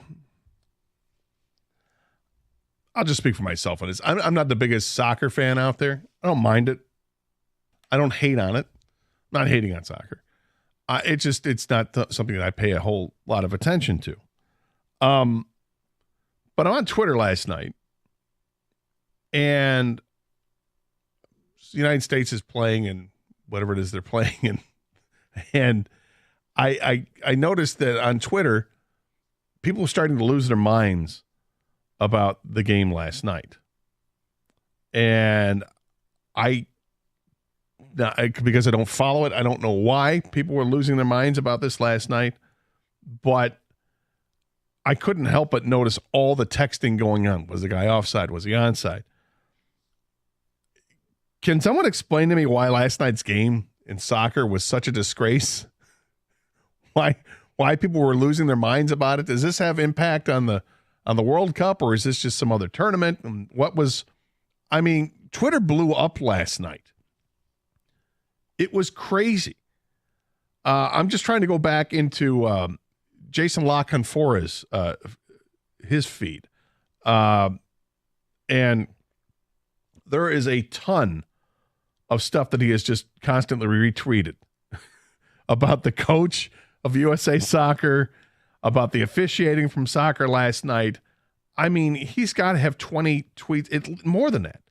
There's like 50 of them about the game last night. Lots of retweeting, reposting of it. And again, I don't really follow it, but was last night really that bad that has people all up in arms? Was this like one of the greatest injustices done in sports? Was there something there to it, or was it just it's a bad call, and the guy was offside, goal shouldn't have counted. They have the video assisted replay system that's in place, and they confirm the goal, even though did it really confirm the goal? I don't know. It seemed like people lost their minds on it, and I guess what I'm asking is, should people be losing their minds about it, or is it just it's okay? I mean, did you notice this last night? What I noticed was people were bitching about the view of the game, like the way they showed it. I didn't watch any of the game, so I don't know if you from like a camera angles? Yeah. I guess the descriptions I was reading was, and I did see some people bitching about the actual game, Gator, but the ones I saw mostly were, why are we watching this from the moon? Why does it look like they're showing us this view from space? I don't know. Yeah, I don't know either. It was just kind of crazy with how everybody was like in lockstep about this disservice that was done to Team USA in the soccer event that's not the World Cup. But I don't know. I guess if it's a qualifier then or something like that, then maybe I can understand it, but I don't. So I was just curious if people wanted to shed light on that. 248-539-9797. I'm all for the USA, though. Yeah. Oh, yeah. If we got screwed, I'm pissed. Yeah. If we need to get better, let's get better. Right? And if we need a better camera angle, then do that too. But Evan was just telling me he thinks it's he read that it's like a world feed. So that's what we get for the for the viewing of it. But the camera angle, whatever. Yeah. I mean, is this who'd they play? Uruguay? Is that it? How you can't do this? How can you lose to Uruguay? We're supposed to be good. Come on, right? I gotta feign my disdain for it. This was the year, right? Was this year? This is the year you're gonna care, Gator? No, probably not. Probably not. I read something where I'm gonna butcher the last name of the player. Is it Christian Pulisic? Yeah. Where he was really bothered about the finish of the game and the officiating was terrible, but he made it a point to say, well, that's not why we lost. That's not why we lost. However, I don't know what they were calling out there. How do you not see this? How do you throw a yellow card up in the air and then you don't follow through on it? And I guess he went to shake hands with the official after the game, and the official would have none of it and wasn't going to shake his hand, which is strange. No, I saw a bigger view of that, more video. So the clipped video is, yes, he's going up to the officials, and the official will not shake his hand. But if you watch the longer clip, right before that, he told the officials, why don't you go celebrate with the team over there? Like you're part of, the officials are part of the team. And so the official's like, blank you, man. Right, so that's why he wouldn't shake his hand. So it made more sense. I'm sorry. Let me shake, please. Yeah, I'm right? sorry. No, get bent. It's not happening. Interesting. Well, I mean, like I said, people were losing their minds about it last night, calling for the head of the coach, and saying that the The officiating was terrible. What's the use of having video replay if you're not going to get it right? I mean, all the same things we talk about in other sports, but this was soccer last night that apparently people were not happy with it. All right, it happens, I guess. But I don't know, was it worth getting that bent out of shape about? Was it that much of an injustice? I can only assume that for those that really care about soccer, yes, it was. Fair enough. So there you have it. 248-539-9797 is a telephone number. I had some fun with the boil versus the barbecue stuff. Is there one thing in the boil that you have to have, Kang? Or is there one thing from barbecue that you would miss if there's somebody's having a barbecue? Do you have FOMO? Well, yes, I always have FOMO with barbecues. Like, you ever walk outside and you smell someone grilling or barbecuing? It's the best. Smell, it's right? the best smell. With the boil, the one thing I must have. I can say like the main dish. You mean like crawfish or crab or something? For me, probably shrimp. Just universal shrimp is head on shrimp. No, head off actually. Okay, head off. Okay, less work for me. A little bit less work. Fair enough. Rico Berry joins us in studio. I'm gonna guess Rico's a barbecue guy over the boil. You a seafood guy at all? No. Okay, so you're barbecue all the day. See, I had this conversation. Yeah. If you took seafood off the face of the earth, I would be okay. What's the hostility for? Just never. I don't care for it. Okay. No, I mean it's like people. I've learned how to cook it for people. I have no desire. I can't stand the smell of it. Really? Yeah. Is it just fish, or is it all like shrimp, or does it matter? It's gonna sound bad, Gator. It's kind of like beer. Like all beer tastes the same to me. All seafood smells the same. All right, fair enough. So it's just like, okay, seafood. Yeah. You're not down with it. It's no, okay. So a boiled crab boil or whatever. It looks cool. Yeah. But when they start dumping the basket out onto the table and all the stuff, the crabs and the shrimp and the clams and the potatoes and the corn on the cob. Potatoes and the sausage. And the corn. And I'm good. I understand. And I'm hoping it hasn't been in there long enough that it has a fishy taste, or else we're good. Fair enough. What's I'll be coming up? Stopping at McDonald's. What's coming up on the afternoon show today? You know what? Simple question. It's been an interesting summer for our three teams that are not the Lions. More Faith, Iser plan, Harris plan, Langdon plan. What do you have more faith in? Do we even know what the Langdon plan is? It's formulating. I feel like there's a little sign saying Projecting. back in 5 minutes. Right. Which is interesting because, like, Scott Harris from day one was telling everybody, here's what I want. I want guys that can command the strike zone, know what it is, and the hitters are going to command it as well. And functional players who can actually go out and do things that we don't have. But, like a pitcher that can feel the pop fly without pulling a hamstring, something like that. Yeah. But, or, it looks like Trajan Langdon is saying this is going to be a slow burn. I'm investing in the future. It's don't expect an instant turnaround, just kind of from what you're seeing. So, which of the three plans you got the most faith in? Yeah, well, we just discussed about I think in the NBA you can turn things around quicker than you can in the NHL just by the nature of the sport and by luck. Because players that get drafted in the NBA, they're supposed to contribute right away. In the NHL, I mean, you're shelving them for a couple of years in a lot of cases. Except for when you draft a player that like Holland. Gator, if Holland spends more than 20 games on the big boy roster this next season, that's fortunate because I see he's got G League written all over him. It's not his fault, but he's a developmental player. Right. When all your players are developmental players, that's the problem because it's like, unless you strike gold and Tobias Harris makes Philly rue the day, they just let him walk out the door. Or Jay Nivey decides he wants to be a real NBA player. You need at least two players, and then you can go out and sign that third one. Well, I also wonder this. If you're Trajan Langdon, and this is your first draft choice, then if this is the guy you're drafting, then shouldn't you make him the example of why this is the kind of player I want and not stash and draft and stash? Trajan, I'll give him credit. You're in your honeymoon period, so anything that you do right now, people are just going to say, oh, well, don't worry about it, especially you didn't have a head coach. So just if you think, yeah, this guy's going to be good down the line, take that guy. Don't go for the splash because you only get 1 year that no one cares what you do. After that, they're going to be on you because, the Pistons, unfortunately, have fallen to number 4. So nobody pays that much attention. Also, go ahead. No, I was going to throw it to. I was going to say also, USA Soccer. Like seriously, I just kind of threw it away there. This is what do I miss of it? Was last night such an egregious miscarriage of justice? It's overhypeness that America buys into, but I think people get into it simply because you're supposed to get into it. But I don't think anybody cares about it. It's not World Cup. So, do we care? Yeah. Why is it USA men's soccer so bad? So, coming up next here, 97.1 The Ticket.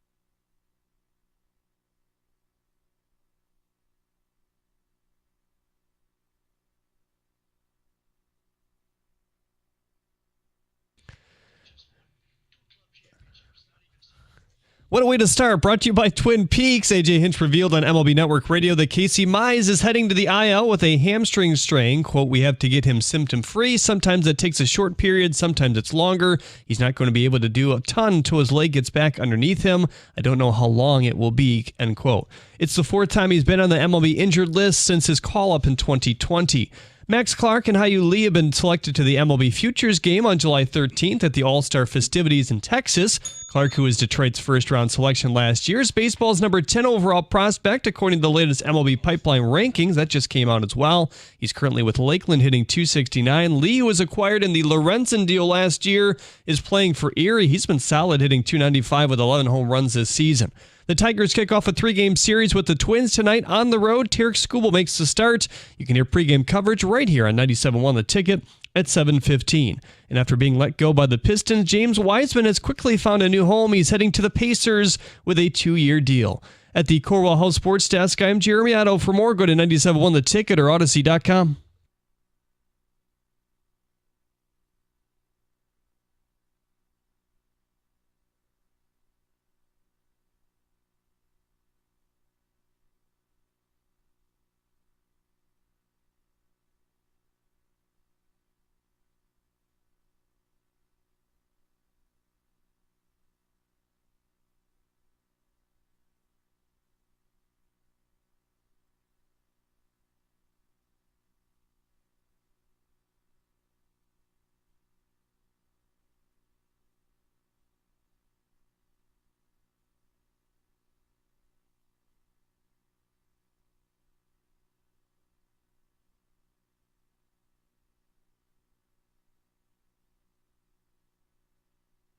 All right, let's get to it. It is Tuesday. We have got so much to talk about with you guys, and we're going to kind of put a bow on something from yesterday.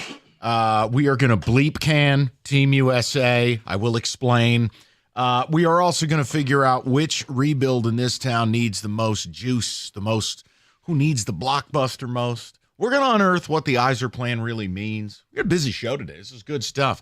Also, Rico's going to do 45 minutes on Max Clark in the Futures game. Oh, yeah. I won't be here. So, home run. Whee! Last night. It all starts. Oh, that's right. You better buy in now. Oh, the road to 2026 begins now. Buy in now. Yesterday there was a phrase, Rico. We made posters and we had fun at Kenny's expense. It was, it's an upgrade. The Cam Talbot signing. And I couldn't quite figure out, okay, if Cam Talbot is so sweet, A, why'd the Kings openly just let him go for nothing? And replace him for $2.5 million, which is nothing. That's, I don't know, 30% or 40% of what an average goalie gets. Shout out John Gibson. And then after talking to James Anthony Costa, our intrepid morning man, I think I know the reasons. Turnarounds? We have 2 power stats, people. And I am now saying it's an upgrade, question mark. Whoa, oh, wait. You're on the bandwagon now. No. Opposite.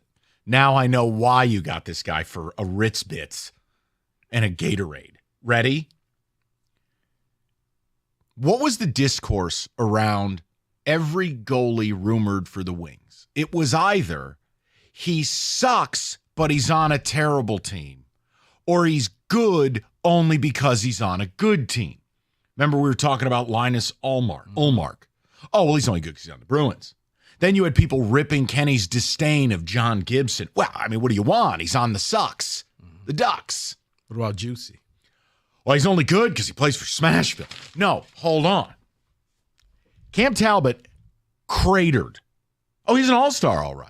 But he cratered his last 12 starts of the year to the tune of a nearly 4 goals against average and an .880 save percentage, both of which are atrocious. Yeah, I knew it was his last 10 games were bad. Last 12. Okay. But there's more.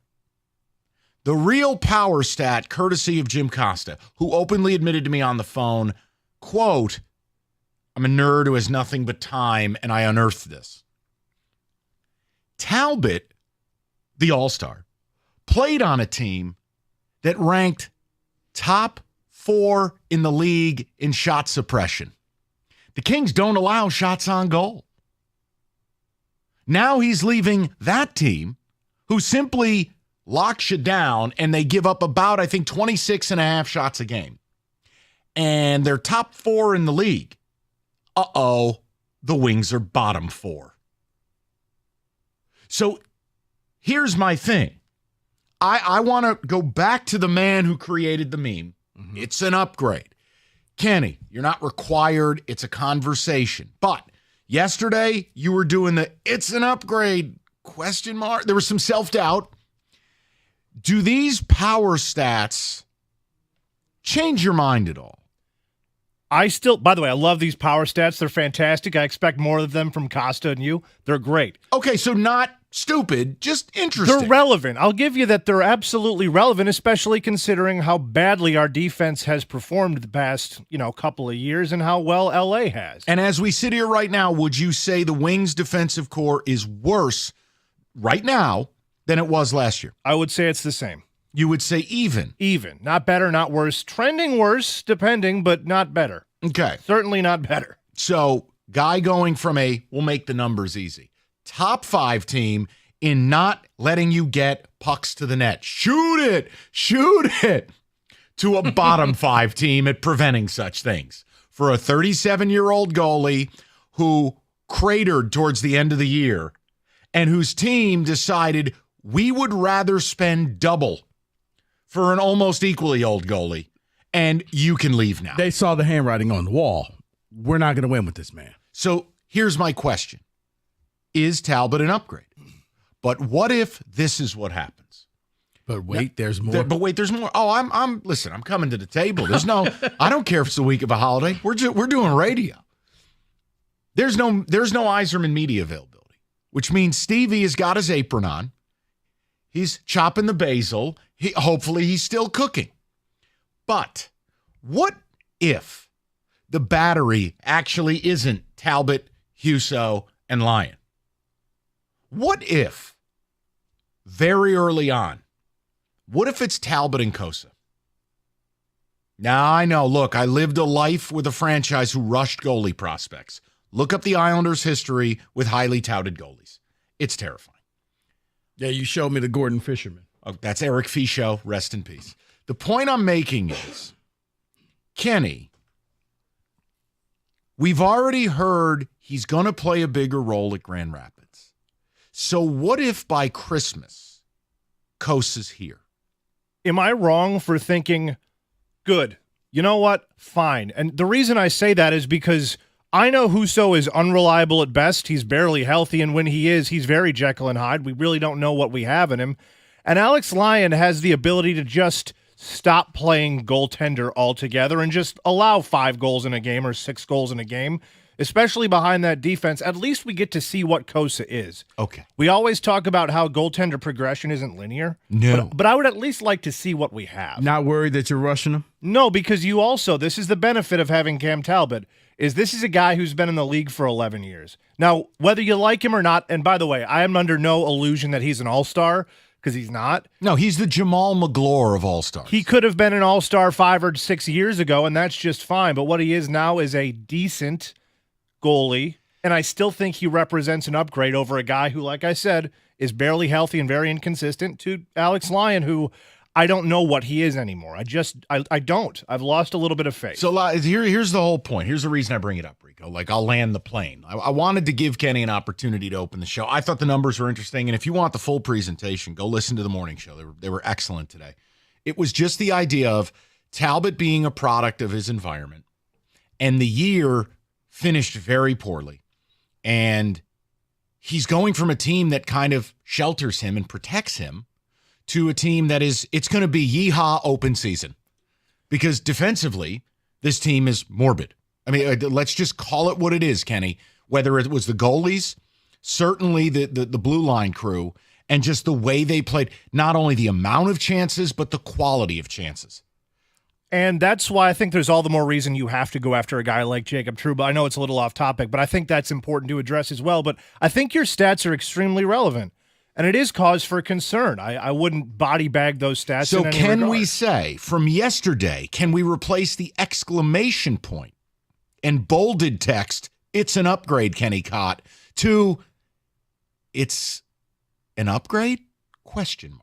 I think I put a period there instead of an exclamation point. I don't think it's a question He's mark, meeting us in the middle. Yes. 248-539-9797. But do you value those stats at all? That the LA Kings, top 3 in the league, top 4 in the league at shot suppression and not allowing pucks to the net. The Wings, bottom 3, bottom 4. And the fact is Talbot cratered in his last dozen starts, which doesn't sound like a lot in an 82-game season, but let's remember, goalies don't play 75 games anymore. It's not 1990. So it's the idea of you got this guy for this price for a good reason. Right. So I guess my question is Jack Campbell the in case of emergency break glass if this all fails? No, I think he's actually going to be the Grand Rapids Griffins mascot. Okay. No, absolutely not. Because I was just like, why keep I adding played goalies? 4 games last year. He was a total train wreck once he got to Edmonton. No way. That's what I'm saying. Why keep adding goalies? So I thought maybe, you I know wanna what? ask If this fails, we can just bring him up. I just want to attach Kosa to it. Okay. Look, we've sat here and talked about the Yzer plan ad nauseum. And you know my belief. I don't know that there is a plan beyond let the kids come up. Like that's really, I've said it. I think Harris and Yzerman are both basically the same human being in that we're waiting for the kids. That's the plan. There's no magic sauce. Well, the idea is, all right, everyone, forget about Augustine, years away. Kosa, probably a year away, a full year at Grand Rapids. But what if he is more advanced? What if this is Yzerman saying in his mind, I'm not going to go get a goalie that if Talbot were your backup next year, you wouldn't care because 2.5 is not egregious. You're not paying Kosa anything. So he didn't want to go out and get a real goalie. Maybe it means Kosa's closer than any of us realize. Now, I would simply say this, as exciting as it would be, because we'd finally get to see one of the guys. Right. Not these cute little people like Berggren. A real guy that is alleged to have superstar. He could be our Shesterkin, our Sorokin, our Swayman. Your longtime goalie. Here's the problem. And this is where my own bias and PTSD comes in. The likelihood is if Kosa's up here and plays 20, 25, 30 games, you're going to be worse. It's really hard. Goaltending, it's like baseball personified. Round ball, round bat, and I got to hit it. Being a goalie at the NHL level, brutal. And for young goalies, brutal. Do guys buck the trend? Do guys come out of nowhere? Do guys get hot and all of a sudden, boom. Rico, like I'm an Islanders fan. I didn't even know where Sorokin came from. He just descended from the clouds out of a Russian cannon, and all of a sudden the Islanders signed a goalie to an 8-year deal, and he's the best goalie in the sport. Cutscene, he was awful this year. And he also hates management now. The Nick Young meme. But my point is, I want to ask Red Wing fans. You know, the Talbot thing, everybody, even our own company did this yesterday. Wings sign all-star goalie. How misleading. Well, here's where he comes from and what he's the product of. Yeah. Is he truly an upgrade, or is it a sign? It's Kosa time. That one of your young goalies, you're saying it's Kosa, is ready. I'm asking. I'm not in a position to do a command performance with the Yzer plan. I'm asking. It does say that, you know what, Stevie does believe in his goalies a lot more than we do because they didn't go out and seriously attack this. It does feel like he brought in a Band-Aid, kind of a babysitter. You know what? Hold his hand, make sure that he doesn't screw up too badly. If we need to, we'll put you in there until we go out and actually find a real one. But maybe one of these guys could be. Maybe it means Kosa underneath Kenny's Christmas tree.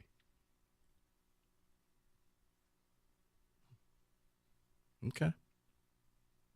Kenny's lurched over in excitement. So listen. David's just making all these sighing noises next to me. It feels like he's ready to explode. So I was waiting on him to say something. 248-539-9797. Do the Jim Costa Talbot power stats, do they mean something? Are they something or nothing? Product of his environment, this guy's not going to be an upgrade, or do you not buy it? I'm buying it. I heard Costa say that live this morning. Yeah, it was really good radio. And it was like, Whoa. Okay. He can be smarmy, but I'll never doubt Jim's preparation. It was excellent. Jim works hard. 248-539-9797. We'll take some phone calls, get some ticket texts. We got a lot to talk about, the other rebuilds in town. We are going to, Rico, while you've been gone for 30 years, football blitz of the day. Very exciting. Lots to do. 97.1.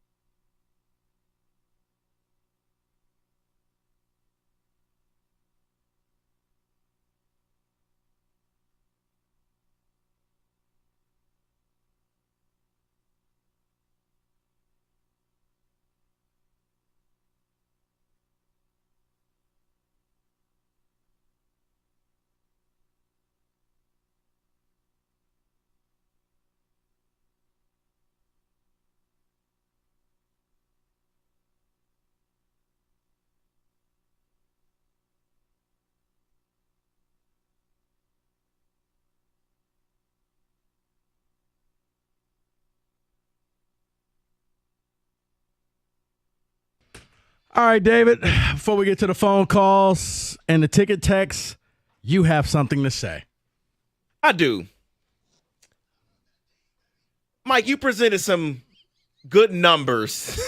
I'm just not gonna ignore that, Rico. You you presented some good numbers there regarding Cam Talbot.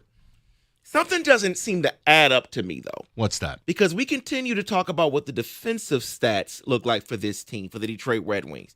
Bottom 5 team defensively. At least in shot suppression. Yes. Correct. But here's the problem that I have.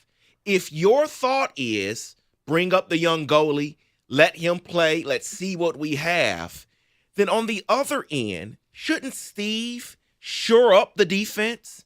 Edvinsson is, yes, better than Look, Evanson has unlimited upside, a massive frame, great pedigree. We all hope and pray he becomes another version of Mo Seider, an elite defenseman. That's the thing. And then you have, what's the other kid, Johansson.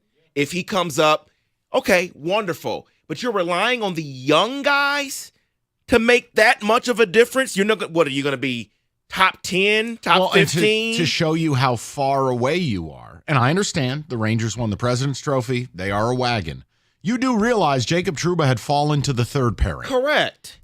Trouba had fallen to the third pairing. And that's why, to me, it just doesn't match up that if that is going to, and this is what you're suggesting, not saying Steve's doing this, but if your suggestion is the young goaltender, then we got to shore up our defense here, and he hasn't done it yet. And that worries me. I understand. That combination of it worries me. Look, I'm worried about all of it because I really don't think you can say, outside of hope or optimism, I don't think you can say the Red Wings got better.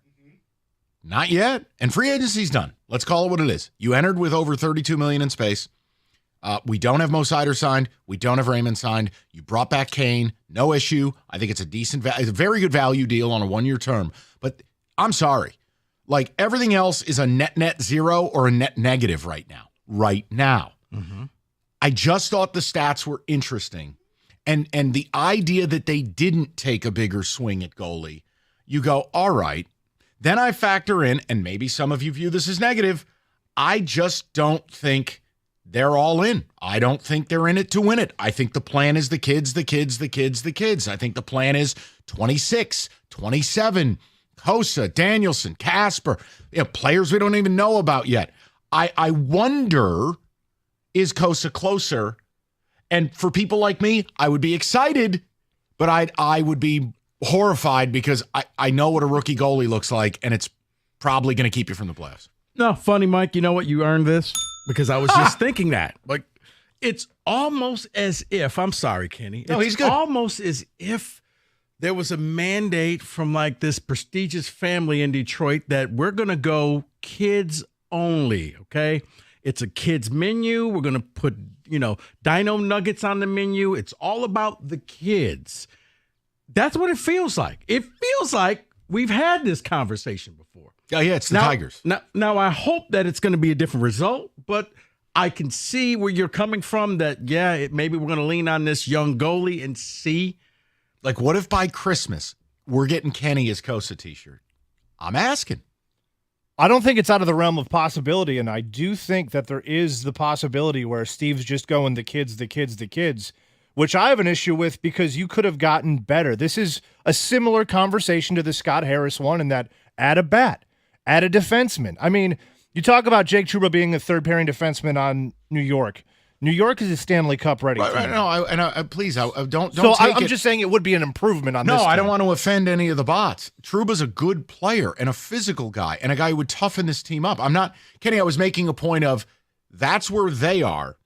The gap that resides is we're looking to him as not a cure-all, but a major piece. The Rangers are looking at him as guy we'd be willing to get rid of. And that's exactly what we should be trying to take advantage of. The same thing with, we talked about Roy in the offseason yesterday when we were talking about guys that you could go and pick up, and he got picked up for a contract. 5.75, right? Exactly, a contract we could have stomached, no problem. So I think this tells you that there is a real shot, barring a trade for like Trouba, a defenseman that we're not thinking of, that this could just be the kids. So if they go youth movement this year and they don't make the playoffs, what happens? Do you think the will of the people would shift? I view that as a failure by Steve Yzerman. And I think every fan that goes to that building has every right to be critical of this offseason and trade deadline.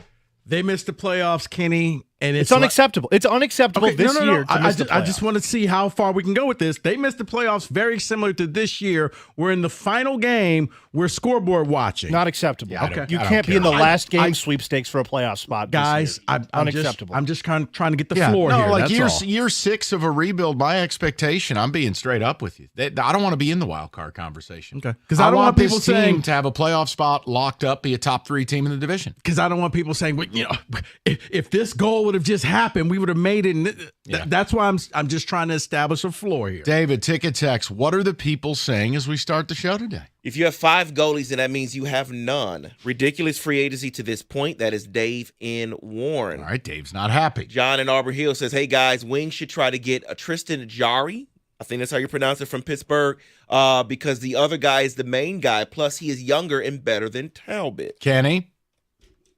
we're in the trade market now. Don't have an issue with it because right now, as you said, we are in the trade market. It has to be a move like that or a defenseman because let's say it's Kosa's season, right?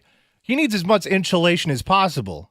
And if that's a defenseman, if that's a Tristan Jarry, I don't know. Guys, also, just to be fair, and Kenny here, I want you to be the bumper bowls. I'll set up the bumper lanes for me and Rico. I sure as hell don't want to say anything stupid. Not more stupid than I already am.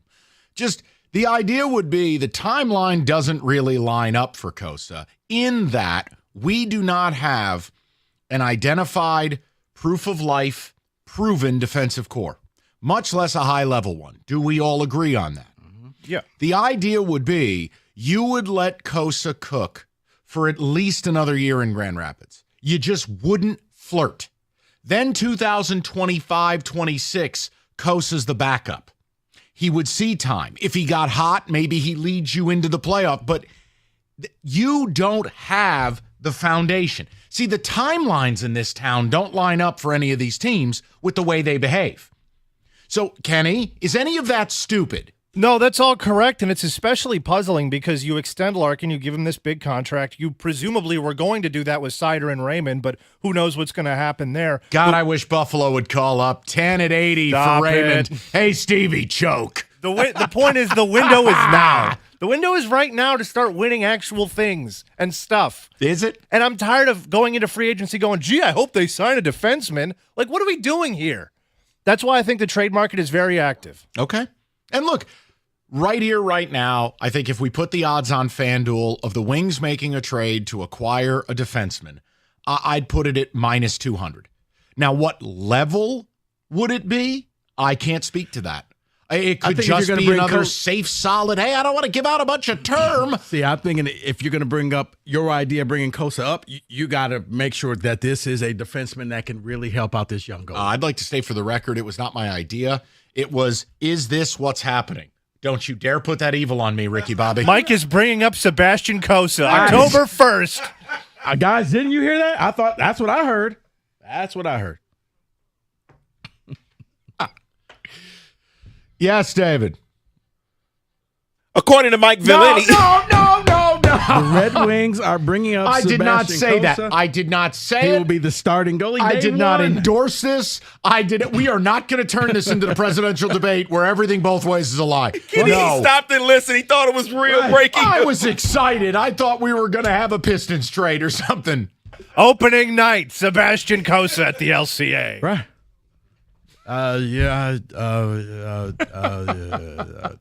Kosa. We killed Medicare.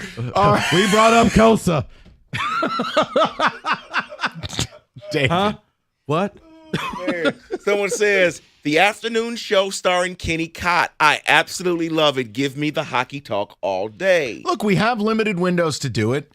Look, as much disrespect as we throw Kenny's way, I think Kenny is as knowledgeable as he is passionate. And guys, we're in the entertainment business. Like, yeah, you have to have some fun with this stuff. Otherwise, I don't know what the hell we're here to do. Yeah. So it's just, guys, no one's happy. Well, unless you're an absolute bot, I don't think you're happy with the offseason. I think you could be neutral, and then there's going to be a classification of fan that's just angry. I'm just more in the I throw my hands in the air phase and go, show me opening night. There better be something between now and then. Man, I just see the parallels with the Tigers, and to me, the goalie situation kind of feels like third base with the Tigers in the offseason. We're just going to bring in a bunch of guys, and somebody's going to and eventually Chase Young will be here. Yeah, somebody's going to get it. We don't want to block these people, and we'll just figure it out. We'll Frankenstein this thing. 248-539-9797. Your phone calls next. 97.1.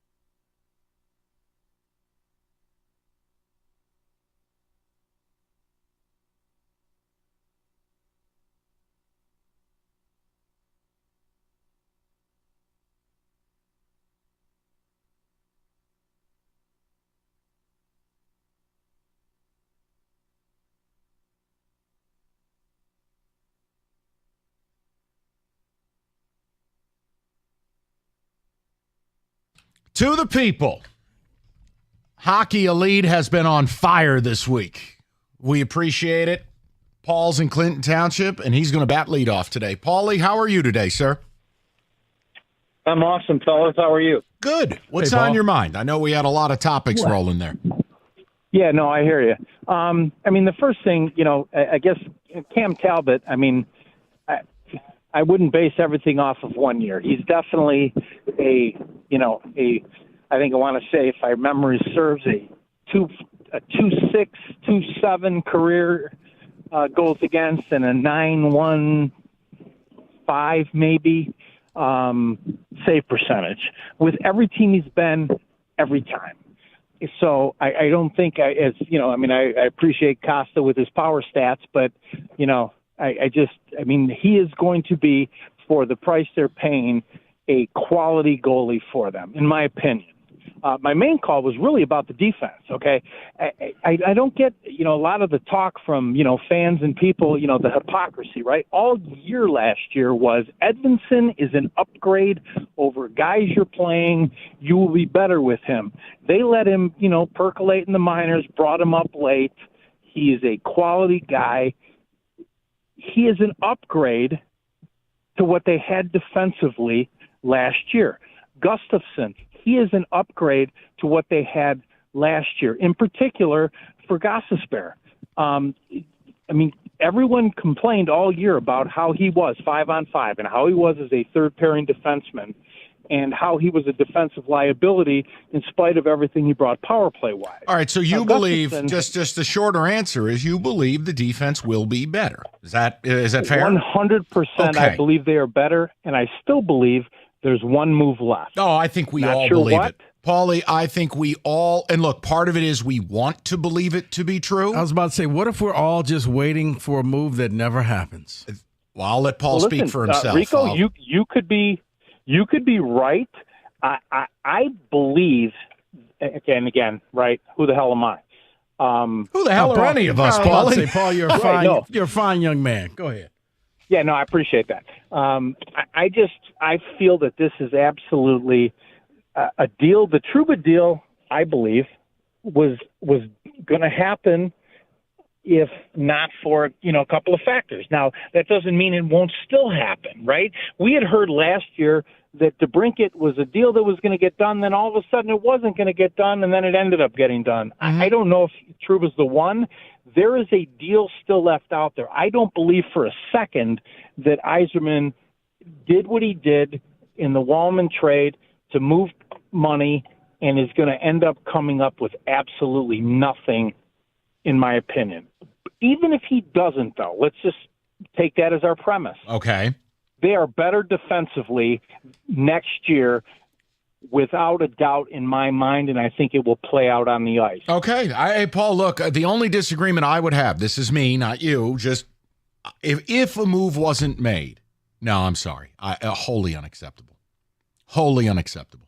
It means you're all in with the kids. You can't have the Blackhawks trying harder than you. And I'm not saying that everything they did was responsible. In fact, it's a little bizarre how quick they're trying to get good. Yes, they have Bedard, but they're years away. But they were hyperactive, right? My point is you can't be at this point in year 6 and have your move be retaining Kane. That's the move. I mean, Kenny himself has said you're worse offensively right now based on how it's put together. Let's say Paul's right. You got a little better defensively. Incremental isn't going to get this team anywhere. Okay, let's say they're incrementally better, and then the Rangers will incrementally take your head off like they did to the Capitals in round 1 of the playoffs. No, it's if this is it and there's no more moves, then it does beg the question of maybe we just gave Yzerman way too much credit that he didn't deserve. Or the Yzer plan was just the 10-year rebuild. So I don't know. We're going to find out. I'm hoping there's a big move because free agency, I don't want to use the term dud. It was disappointing to me. Who am I? Go to Mike, 97.1. Hi, Mike. How you doing? Good. How are you guys doing? Good, Mikey. What's on your mind? I think the Wings are going to be pretty good this year. I think, last year we were begging for the kids. We're waiting for Casper to come up to fill in that second role. We were waiting for Edmondson to come up. And I think they waited too long on the kids. I think that's the reason why they missed the playoffs.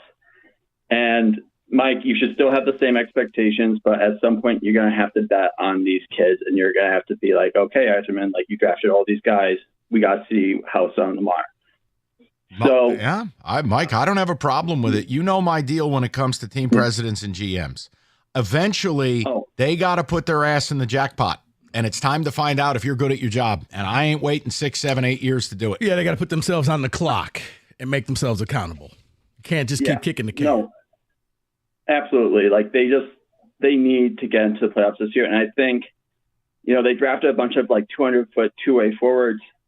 Like if they play like a strong dump and chase system. So I think Eiserman has been building a team that's planning to murder the other team when they dump the puck in. And I want to see some of those kids up. So that's what Eiserman needs to do. He needs to actually bet on himself and bet on the Wings development team to get it done. Yep. And at least then we'd get to have a conversation and stop moving the goalposts. That I would love it. Let's go to Brian. He'll get the final word on this deal. We'll move on to other endeavors. Brian, what's going on, buddy? Not too much, guys. How you doing? Good. What do you got? Hey, so when we were doing the car flag call last year, everyone was getting warm and ready for the playoffs, and I called and I gave a 2 out of 5 car flag. I'm going to die on this hill. I'm a team defense guy. So do I like that Gostisbehere and his double-digit negative plus-minus is gone, and maybe we rely on the kids more to insulate our goalies? That's great, but, as a whole team, in my opinion, you still don't have, a very good second-line center. I was probably stronger on the JT Compher signing because of what he did with the Avalanche run when they won the Cup. But, he didn't come in and take that second center role. And I think you have a lot of guys that are in the mold of like a Compher, Fabry, Kopp, and you just don't have a good second-line center that plays great defense in the zone. And, DeBrincat and Kane are great, but they're not great defensive, offensive players. They're not 200 sheet of ice players. So not only are we questioning after, 6 or 7 years, the body of the 3 pairs of defense and how we're insulating our goalie in the back end, but as a team with all this time, they're not better at team defense. So, but hang on, there was a splash sighting with Pavel Datsyuk at the development camp, but I'll hang up and hear what you guys have to say. In short, we don't have the team talent and the team defense. Thanks, guys. Yeah, and look, that, the point, and I mean, Kenny, I hope you're okay if I share this. We were talking off the air. It's nothing salacious. But, Kenny and I were watching an interview with Montour, who signed with Seattle. And again, I'm not telling you this is Ray Bourque. It's just the idea of whether it's a Montour or a Roy. If the Wings had signed a longer-term deal, for instance, Roy signed at a 5.75 AAV, 7 years, probably a year or two more than you like. Well, that's the marketplace. If they had added Roy, are you a better team today with a higher level of certainty as you begin slotting in the kids with Mo, Roy, Evanson, and then, Gustafsson fills out the bottom of that? Yes. Ultimately, and Kenny, I'm not putting words in your mouth. You go, no, there's nobody out there right now that's better than these guys. I mean, even if they go and get Jacob Trouba, is Trouba at this stage of his career better than the 2 aforementioned guys? Probably not. So you start asking yourself, all right, well then, if not now, when? And if it's not these moves, what is it? I think we're all more than willing to tip our hat, flowers galore if we pull off some amazing deal here. But, what's the deal? See, that's the problem. Who's the player? I'd hate to break it to you, but, Rasmus Dahlin is not coming here. I don't know what deal people think is happening. No, it's just funny because I remember last year at this time we said Wings have acquired Zdeno Chara, 2006. If he doesn't make the big splash next summer, then we're going to be upset. But see, and I'm not mad at you. I'm mad at what you said. That's what this town does. Yeah. We have goalposts that are equipped with wheels. But it was all, next summer, he better do something. But it comes back to what you said, Mike, is if not now, when? I don't know. This is the window. You extended Larkin. You're presumably going to do something with Sider and Raymond at some point. I would like that to happen soon. For Radio Gold, I wish somebody would break your cute little unspoken rule. I wish a team like Anaheim, who's only got $55 million on the cap, would go, hey, Mo Sider, here's 10 at 80. Choke. And I wish we could fill the studio with strippers, Mike, but it's just not going to happen. Whoa! I'm making a point. First of all, why is David more excited than anybody else? Well, I mean, he's a very virile man. Oh, you caught that? I did. I was like, David's in there celebrating. Summer driving season is upon us. Combination of traffic, 18-wheelers, construction everywhere. It's summertime in Michigan, and if you're injured in a car accident, you need to call David Femininio. Him and his team ready to help you right now. And David doesn't take a fee until he wins your case. You could speak to David personally right now by calling 855-65-CRASH, or you can go to that website anytime at getdavidgetpaid.com.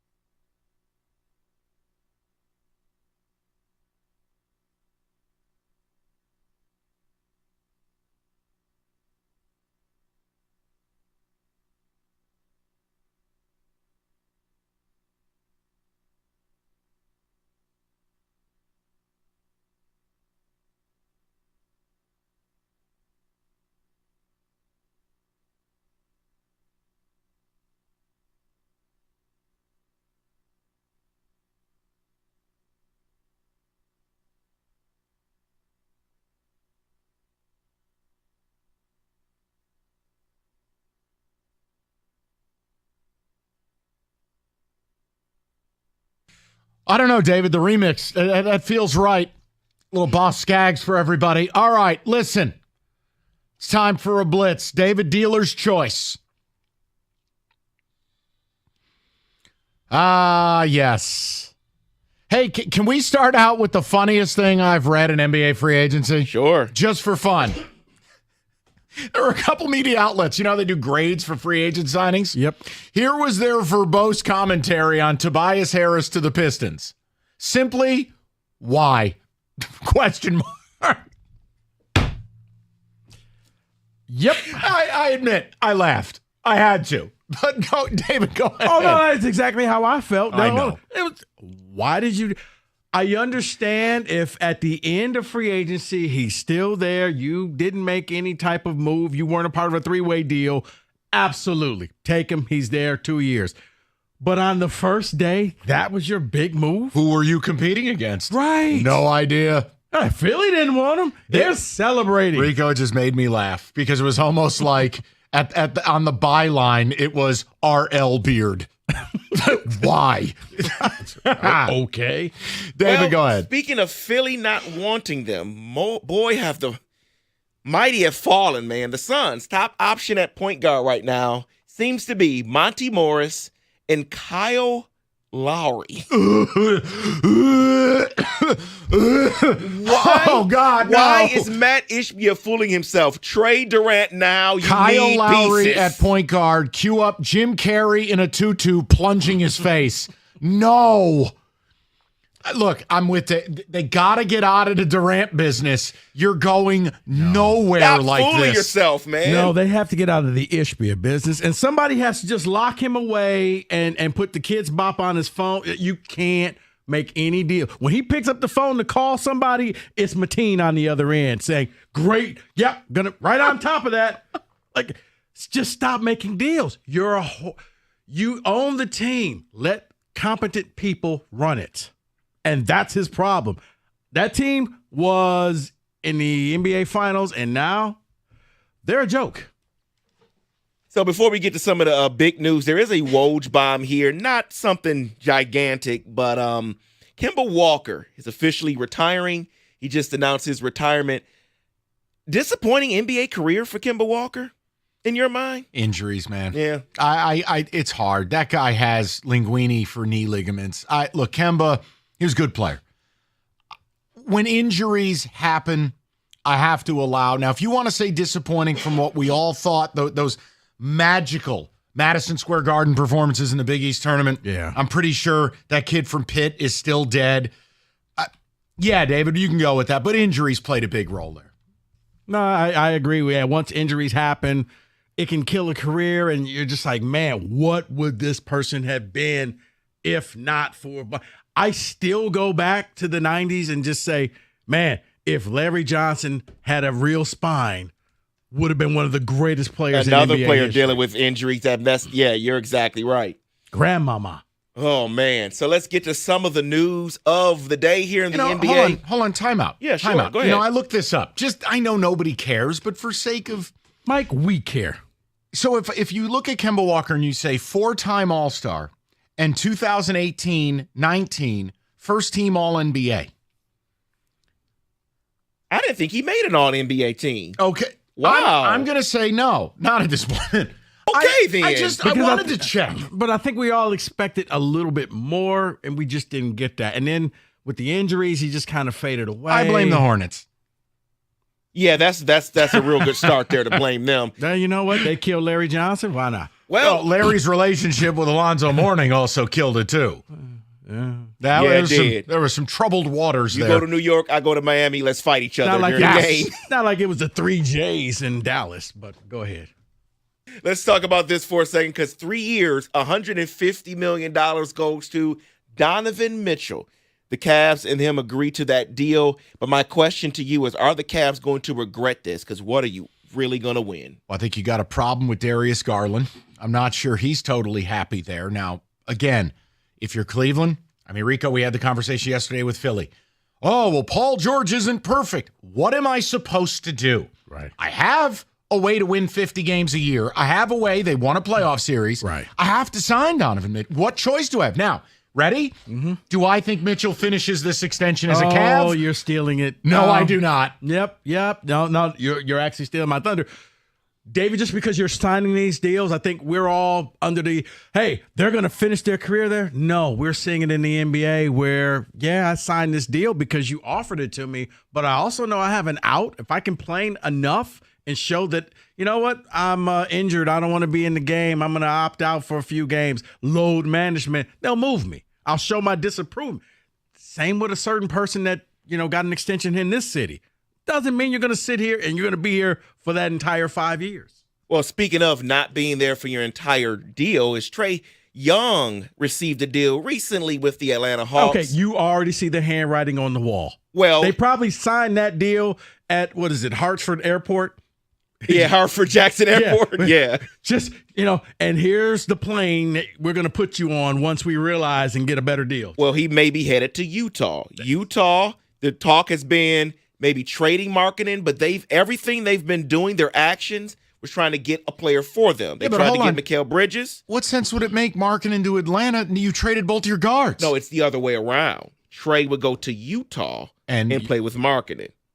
Okay. That's what's being discussed. No. And what is Atlanta getting? I don't know yet. It's just a conversation happening. No. And stuff. Dude, Trae Young is terminal. He is not a winner. I'll say it again. He had 2 wonderful games, including one where he basically told Knick fans what they could do with themselves. No. That's it. Now, here's the thing, Mike. This is not going to be a good comparison because I know how you feel about this person, but to me, he's like Kyrie. You put him on a team with somebody else who's the alpha and let him be the second option, and I think he'll flourish. But if you're asking Trae Young to lead your team to a championship, that's not going to happen.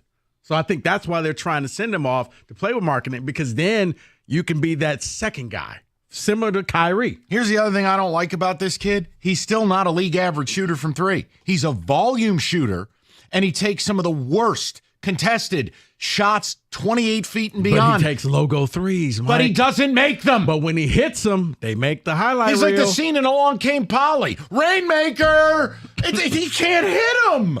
But when he does, that's that. No, please. No, that's the one highlight that you see. You don't see the other 19 bricks. Plus, you can't win a title with male pattern baldness. See, that is true. No. That is true. It's science. Read the collective bargaining Durant agreement. has a ring.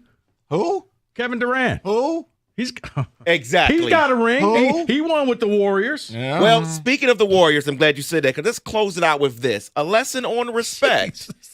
Yeah, where's the respect here? According to reports, Klay Thompson felt disrespected by the organization. He asked Steph Curry not to exert his influence over the Warriors' negotiating position, and he wanted to see how they respected him.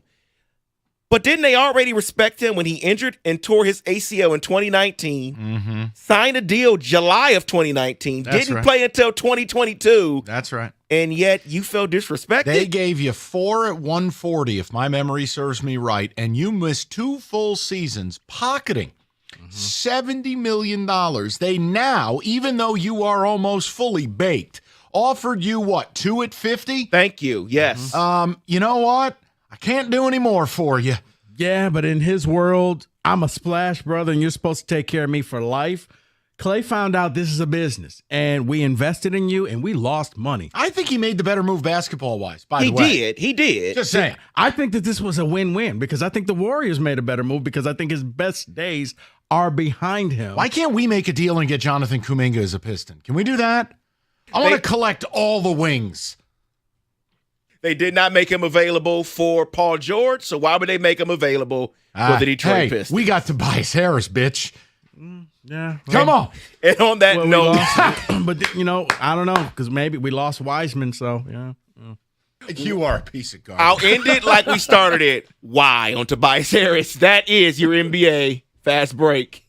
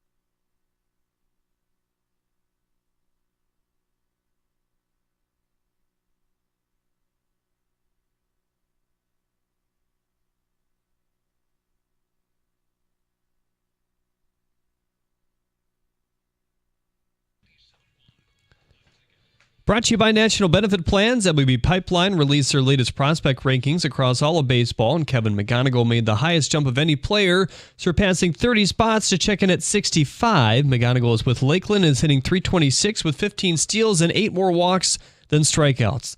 The big league team kicks off a 3-game series with the Twins tonight at Target Field. Hear the action right here on 97.1 The Ticket. First pitch at 7:40.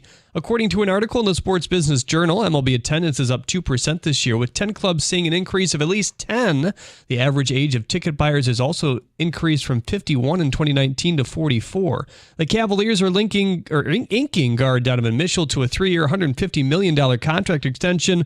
Woj reporting that, quote, a significant part of Mitchell's belief in committing on a new deal comes in his confidence in Kobe Altman's vision to keep building the Cavs into a championship contender and an alignment on their partnership together, end quote.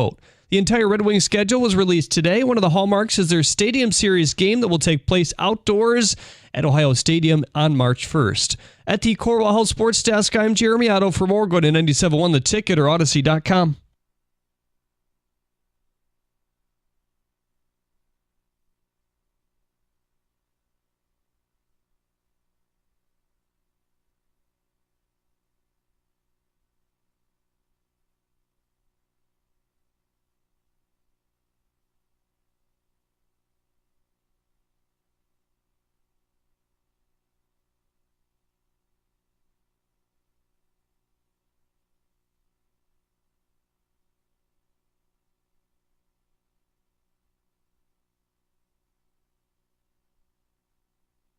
All right, 3 o'clock. Nice to have you with us. If you want to hear some power stats and a analysis of Cam Talbot a day later, Odyssey.com rewind. We have a question, though, about the 3 rebuilds.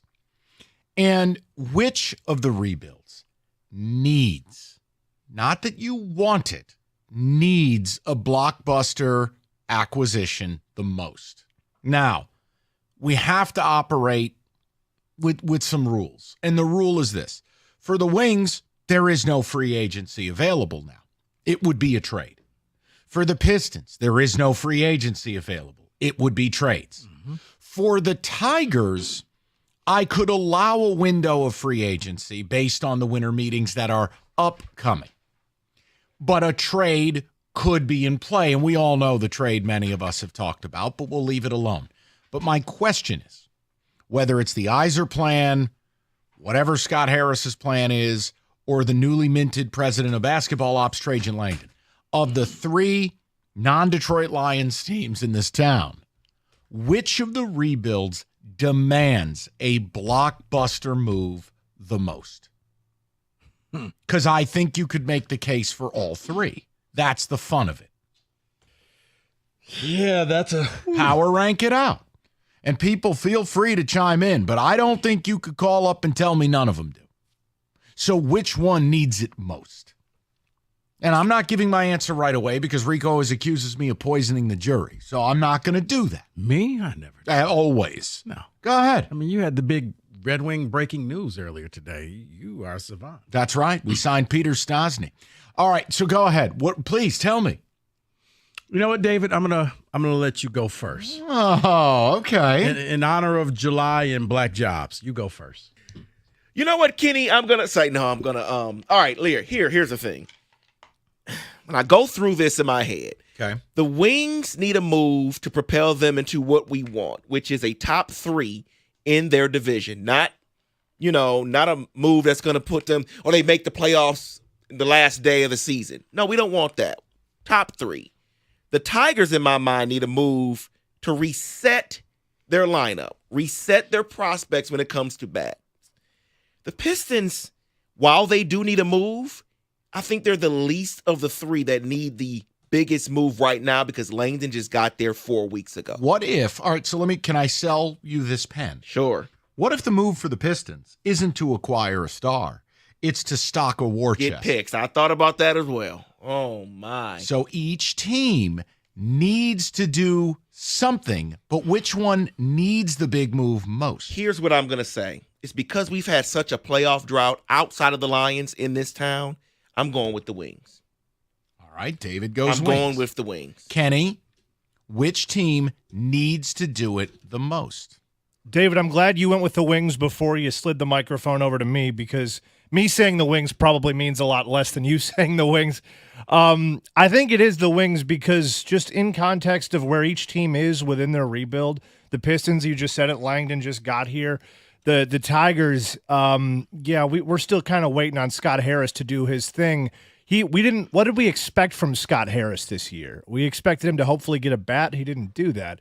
We were expecting more out of the Red Wings, and they're further away from the goal. The goal was to be in the playoffs, thoroughly in the playoffs, and from this offseason, we're not close.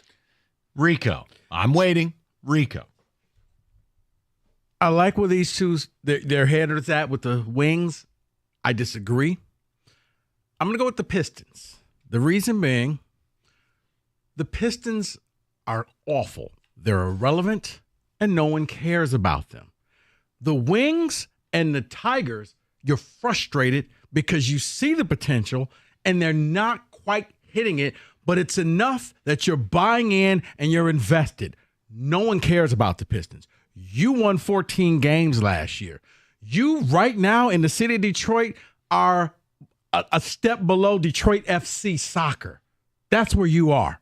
Okay? So the Pistons, they got to do something because they're irrelevant. And for the first time since ever, no one cares about this team. See, if I give you my honest answer, it's going to sound like I'm trying to be provocative or different. I'm not. My answer was the Tigers. Because, look. No. It's Mike, I don't mean to cut you off. Fine. This is one of those, I don't think there's a right answer or a wrong answer. You can make a case for all of them. I feel like the Tigers have the pitching that they could win their division had they done anything. And whether the big move is getting Javi Baez out of my universe, or whether it's trading Skubal to get high-end prospects to speed this up. Because let's look, you just heard Jeremy Otto. Look, everybody's excited, but Max Clark and McGonigal are 2 years away. You know, McGonigal's entered the top 100 prospect list. Wonderful. Yeah. Clark will be in the All-Star. These guys are at single A. Yeah. Okay, so now they're a year away from being a year away. Like that is way out there. With the Wings, I could make a case, and I'm not telling you I would bet my life on it. I could make a case that next year, all of a sudden, you're talking about Evanson being one of the best young defensemen in the game. You're talking about Costa coming up. Happy birthday, Kenny. And the Wings all of a sudden are a playoff team. Now, I agree they need a move to be more than just fun.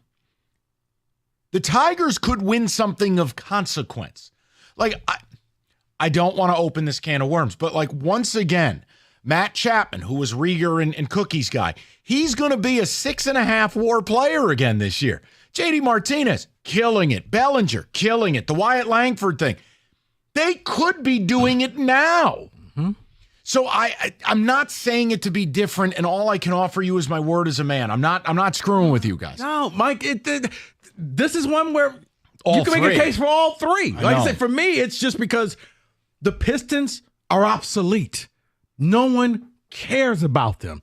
You are awful. There's no other way to put it. You don't see a future. We're talking about, can you just blow this up and go the OKC route with a war chest and maybe build it back up? So, yeah, you need something. If you're going to keep Cade, you need somebody with him, or else this all falls apart, because then Cade walks and we have to hit the reset button yet again. I still in my heart, I hate saying it, but man, unless things don't get a lot better in the next 18 months, trade deadline at 2026, Cade's reps get me out of here. Yeah.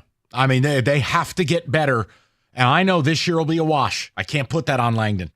But man, they better have a huge summer next summer and get this kid some help.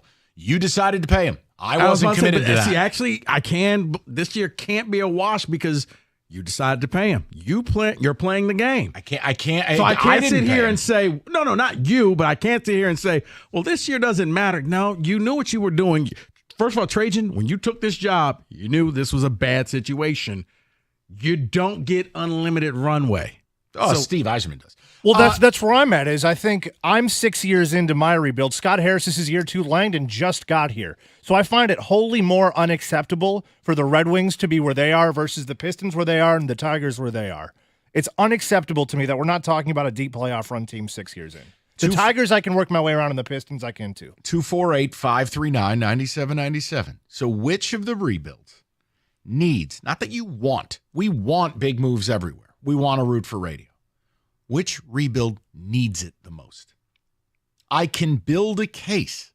The Wings are a playoff team without the move. I agree with Kenny. I don't think they're going to be a team of consequence without the move. The Tigers, guys, it's very difficult for me to have optimism because, again, Max Clark and McGonigal are at single A.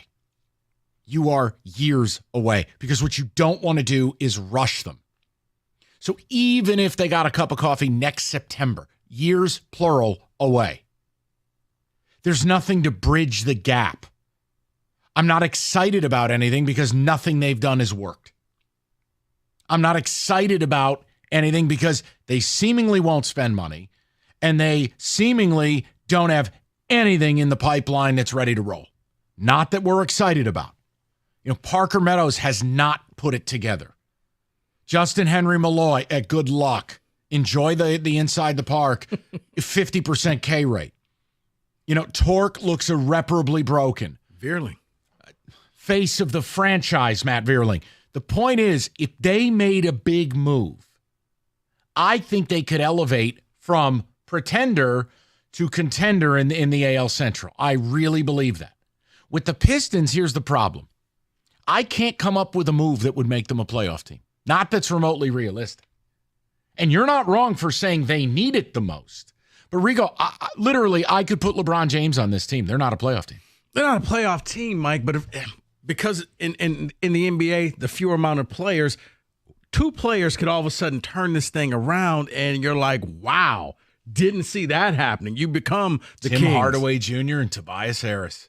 Get excited. Call for tickets. I'm going to see my way out. 248. Mike will be here till 6. 539-9797. We'll get your phone calls and ticket texts coming up next. Being number one, not easy. Takes years of experience, dedication, and determination. Number one mattress purchased by millions every year is Serta. They got the experience, 111 years of it to be exact, and they make the best mattresses right here in the state of Michigan. Right now, during the 4th of July summer sale, save up to $900 off an iComfort adjustable mattress. Just go to Serta.com to find a retailer near you. That's Serta.com.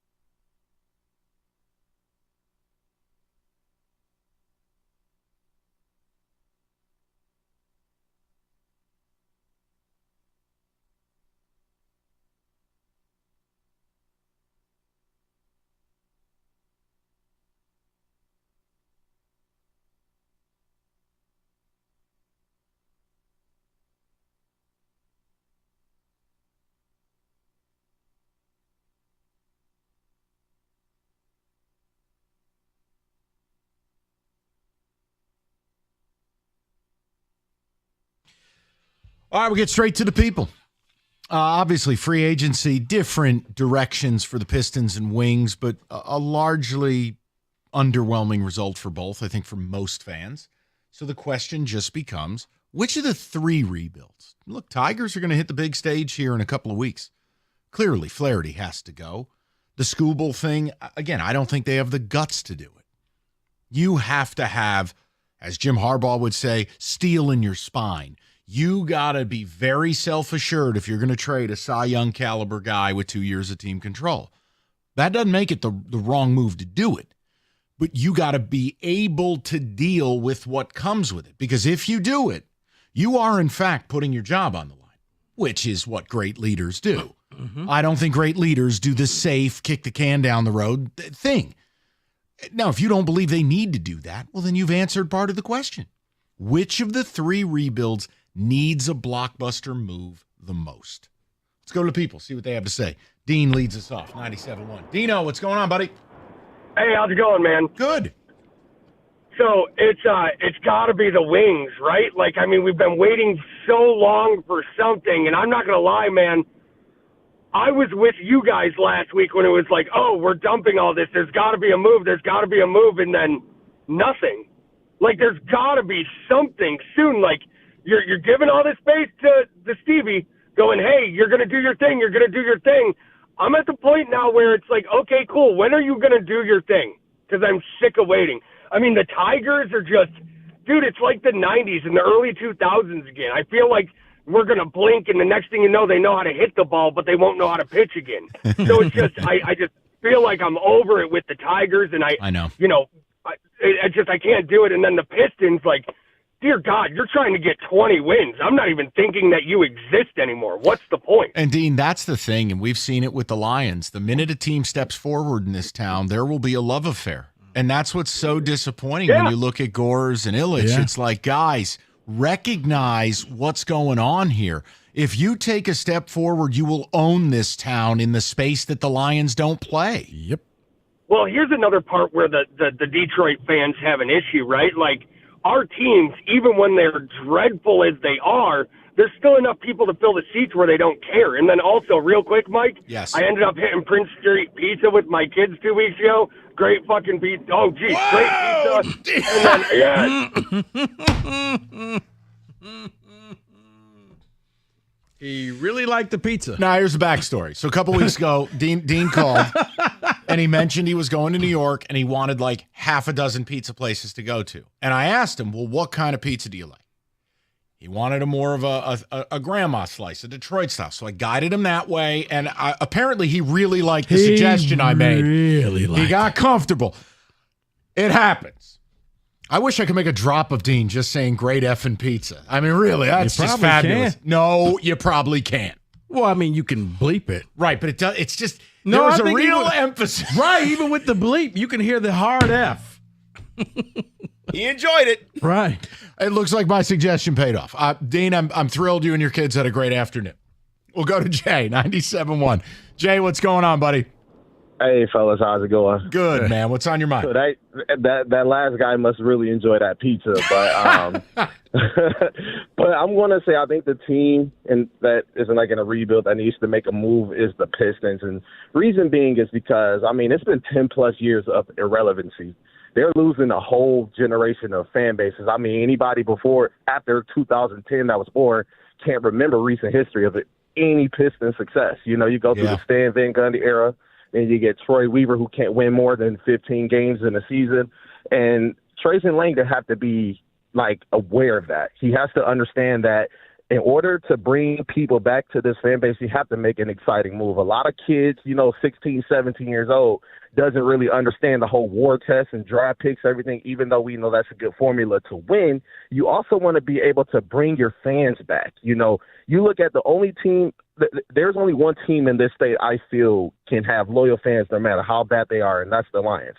Everybody else, I don't think you have that luxury. Like with the Pistons, you see people being Warrior fans, LA fans, New York fans, but nobody here reps the Pistons anymore. And then you have fans going to Little Caesars Arena and sell the team, That's showing up my with fault. different. I mean, you That's had my little, fault. you had I little did kids that. in T-shirts, Mike. Like, Jay, I'm with you. That's my bad. They fall into a level of where it's apathy. No one cares. That's why Yes. they need the shot in the arm the most. Because we Yes. get angry about the Tigers. We get angry about the Wings. We don't care about You know the Pistons. problem for Right. both Jay and you? And I'm being serious. I'm not even trying to be a Richard.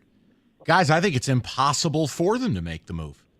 In today's world, I don't even know how you would acquire a high-level player because the player control in the NBA, Jay, you can't just trade for a guy. His PR team will be like, great, I quit. Yeah, like it's yeah, just, it's cloudy. It's cloudy and snowy 6-7 months out of the year. Do you really want to go to Detroit? Think about that. Right. But Trajan Langdon has to do something. He has to get in Tom Gore's ear. They have to do something, even if you got to pay somebody Jay. the most amount of money. Do something because you have They need nobody picks. in the No, state no. I wondering think, if you're Jay, here's what I think they really need to do. existing. Something that they did the last time they were good. They got to go to Make the a bold island of trade. misfit toys. They got to go and get the people that we all say, this guy, but it worked because they Yes. got a bunch Yes. of people who wanted a second chance. And Yes. maybe that's what you got to do. I don't know if you guys are going to beat me up over this, but What? I would have done something to try to bring Devin Booker home. I mean, he clearly still has kind of a soft spot in his All right, heart listen, for Detroit. Listen, He was Jay, just- here's your problem. Yeah. No. I'm not going to beat you up on it. I want to explain this to you. If he was going anywhere, it was going to be the Knicks. Second of all, the Suns have made a commitment that Beal has a no-trade clause and Booker's their best asset. Even if you tried to make that deal, here's your problem, Jay, and I'll answer the question. You do not have the draft capital to make that move. Here's what Devin Booker to the Pistons would have to look like. It would look like the Paul George trade. Go back and look at what the Clippers gave up for Paul George. It was Shai Gilgeous-Alexander. I'm pretty sure Jalen Williams. It was 5 first-round picks plus pick swaps. You don't have that. You don't have the draft capital. You don't even own all your own draft picks. No. So I'm not mad at you for saying it, but when I tell you why Rico and I want to take on literal dead corpses with first-round picks leaking out of them, that's why. But we don't have a war chest. We don't, which is why you're going to have to go and get some damaged goods. And people are just going to have to live with that of some has-been star and hope that maybe you can catch lightning in a bottle similar to the way that you did for the going to work team. You would trade for a crackhead if he had a first-round pick in his cup. An actual crackhead. As long as there's a first-round pick in the Dixie Cup. That's all you care about. But yeah, you're going to have to go and get some type of player like that, and it's going to be something ugly. It's going to be something that you're like almost ashamed. Like, all right, oh, Rico God. wants Mo Bamba. You know what? No, he just signed for a year. But no, it's like, but you know what, Mike? How many teams are going to take to figure out that kid can't play? I don't know. Amazing. He hoodwinked the league, but Hey, no. we used to think kid can't play, couldn't play. Oh, KCP? Mm-hmm. Yeah. He carved out an okay career. He just didn't do it here. No, but the thing is, you may end up doing something where you're covering your eyes saying, man, we just took Miles Bridges. Oh, my God. This is where you are. When you win 14 games, you don't get the chance to be picky. 248-539-9797. All right, summer, it's here. Beyond your busy schedules, it's about summer flavors as well. The Kenny Cott Pizza menu is here. The Pickle Bacon Ranch, inspired by Kenny's weed-infused brain.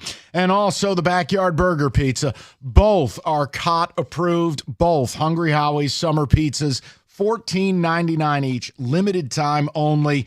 And again, your choice of flavored crust. Go to hungryhowies.com or simply download the Hungry Howie's app to start your order now on these limited summer run pizzas. It's Hungry Howie's.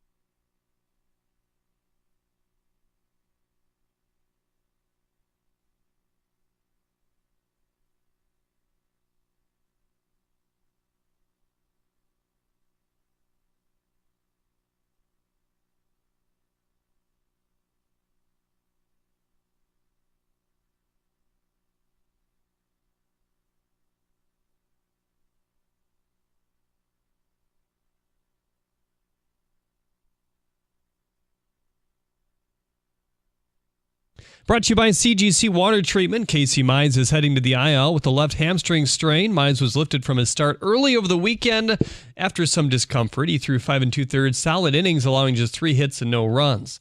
The Tigers face the Twins tonight. Tarek Skubal opposes Simeon Woods Richardson. The 23-year-old faced the Tigers in his first start of the year, tossing 6 innings of 1-run ball. Pregame starts at 7:15 right here on 97.1 The Ticket. ESPN released their offseason NFL mock draft for 2025, and 3 Michigan players are predicted to go in the first round, including corner Will Johnson, defensive tackle Mason Graham, and tight end Colston Loveland. After playing overseas this past season, Kemba Walker has announced his retirement from basketball. He played 12 NBA seasons, averaging 19 points and 5 assists, and the Marlins have reportedly DFA'd previous AL batting champion Tim Anderson. He's hitting just .214. At the Corwell Health Sports Desk, I'm Jeremy Otto. More at 4 at 971theticket.com.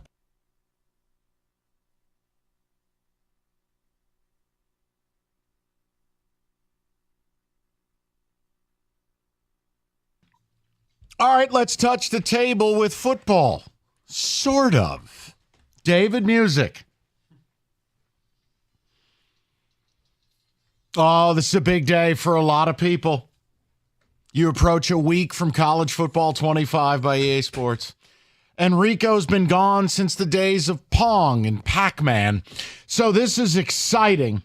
David, what do you have for us today? Here's what I have from you. They went through the Dynasty deep dive, and we're going to go through some things here. We're going to get you back in the game, Rico. Oh, you're selling Rico this pen. We're going to sell Rico this pen. I'm going to start with some of the simpler things.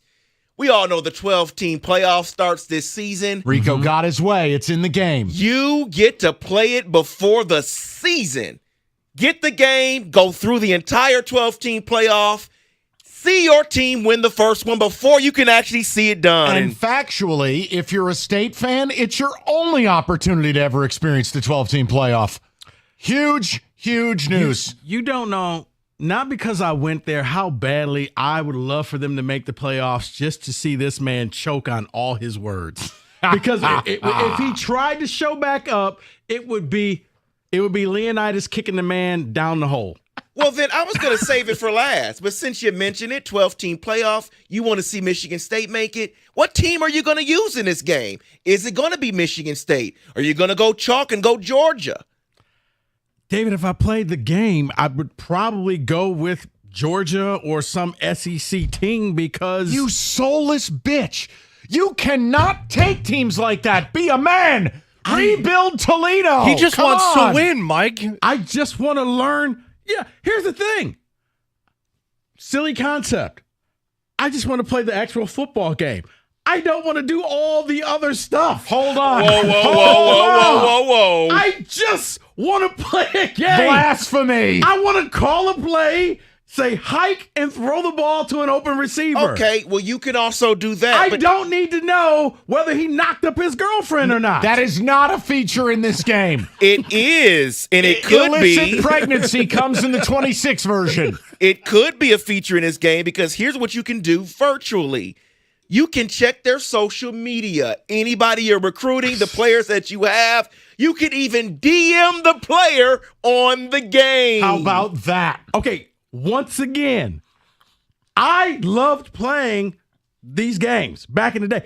I just want to play. I feel like Gator. I just want to play the game. That's not Gator. I just want to play the game. Contact their family and friends, Rico. David, I don't care about real life people and their social media. All right, what on. about the features today? You can build your coaching staff. Yes, you can. And who you hire and the schemes they run and the traits that they have all play into the type of program you're building. Yep, sure can. Sure can. At what point? You can choose to start the dynasty as the head coach or one of the assistant coordinators. Wait, so I can start the dynasty, and I'm not even calling my own plays. You could be the offensive. No, I need my wartime. You could be the offensive coordinator, and you could be a motivator, recruiter, a tactician. I'm the I'm the strength and conditioning coach. No, not that. OC, the DC, or head coach. the coach, which is everything. Yes. wouldn't that just be the head coach? No, if I'm because the what owner- if you wanted to just run offense or just run the defense and There you earn go. a head coaching job There you like go. a real man, not be handed everything like a silver spooner like Ryan Day? What if you wanted to be Rico Beard, the first coach ever from a fake high school of Detroit Western Lutheran Polytech? Detroit, Lutheran West. So if that's why don't I just go get a real job and become a real coach? Well, if I'm sorry, this doesn't sound.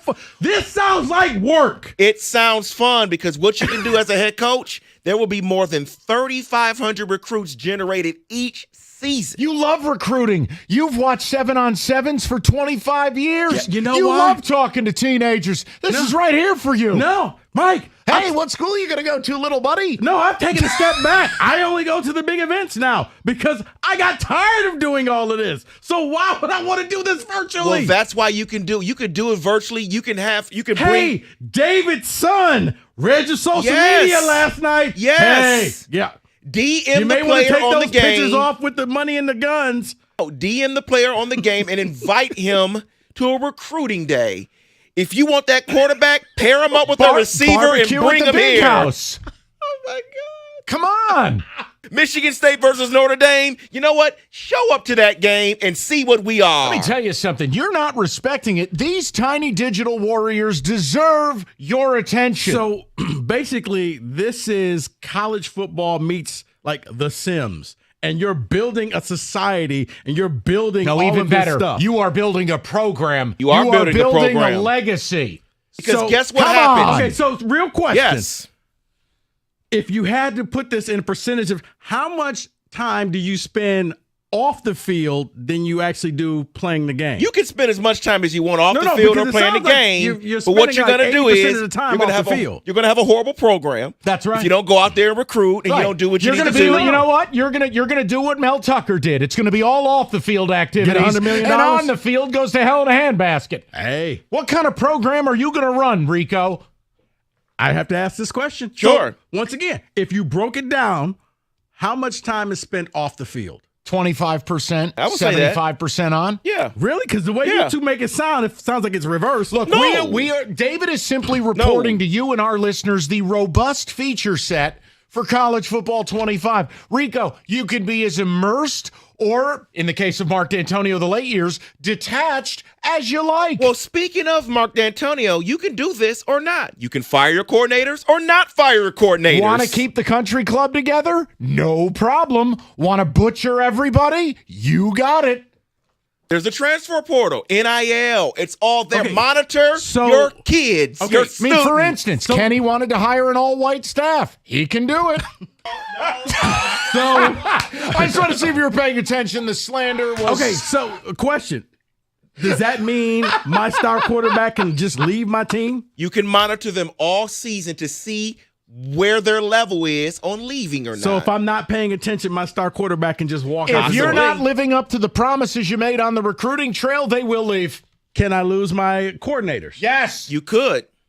You could. All of it. Here's the most important thing. Can my team just boycott me altogether and just not show up? That's 2026. I think this is one of the most important features here, Rico, Yes. because you have ruined college football. That's right. I've ruined college football. Things have changed because of what you've done to the sport. We can bring it all together. You can change and realign conferences again. That's right. You could put the Pac-12 back together. You could put Texas in the Big Ten. You can do whatever you want. You can change the number of conference games they play. You David. can turn off divisions or Rico. David, Put 'em on. I've worked hard to get the conferences where they are now. Why would I want to change them? You know how much work it took to get this done? No, put You know how Maryland many back in the meetings that we ACC. had to have at coffee shops just to tick this man off? Man. No. I'm not changing. They're get all the staying SMU same. out of the ACC and put them back where they belong. That's right. Where do they belong? I don't know. Exactly. You know what? You're relevant the Big now. 12? You could put them back in the Big 12. They haven't been relevant since the Pony Express. Wow. Bring the Pac-12 back, Rico. For what? You didn't Because watch them you in the first can. place. Because you can. You didn't watch them in the first place. All you Virtually needed to do outwatch was them. watch is Oregon and Washington and just keep betting on Washington, unlike this man. There's a ton of features in here, Rico. Come back. It sounds like a bunch of work. Can you, silly question. Sure. Can you just sign up to play the game and not do all the other stoop-to-do? And If you don't want the dynasty, then don't do the dynasty. If you play don't, the game. listen, only I'm not communists asking you. don't play dynasty. I am not agree. asking you. I'm not just going to get the David. game and not play the dynasty. Listen, So you here's have the to key. play the dynasty. You just can't line up and play the game. If you want fulfillment and actual building and a real experience, you play Dynasty. If you just want to be a fly-by-night casual, you play now. The point I'm making is we get to the end of this. You try to be above it all morally. You try to be this real, oh, look at me, I'm a God-fearing guy. What kind of coach would you be in College 25? I'd probably bring back capital punishment and caning if my quarterback fumbled the ball. I like it. I like it. Rico just wants to buy a Ferrari to drive to the mailbox and back with the way he's going to play this game. Yeah, you know what? Yeah, if we lose a game, you're all fired. And You're I all can cut. just tell you, like for me, and I've seen it play out, I would have rampant cheating. That can happen. My goal would be to be suspended twice in one season for 2 different investigations by the EA Sports Commission. Okay, silly question. And still go on to win the national title and get the worst tattoo in history and claim I did nothing wrong. I'd run that program. It feels oddly familiar. Wait. Is that life imitating I would art? be Jim Harbaugh. That's me. So, real question. In your own game, can you be fired? Yes. Yes. So, do you get locked out of your own game? Yes, they will lock you out of your PlayStation. Do they give you your money back because you bought a game now that you can't use? No, you just start a new dynasty. You got bleep canned. Okay. You're out. So, when you just turn it on one day, you need to go see the AD. That's right.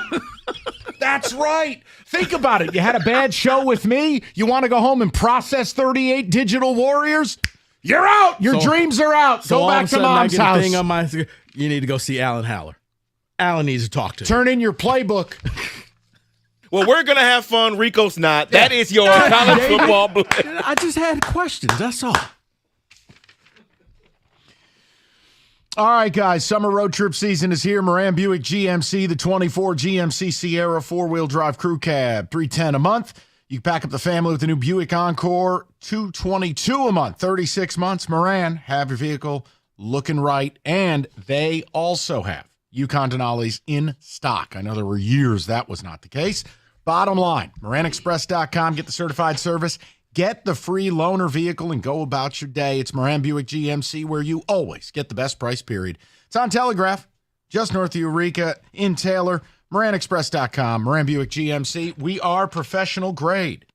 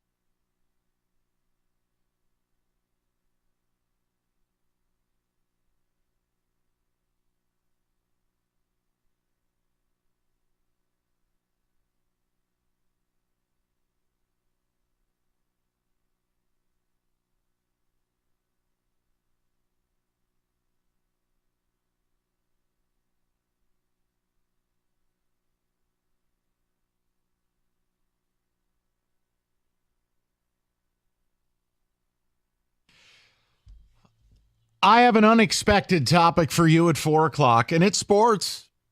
And it's something I don't think you realize I actually care about, but I do.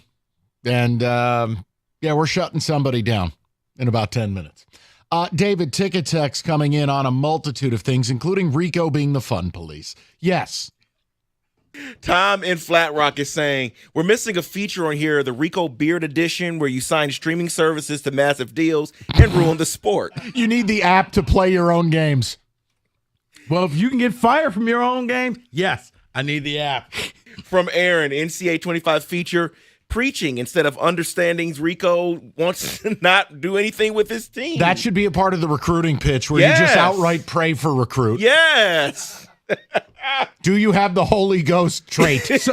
So do you literally have to have like recruiting weekends to get your players up there on this team? You can invite them. Well, if the player's willing to visit, then you schedule their visit, and you can schedule recruits together like a quarterback and a wide receiver. You can get bonus points because they're going to try to play together. Do you have to sit there and actually meet with them? No. I don't know. I got to hold a visit. What do you care? You want to just load up the game and play as Georgia. Scumbag. What am I going to do? Play as Toledo? Guy, please. Guy says from Southwest Detroit. He sounds like a dude from Beverly Hills. Somebody says only Rico will beat Georgia in the video game. Try Tecmo Bowl instead, maybe. Hey. Lawrence Taylor, the original Tecmo Bowl, he could block every extra point. I was about to say, in the original Tecmo Bowl, I was always the Niners, and yes, you couldn't stop Jerry Rice. He caught everything. I always loved in that game how the football disappeared from the screen for 17 seconds and then just came down in John Taylor's arms. Mm-hmm. We've come a long way. This is a little different. That's why I love Madden 92 when the ambulance would come on the field, run the players drive over everybody. Amazing. Or when all of a sudden your player came from the hospital and they come running from the hospital straight to the field. That's when that's when players had a real commitment level.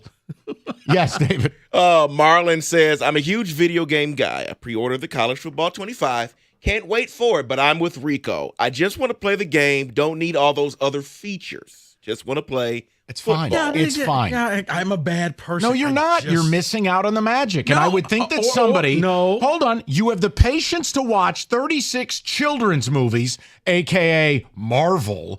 I would think you'd have the patience to want to build a program you could be proud of. The Marvel movies took 15 years, Mike. You know what? I would like to learn the game, and then I'll do all of that other stuff. I just want to have some fun, and then I'll expand. It's like a playbook. You start off with the basic plays, and then Kenny, he seems like the type of guy who would hit the reset button when the other team scored. No. That's what this guy sounds like. What? Only if I were playing you. Like, that's right. Not doing it. Oh, that's right. It's 28-0. I'm done. Wait, Turn it there's off. my internet went out. A 98-yard pass. Nope. Fade to black.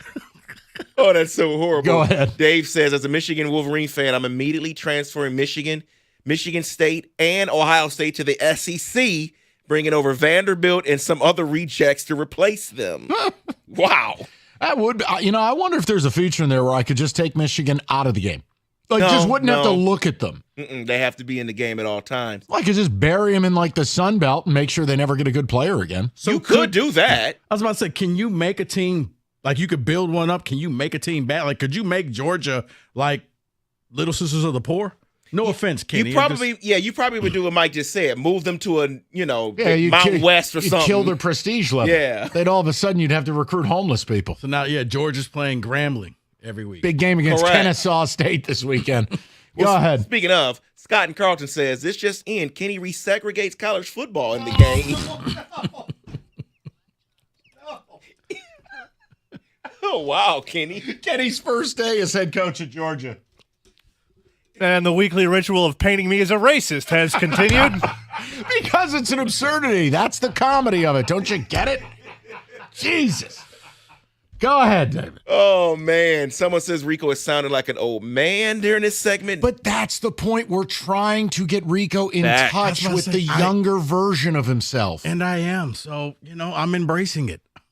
Okay? I wasn't expecting you to say that. 30 was a long time ago for me. I got other So things is in life 40. that I care about. I understand. Listen, I'm trying to help you. Look, man, our program is dead and the sport is dead. What this does is allows you a little window, a little piece of your life where it can be alive again. Where Michigan State won't be a flaming clown car. It could be a respectable program. Or perhaps you want to run a renegade program. Either way. It allows you to have a life again in college football. We don't have that anymore. But it sounds like if I have that life in college football, I give up my life in real life. There could be moments that's the case. Someone's asking a question here, and I forgot about this. Yeah. It says, do you not remember the Rico story about video game taping the VCR and analyzing the game between him and his boys so he can beat him? Where's that Rico That's at? right. Oh, I'll tell you where. That was... You taught Connor Stallions everything he knows, I didn't did, you? yes. You scumbag. That red light is from Rico's idea. Unbelievable. David, that literally was about almost 30 years ago. So, first, think about what we're talking about. The technology was a VCR. VCR, yeah, I know. Okay? Kenny, do you know what a VCR is? Yes, I know what a VCR is. Rico Stallions over here. Hey, I was you, Mike. If you ain't cheating, you ain't trying. Oh, man. They used to have a version of this game 20 years ago. And there was an actual, NCAA, you'd get, hey, player X just got in a bar fight or something. They're like, what do you want to do? Yeah. Suspend, you could do, suspend for a quarter, a half, the game, or do nothing at all. Oh, every time. Nothing. So you were Jim Harbaugh. Yeah, and I got fired before the bowl game. I'm just saying. He didn't.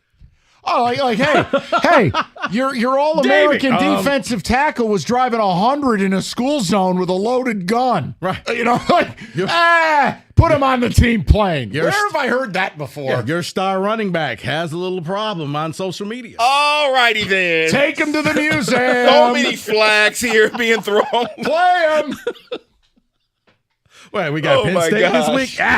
Hey, you found out you got a psychopath cheating his ass off on your staff, and your whole staff listens to him. Amicus brief. Yeah. Another flag.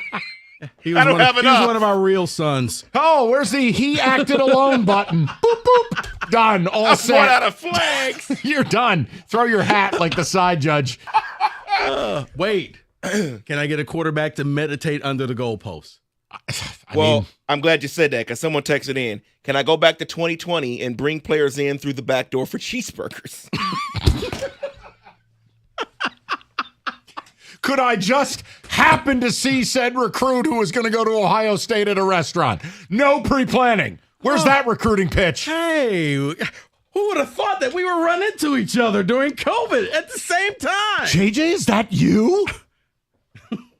Hey, guys, let them have it. We got a national championship. Let's just live with that, okay? Truth. That's the healthy way to go. Yes. You deal with it because you did the dirt, but you got the prize. Who? Honestly, guys, it's not real life. No, it's not. No, it's not. I mean, But I'm trying to give Rico a life. By taking my life away from me. I want to get you a hat. I'm going to get you a hat. Make state great again. I don't know if that can happen anymore. What? Oh, stop. Come on now. You talk about Kenny in the game. I don't know, man. Everybody calm down. Still can't believe last year was real. All right, David, thank you very much. We have an unlikely topic to get to next. 97.1.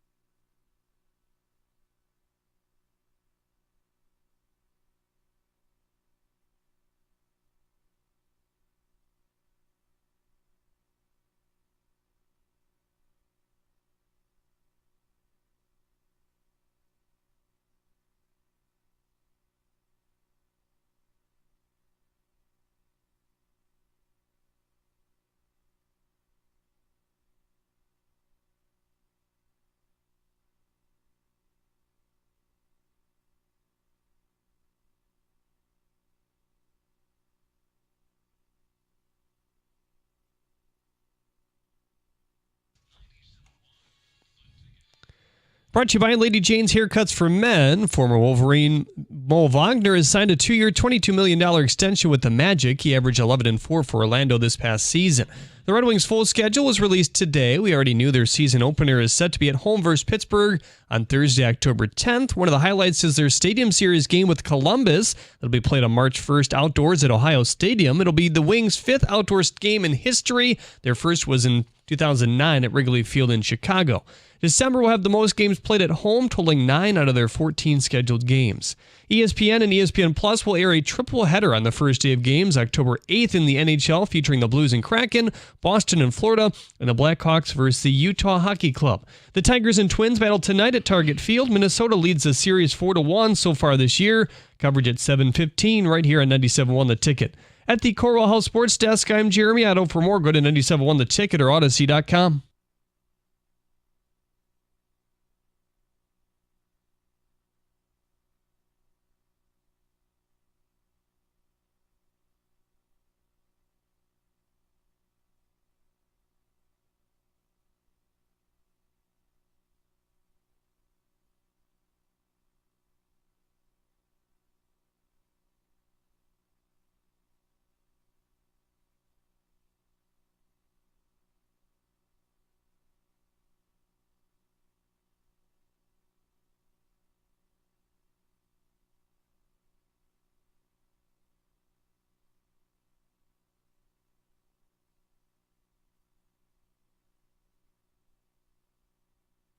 All right, 4 o'clock. Great to have you with us.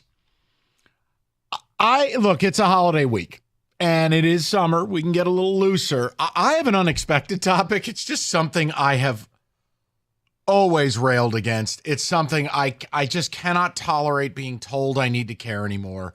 And I do. For me, it's the same thing as the WNBA. It is nothing more than sizzle, not steak. It is a loss leader. It is a nothing product. And it's something that never delivers on what I'm told it is.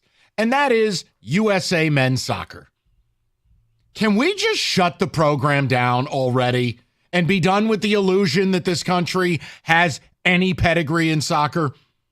Now, look, I know my team's an embarrassment and basically showed up like the Pistons at Euro 24. Fine.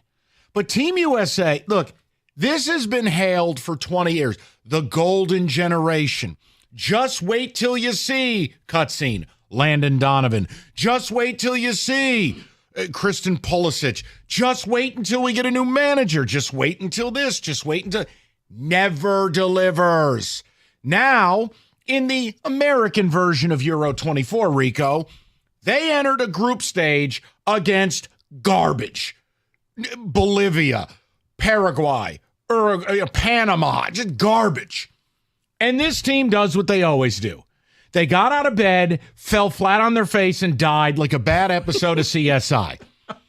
Berhalter, the coach, it's all kumbaya garbage. The guy's over here, David. You see the clip last night? He was telling the players the score of the other game instead of I watched it live, yes. Instead of just winning the effing game in front of them.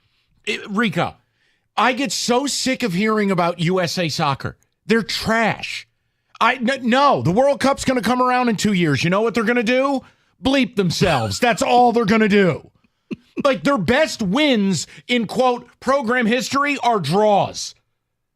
And I have always got to listen to soccer boner guy tell me about how soccer's the future and America's going to be good and just wait. Are we still saying soccer's the future? Bro, you don't understand these people. And before you call up, I like soccer. I've seen games in Europe. I follow my team. I love the World Cup. I love the European Championships. I love it. What I don't love is having to constantly hear about, essentially, Caitlin Clark. Like, I don't want to hear about Team USA anymore. They never deliver. It's like the WNBA will never turn a profit. Stop saying otherwise. Team USA should be banned. We shouldn't even have a men's soccer team. We should just let the women go play. They're actually good. David, it was something where you end up rooting against your own nation. I go to the Spite store with Team USA. And I was rooting hard for them last night. I truly was rooting hard for them last night. They're terrible. And I don't follow it as much as you do. I kind of jump in when it's something like Copa America, Euro 24, and stuff like that. And I'm hoping for, because I've read a lot, and I'm hoping for the better. How is it that our women are great and the men are horrible? And then I do hear, well, they're going to go back to the drawing board. They're going to get a better Every coach. single time They're they gonna have get to go back. Better players. They're going to do this. They're going to do that. I don't care. I really don't. I mean, seriously, it's like no. We were an embarrassment. We're going to fix this problem until it's 4 years later.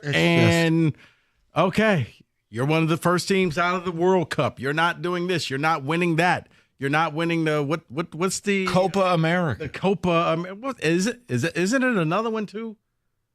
That they're in some other weird tournament. I forgot. Yeah, like the CYO League up in Utica. They might as well play in that. They're garbage.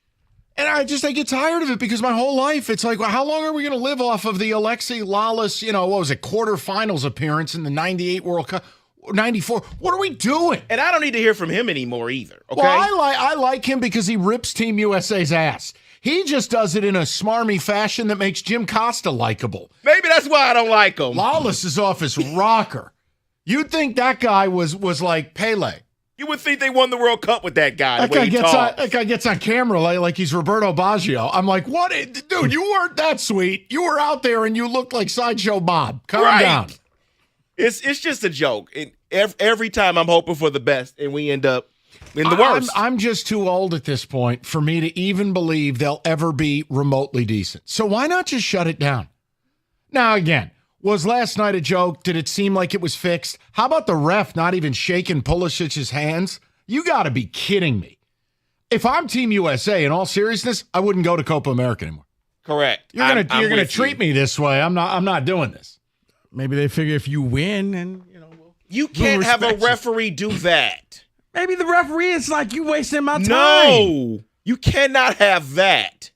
You should never go again. I'm with Mike. Never go again. I get it. We're bad, but that's disrespectful. They also don't play a style. Maybe they need to hire Connor Stallions. That's right. Advanced scouting. They look, they don't even play a style that's entertaining. Look, I'm not saying soccer nerds are going to call up. The point I'm making is, how long are you going to continue with the propaganda with men's USA soccer? Seriously. Just be done with it. No, it is not the sport of the future here. Why? Because our best players are playing real sports in America. Soccer's a wonderful game for other countries. Here, your best athletes play college football. They play college basketball. Yeah. They don't mess with this. It's a lousy program in the United States, and I'm tired of looking at it. I don't know what you got to do. Well, when it lie, steal, cheat, I don't care. Just get a real team or get the F off my television. The idea they couldn't get out of the group stage in Copa America, that is unbelievable to me. It's one thing to say that for the World Cup, but it's Copa America. The talent is not there in this tournament. David, the idea that so is this all you're because I don't care? Thank you. Way to sell the topic. No. Is this qualifying for the World Cup? So no, this has it nothing is to a do? tournament. Okay. It is a championship. Think of it as there's no real American equivalent to it. It's every 2 years you're going to have a tournament and then qualifying, tournament, qualifying. Okay. Because I was about to say, is this kind of like winning one of those in college basketball, the Maui Classic, where you won, but it means nothing? I'll just say yes to it. Okay. Yes. Okay. But it is about, where are you at with 2 years to the World Cup? Where's your program out? What does the team look like? Look, right now, Team USA's got to tear the whole thing apart. You can't have Berhalter back as coach. And you sure as hell have got to make changes to your lineup. I mean, USA, even when they string something together, we have no skill. They can't score. Like, I just am at a point where I get so angry because you know what Team USA soccer nerds remind me of? Scott Harris defenders, Steve Botts. These people that just can't see reality. Like, they just stop defending it. No. It's garbage. No, you're right. You hear it all the time. It's going to get better. Give us some time. We're going to really find out the root of the problem. And it's wait till you see Folarin Balagoon. Yeah, it really worked out. Superb. I'm with you. The best players are playing other sports. They're in the NBA. So my they're in the point is, NFL. I just don't want to hear about it anymore. It's always a different sales pitch. And they're always the same thing. I mean, God almighty, remember the World Cup 10 years ago? Yes. You would have thought Landon Donovan had beaten Spain to win the World Cup. Why? Because he had a miracle goal against Algeria? I got up early for that one. Early in the morning to watch those games. And When they did did your that love to for me. soccer happen? Every time there's a main tournament, I watch. I know. I pay 'Cause attention to it. I I thought love it was a joke until I realized you're sitting at your desk with a game on your phone. Because soccer I can know draw you love because soccer. it can draw you in based on it is every country has this immense pride in their team. Even if you don't care at all. Why do people watch the Olympics where people play fake sports? Because of the whole USA thing, or Italy or Sweden or wherever you're from. Look, the idea would be, wouldn't it be nice for America, you know, the most powerful nation on the planet, to not perpetually shove their head up their proverbial every international tournament? But it's why they got the dream team. They just kill you in basketball. I just swear to you, the people that defend Team USA men's soccer, they are the Scott bots. Hey, just wait until Nate Cornejo gets here. Just wait until you see Mickey Tettleton. Just wait until Granderson. Just wait until this guy, that guy, Max Clark, McGonigal, Torkelson, Mize. It's all the same. It never ends up in anything. It blows my mind because the women's soccer is so much better. They're one of the best teams. So let them play, put all the funding into the women's team, and we're done. USA no longer has a men's soccer team. John Taffer, shut it down. You don't deserve to serve food. Just walks out into the middle of it. Shut it down! Takes the ball, knife. No! Deflate. You haven't scored in ever. No! Raw chicken. No. I will do one segment on this, but I don't care. It's the week of the 4th of July. I had to bring it up. I get so sick of this because then the media wants to jam it down your throat about how this time it's for real. You know what? No, it's not. No. Let's continue this talk. I love the passion that you and David have. Rico, you had No, David, I'm not trying to be funny. Rico is a communist. You had a coach telling his team, not strategy. He was telling his team the score of the other game. What are we doing? Play your game. But don't they do you scoreboard watching other games? No. The Wings were doing it in that final game. They gave up a goal right after. They knew lost the it. score was. They knew what was happening. What was in New York, whatever, in Philly. They knew the score. They knew what was happening in that game. You don't understand it. Just wait till you see Giovanni Reyna. I'm sick of it. And for God's sakes, Landon, shave your head. You're bald. Let it go. Mama's calling. Did you see him? All right, moving along. Northville Lumber, oldest company in the state, largest Trex decking outlet in America. Guys, unlike Team USA Soccer, they deliver. Contractors, homeowners, they bought enough product to cover 26 football fields. Maybe that's what we ought to do at Team USA. Cover their football field with Trex decking. You don't deserve to play. Northville Lumber, buy it, build it, and enjoy your outdoor living space. Some of it as low as $1.59 a foot. Deck season is here. Take advantage of it. And they will introduce you to a Trex certified pro. All you need to do is call Northville Lumber today or go to northvillelumber.com. That's northvillelumber.com.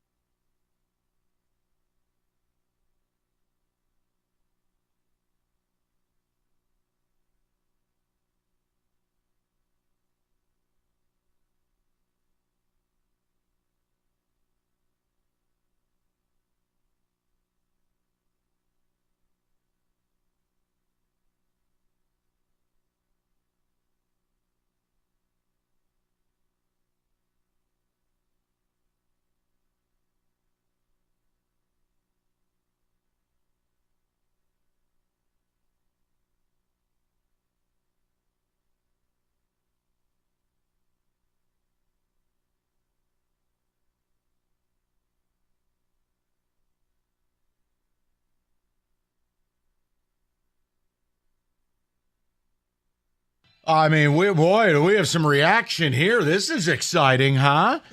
David, we'll get right to the people. We'll save the ticket text. And see, once again, this going back to an earlier topic, if you missed it, Odyssey Rewind, this is why the Pistons have to get relevant.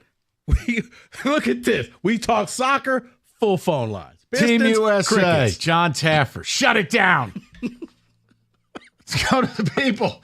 Let's go to Jason, 97.1. Jason, what's up, buddy? Hey, how we doing today, guys? Good. What's on your mind?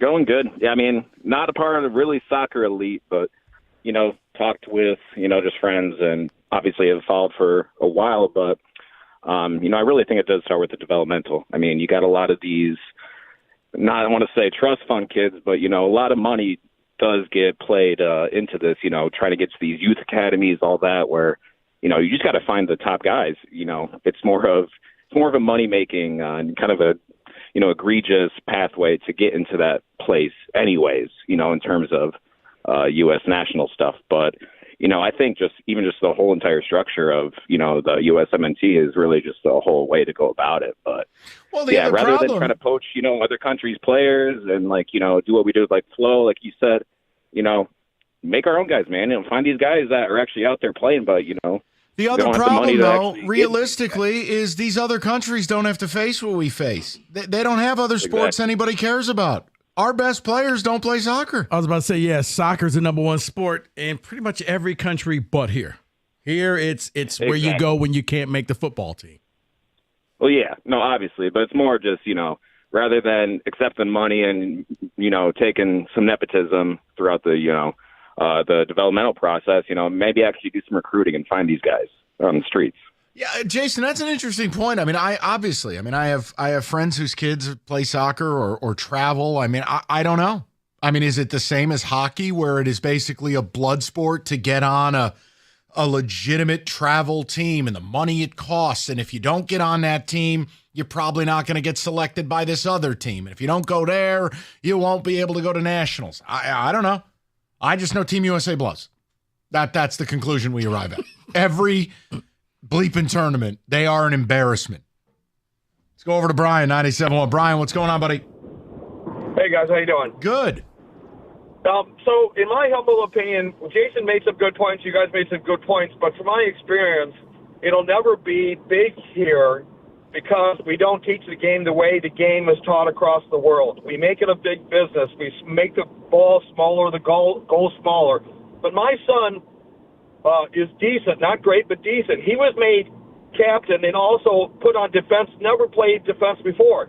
We asked the coaches, hey, when are you going to start running defensive drills? When are you going to teach defense? Last evaluation, last year, second year in a row, my son asked after his evaluation, can you start teaching us how to defend corner kicks? The coach outright said, no, it's more important to learn how to score. So they don't teach defense. We lost the last World Cup game because our defenseman was out of position. We'll never be great. The system is there. Everything is in place. It's just we don't teach defense. We make everybody a hero, a striker, and then the guys that can't make it become defensemen. So you drill into a kid who by high school has played for 12 years, but all he learned is how to be a striker. We'll never get anywhere until the system changes where they teach the whole game here. The whole game is taught across the world. Kids play with the right size ball, the right size goal in the streets, Latin America, Central America, South America, Europe. They teach the game, the whole game, right from the beginning. Here we don't. Well, but Brian, I think there's a deeper level to it. On a serious note, I think the problem is you can have good soccer players, but that doesn't make them world-class athletes. Like this idea is in the U.S., our best athletes are simply not playing this game. We don't have an athleticism as a profile to our team. I mean, Brian, it just jumps off the screen at you. Like, we don't have athletes. To me, I respectfully disagree. We have, but there's billions of dollars are spent here on the system. We've got the kids. It's just you can't teach a kid from day one to be a striker and then all of a sudden put him as it's like saying, you're a catcher from day one, and then when you get to the big leagues, hey, we're going to make you a pitcher. You can't do that, and we don't teach the game the whole way. So I understand what you're saying, Mike, but I would just disagree that we've got the athletes, we got the money, everything's in place. It's just we every parent wants their kid to be Ronaldo. What parent wants their kid to be Virgil, who's the only, he's not an American defenseman, but no one wants to be a defenseman because they're not the hero. They're not in the limelight. So every parent that's paying thousands of dollars for travel league and travel club, they want their kid to be the one that's carried on their shoulders after a game. You can't teach a game that way and expect them to. No, that's Brian, let me ask you another question because I want to understand. Because it's funny that he said that. I got something to go ahead. Is pay to play the issue? I mean, is that something where if you didn't have to spend so much money, you could get more people involved? No, Brian, hold on. I think it's because what he said is the same problem that you have in AAU basketball. Everybody thinks they're going to be the next LeBron. Nobody wants to go out there and rebound. Nobody wants to do anything. Their parents are like, no, I'm going to get you to the league. You need to go out there and shoot. Right. What big contracts do you ever read about on the defensemen of the United States? All the big contracts are strikers. That's what parents want. That's what they're living vicariously through their kids. But like I said, it's just I coached for 6 years rec. And then when we went to a club, I didn't want to burn my son out, so I didn't let him play for a while. But once he got to rec, I thought, oh, okay, here we go. I'm going to hand him over to somebody else who can teach him the whole game. And yet for the first 3 years in this club that he plays for, they've never taught anything on defense. Anything. There's no clinics for it by the club. You look online for defensive clinics, you'll find one for every 100 clinics on strikers. So I guess I'll just go back to we've got the athletes. No, Sorry. Brian, look, I think I appreciate, obviously, you have firsthand experience. I just know I'm just tired of watching it. I mean, look, I root for Italy just because that's my heritage. But, it would be nice if Team USA could do something and provide me, I don't know, a night of entertainment in the dead of summer when my baseball team blows and isn't on TV. Yeah, how about I just watch us do something instead of continuing to lose to awful on a national, international, on the international stage. So was this one and done? No, it was the group stage. Okay. You have to earn points to get out of the group stage. They take a So they're done. Yes. Yeah, they're out. Okay. That's what I mean. Yeah. Yesterday they needed to win to keep going. And then even if they do qualify for the World Cup in 2 years, they'll probably dine on the bullet and lose to some ass team from Turkey or something ridiculous. Turkey's winning, by the way, right now. So. Oh, tremendous. David, please, ticket sex. Shut it down. But have you seen Pulisic kick? Someone said. Yeah. in Brighton. It's the golden generation. Just wait until Freddie Adu makes his debut. U.S. soccer fan. Hey, he was the Lavelle Blanchard of USA Soccer. He peaked at 14. Oh, my God. I forgot about that. Freddie Adu. U.S. men's team winning it all would be more of a miracle than the miracle on ice. Agreed. It's never going to happen. No, and I don't think anyone is demanding that. It is the idea that they don't just not do that. They are a laugh factory to not get out of the group stage of Copa America. The World Cup, the idea that the U.S. cannot routinely get to the knockout round, that's ridiculous. No, I don't expect them on the level in the quarterfinals of the World Cup to beat Germany or Spain. But my God, I'm sorry if I don't want to get aced out by South Korea.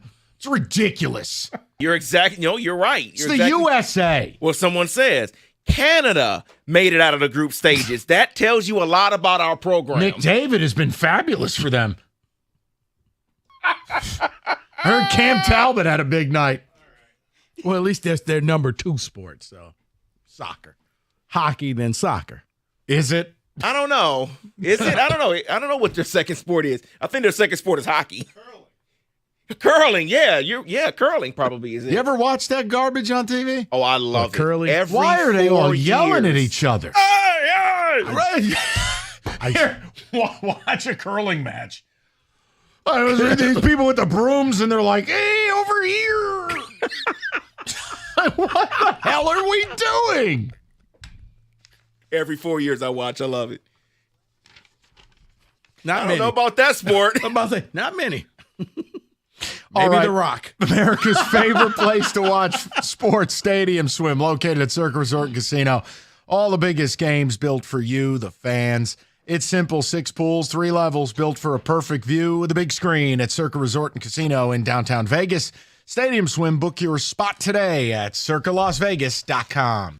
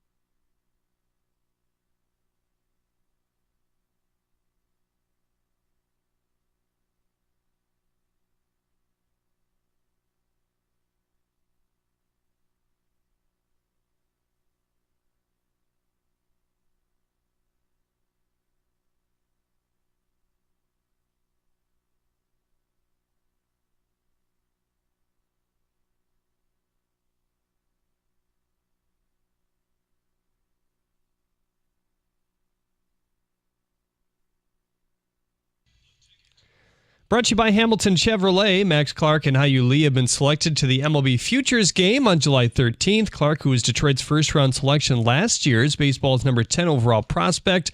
Lee came over in the Michael Lorenzen deal and is playing for Erie currently. He holds a .295 average with 11 home runs this season. Cam Talbot spoke to the media after signing a 2-year deal with the Red Wings yesterday. He was asked if he's been told what his role will be, given the team already has 2 other returning goalies on the roster.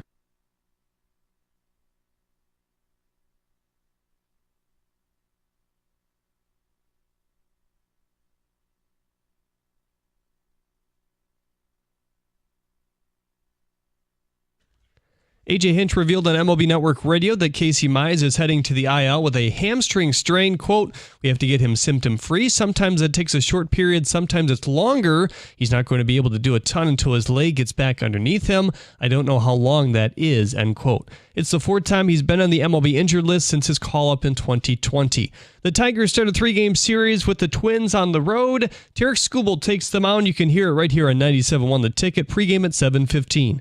At the Cornwall Health Sports Desk, I'm Jeremy Otto. More at 5 or at 97.1theticket.com.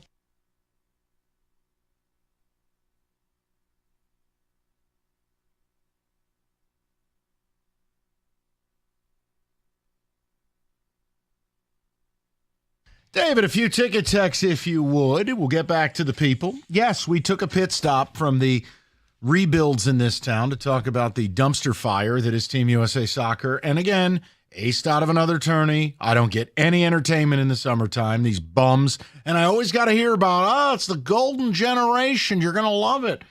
They suck. And they always have sucked. And these soccer hardos have got to stop. Shut the program down or let's start cheating and get good. I mean, what are we doing here? I knew you liked European soccer. I knew you liked Italy. Didn't know you felt this way. Because I get tired of the fact, look, Italy blows right now. They missed the World Cup. I had to Google. They lost to North Macedonia to miss the World Cup. I didn't even know there was a real place. Then they go into Euro 24, and I didn't have high expectations because this, to me, is the least talented Italy team of my lifetime. And they proved it. Then they went out there like zombies against Switzerland. What a disaster. The point is, I would like USA to have some fun here. It's the week of the 4th of July.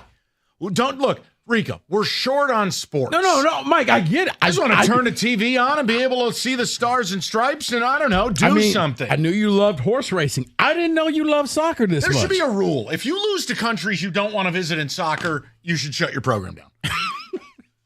Like, no one is lining up for a flight to Bolivia or Paraguay or Uruguay or Panama or any of the rest. You lose to Beirut, that's it. You're out. At least if you lose to Spain, I can work my way around it and go, well, I've heard it's lovely.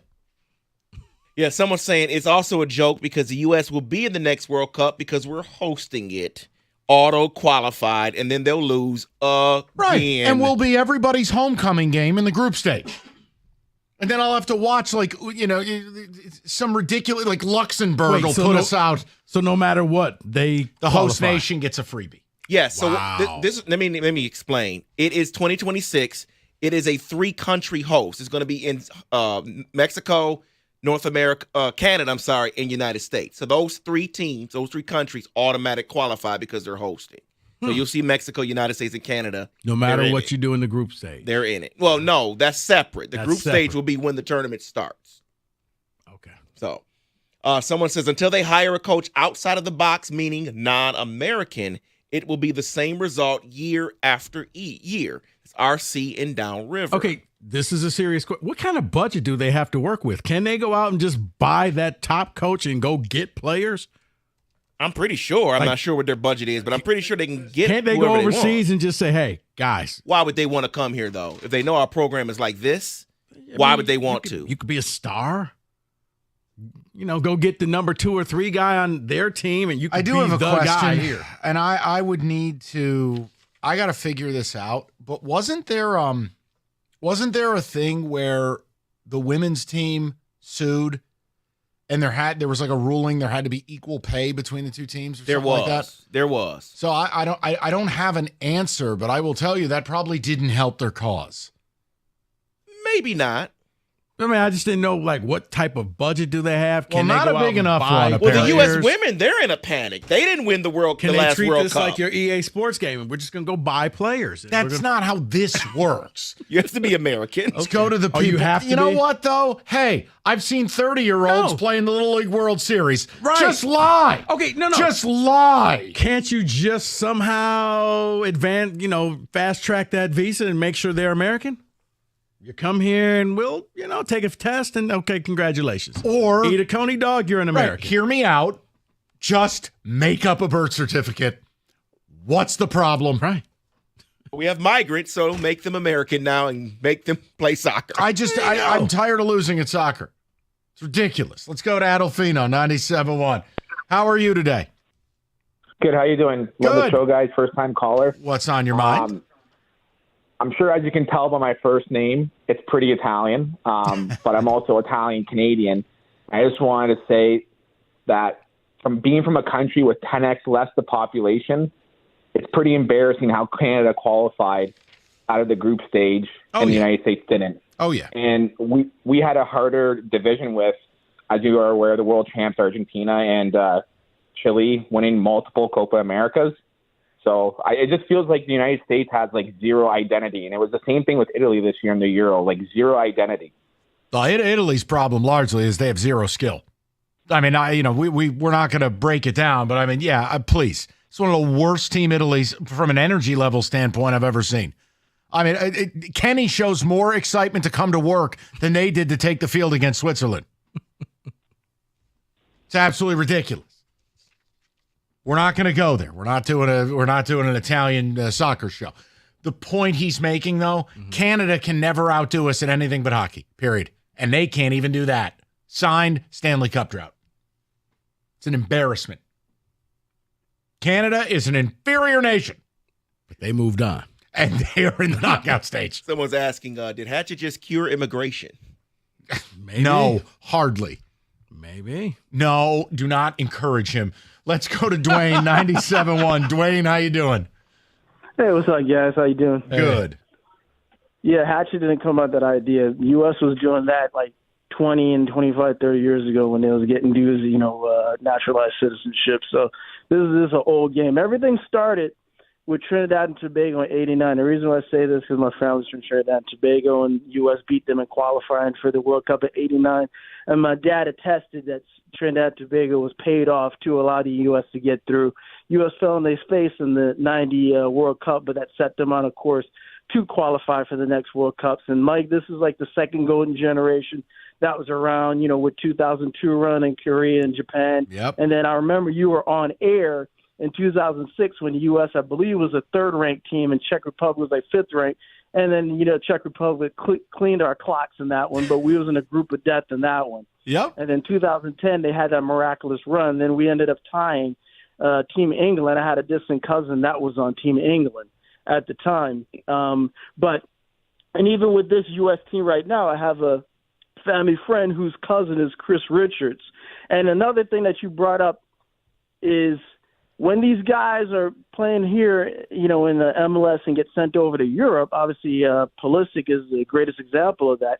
How much clock are they getting once they play on those European squads? And particularly Chris Richards, who's with Dallas, went to Bayern Munich but wasn't really getting a lot of clock. So how much development are you getting? So you get Tim Weah, who's over in Europe, and then you have Aronson, who's over in Europe, and Pepe Reina, who's over in Europe, Pulisic. How much clock are they getting? They're playing high level, but are they getting enough field time to develop themselves? And then when they come back and play with the national team, you want them to just congeal and blend and mold to be a full fighting unit. Sometimes that's not, always the case because they're not getting a lot of seasoning where they're at. And Berhalter, I don't know why they brought him back to steer the ship of this team right now because he pretty much shot his wad when he was in Qatar in that World Cup run. And you see the difference, Mike, you brought up in regards to talent base.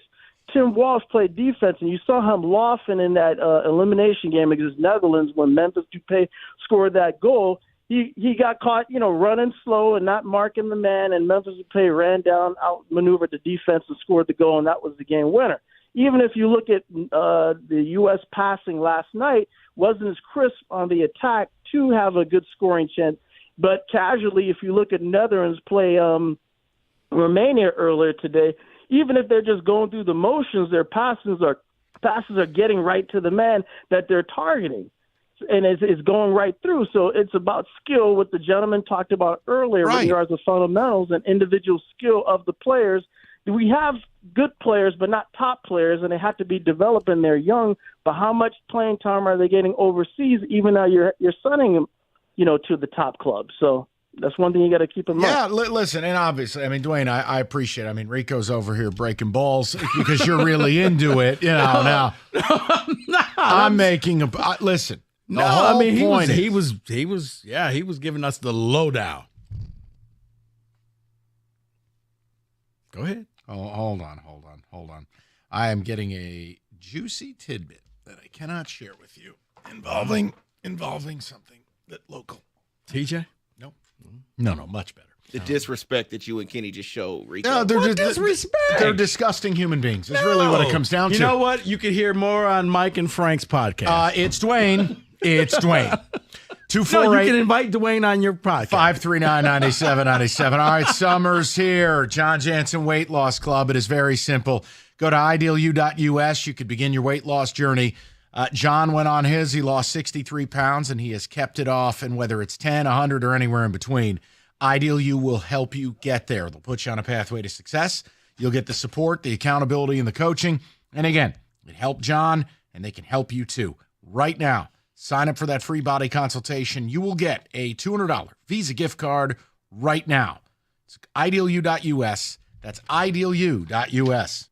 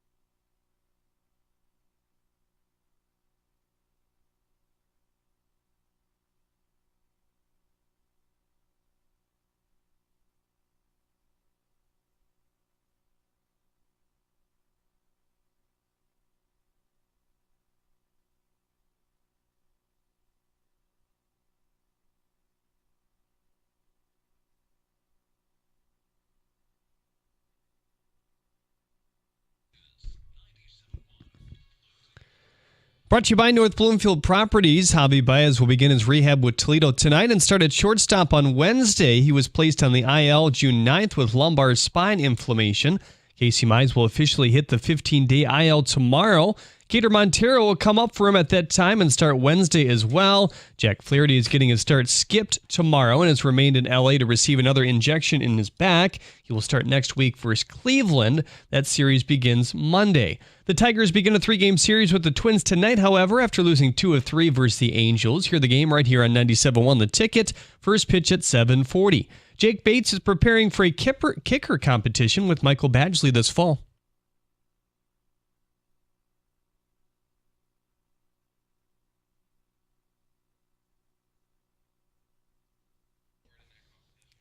Audio Via Detroit Sports Podcast. Double-digit former men's basketball college athletes have filed a lawsuit against the NCAA for an unauthorized use of their name, image, and likeness. Quote, Mario Chalmers, Sharon Collins, and other members of the 2008 Kansas Jayhawks national championship men's basketball team have been paid nothing by the NCAA or its partner TSI for the continued use of their name, images, and likeness in promoting and monetizing March Madness. The same is true for thousands of former NCAA athletes across all sports whose name, images, and likenesses are continuing to be displayed for commercial purposes by the NCAA, end quote. At the Corwell Health Sports Desk, I'm Jeremy Otto. For more, go to 97.1 The Ticket or Odyssey.com.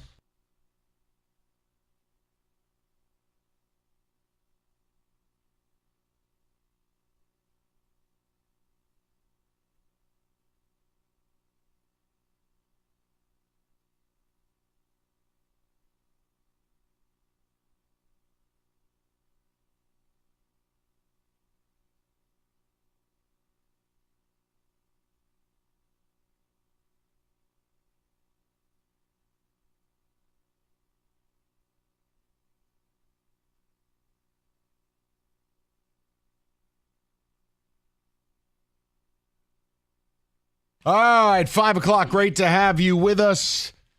We've covered a lot of ground today. Odyssey.com rewind. If you missed anything, Power Stat to open the show with the Wings. We got into the rebuilds a little bit. We even talked a little Team USA soccer because they're absolute garbage and we're tired of it. I wanted to ask a question as we started the 5 o'clock, which is this. It's hard because not everyone cares about every team locally, and I do understand that. You know, for instance, Kenny is much more passionate about the Red Wings than he would be about the Pistons, or certain people love the Tigers more than the Wings. There are 7 people probably locally who care about the Pistons most. But the point would be, all 3 of these rebuilds, there are reasons for doubt. And what I mean by that is I just don't think we can have the blind faith in Steve Yzerman of the original Yzer plan. And especially after the way free agency is gone. Now, a trade could happen, but that's hope. And no one can give us a name. So, all right, you have some questions about the Wings. The Tigers, clearly, there's questions. No one is using the F word with Scott Harris. That's not rational. It's not reasonable. But I'm sorry. We're in his second year. We're 2 off seasons in. We're 1 disastrous trade deadline in and approaching year 2 of it. His plan blew up in his face. He had a plan as if no one would get hurt. All young players would be awesome. Mm-hmm. This is great. Mm-hmm. That's nonsense. And this product has been nonsense. Now, the Pistons, it's different. The Pistons are dealing with what the Lions used to deal with. Generational losing. That you don't remember the last time they won a playoff game, 2008. You don't remember the last time they had more than 42 wins, also 2008. We've lost a generation. So my question is this. Which of the rebuilds, albeit at different phases, do you have the most faith in? Who do you trust the most? Look, I think 48 hours ago, everyone would have said Yzerman. Because nobody, I don't care how smart anyone wants to act post-mortem, believed free agency would go this way for the Wings. Go read the national pieces being written, including by some of the hockey nerds Kenny loves, who's the first team they're listing is a loser in free agency? The Red Wings. I think it's surprising to all of us. It is. Okay. The Harris thing, I think a lot of it, especially for people like you, Rico, the trade deadline. What do you get for Flaherty? Mm-hmm. Can you get anything for the dead body of Canna? Urshela? I don't know. Is Skubal on the blocks? Doubt it. No, I'm just saying, but that would be your third strike to me. You swing and miss again, and you've lost faith. Now, Trajan Langdon, it's different. While he's new, he also has the toughest assignment. I mean, the Pistons are, in fact, the bottom of the barrel. There is no easy way out. There is no war chest. There is no guaranteed star. You've just dropped $250 million on Cade. If he doesn't ascend to be a top 10 or top 15 player in this league, that's a disaster. Which of the rebuilds do you trust the most? 248-539-9797. And I think it's okay to have doubts about all three. That's just called a healthy conversation. I guess with Yzerman, maybe we had higher expectation. Maybe this was his plan all along, that it was going to be a slow burn. It was going to take some time. We tried to expedite it because of his last name. He's going to come here. He's going to jumpstart this team. He's going to bring in the free agents like when he was a player, and people are going to want to play in Detroit. We're not getting that. So that's where the frustration is. I'm starting to think we had higher expectations. Scott Harris, I have no faith in him at all. Yzerman, none. Mike, he is starting to look more and more like a man in over his head. The things that he's saying, young players, we're going to control the strike zone, but you don't. Okay, we're going to go out and go get your free agents to the team, but what did you really add? You're waiting for these young players to be your core, except for they're all down in Toledo. Like, you've talked the talk, but you're not walking the walk. I'm not getting anything back in return that makes me feel, okay, I see a future here. I see where something can happen. At least with the Wings, we're talking maybe they're a player away from really getting this thing going and being a playoff team. The Tigers, this is fugazi. It ain't real, okay? Just the fact that they hung on this long and kept our attention, probably the best thing in the world that happened to them is Bally's went off the air, and you couldn't actually see the product. So for most people, it was just reading the box score. But have you heard about the British Basketball League? Bally app. The Pistons, I know it's new. Right, it's new, and this would is you have the most faith because it's new? And maybe that's Yes. where it is it literally, I feel like you walk past the Pistons and there's a sign saying, at lunch, be back in a half hour. Look, I'll just say for the record, I'm not ready to go as far as Rico's gone with Scott Harris. Not yet. No, I'm not. Nothing is. You're right. In all fairness, maybe I should wait till the trade deadline. That's just where I'm leaning if you asked me that question today. I think it's also the winter meetings. I mean, look, if they go into this offseason and they don't make major expenditures, don't hit me with Kenta Maeda. I'm talking about if the Detroit Baseball Tigers don't come out of this offseason with a payroll of, call it $50 million more. Not league average, but let's get closer to that. It's going to make me question, what time frame are we on again? And as exciting as it would be to say, hey, Max Clark is going to be awesome, or McGonagall's number 68 or 69 in the top 100, that's lovely. But, guys, those guys are years away. That's before we get to the idea of, are they going to manipulate the service time? So I just, look, man, I wanted to ask the question. Before yesterday, it would have been Yzerman. I think there's a bit of a crack in the windshield where we look at it and go, all right, there's got to be something more. I can't tell you what it is. We don't know a name. Free agency is getting largely dumped on by the hockey community.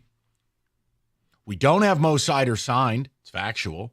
We don't have Lucas Raymond. I know Kenny gets mad when I say it, but I swear to God, if I were the GM of like Buffalo or Anaheim, I'd absolutely lace these guys with an offer sheet and make Yzerman choke.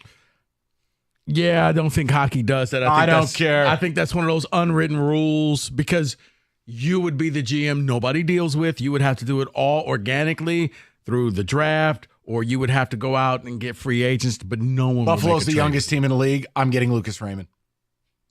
10 years, $90 million. Steve, choke on that term.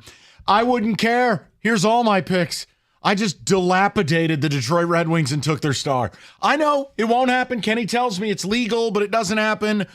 I think the last time it happened was some Finnish dude I've never heard of in 2021. I get it. Hello, Sebastian Aho. The point is, look, man, I'm a little nervous with the Yzer plan because I'm with Rico on this. Maybe the Yzer plan was a tagline. The reality is it was going to be a 10-year rebuild. It was going to be wait for the kids.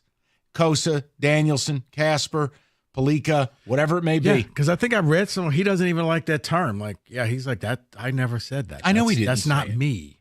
So, yeah, I think we've all assumed Stevie's going to come here. Stevie's going to fix this. Don't the Tigers feel like the same thing, though? That we're going to be waiting for Max Clark and McGonigal?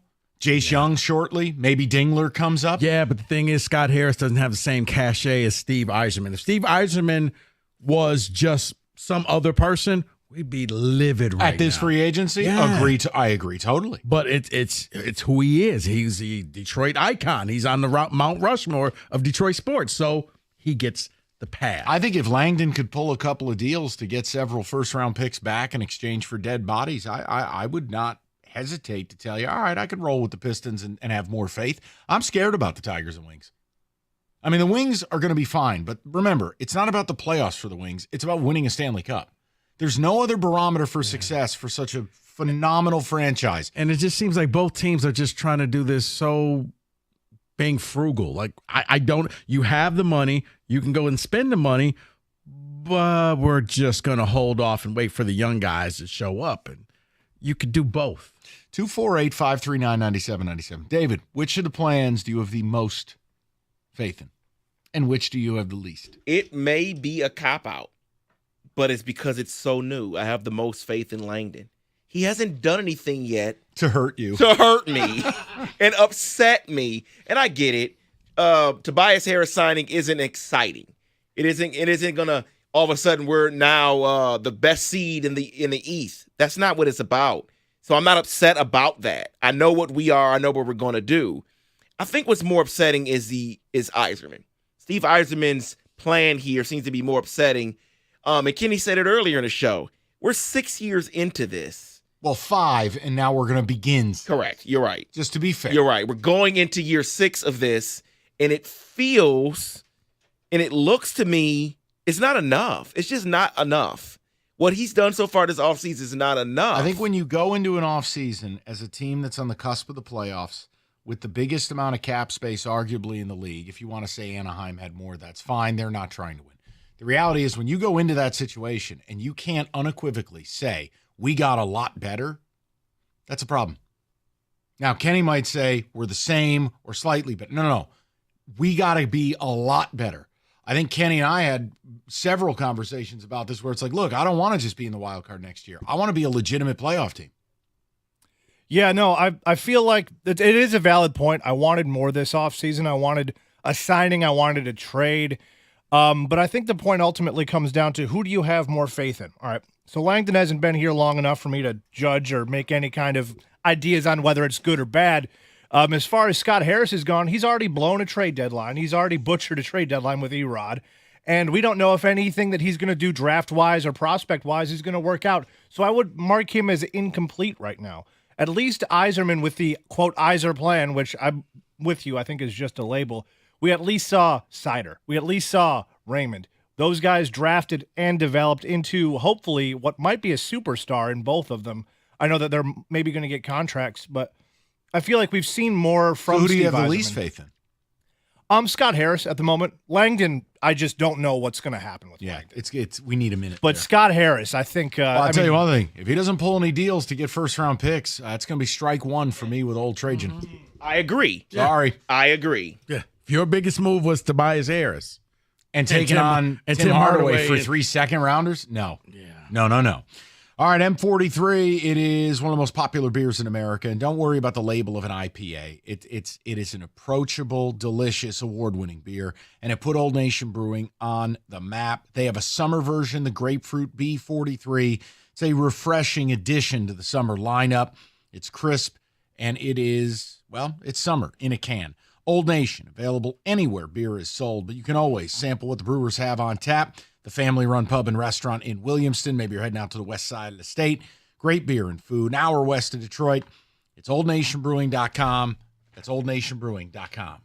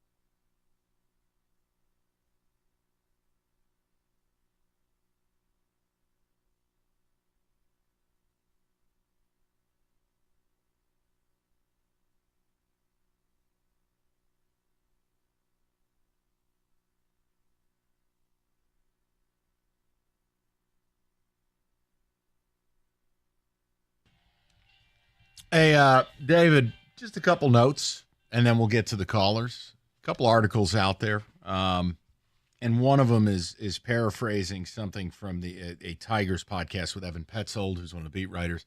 Just the idea Jack Flaherty will be traded. The Yankees are being attached to that. You just hate to see it. Hate to see it. You know, we'll take Tarek and Jack if you like. We'll package deal, save on the shipping costs, whatever you like. What do you know? I'm just here to help. Give me your best prospects. Let's talk about it. Take them all.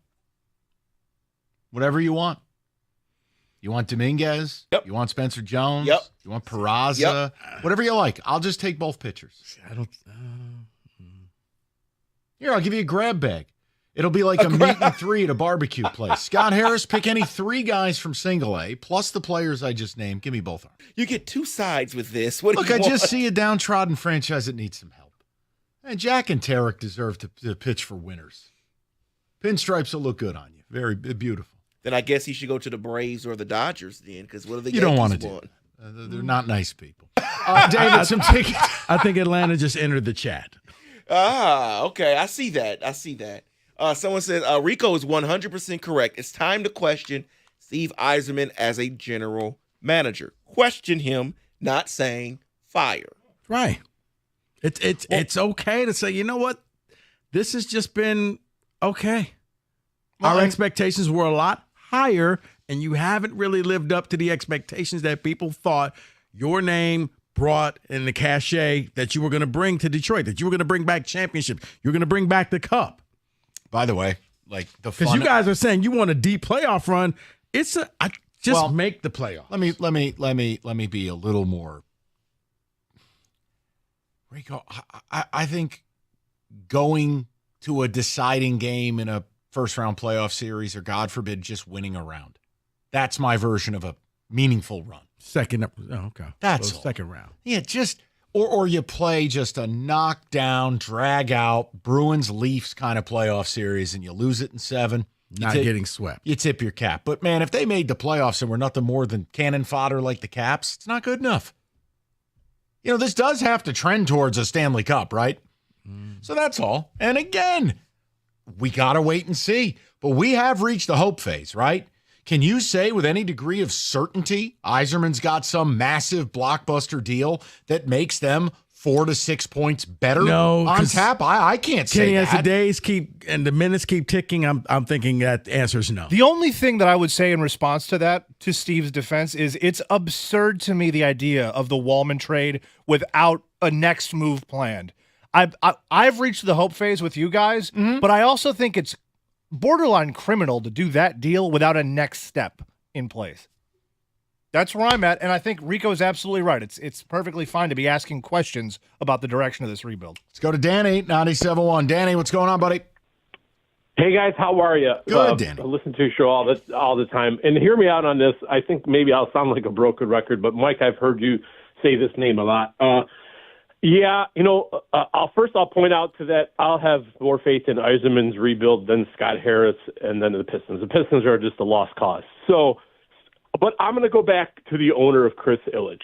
I'm sorry to bring this up again, but if you go back to the 90s, even when the Tigers were winning with Leland and Dombrowski, and when his father was alive, he had passion.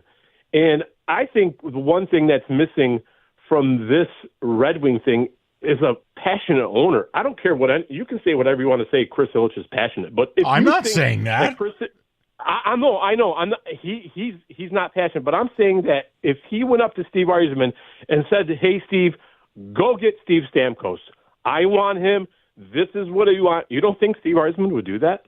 I think all this blame is it is Yzerman, but a lot of it for the Tigers and a lot of it for the Red Wings is on Chris Ilitch. Agree totally. That's my opinion. No, Danny, I agree totally because, look, ultimately there has to be in most situations, not all, there are some owners who fade to black, let their people do their thing. They're not fans about it. Fine. But there's always going to be an element of a great example. Danny, like with what the Celtics just pulled off. Whit Grousbeck hires smart people and lets them be smart. Now, when it came down to it, he didn't want to trade Marcus Smart.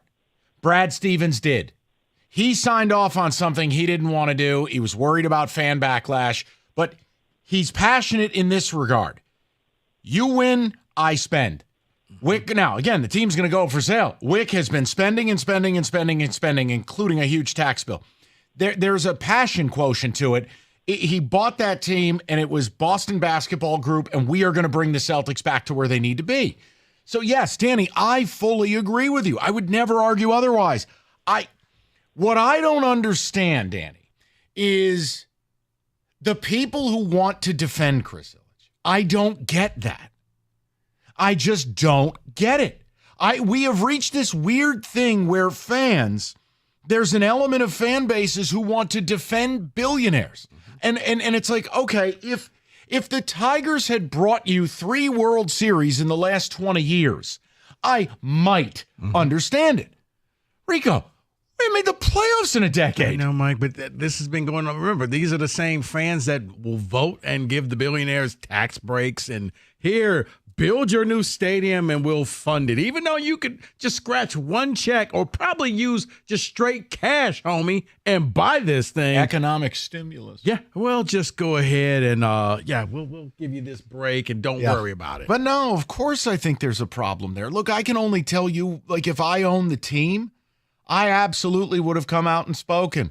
I never would have allowed the offseason that went down. I would have spent money. I admit it.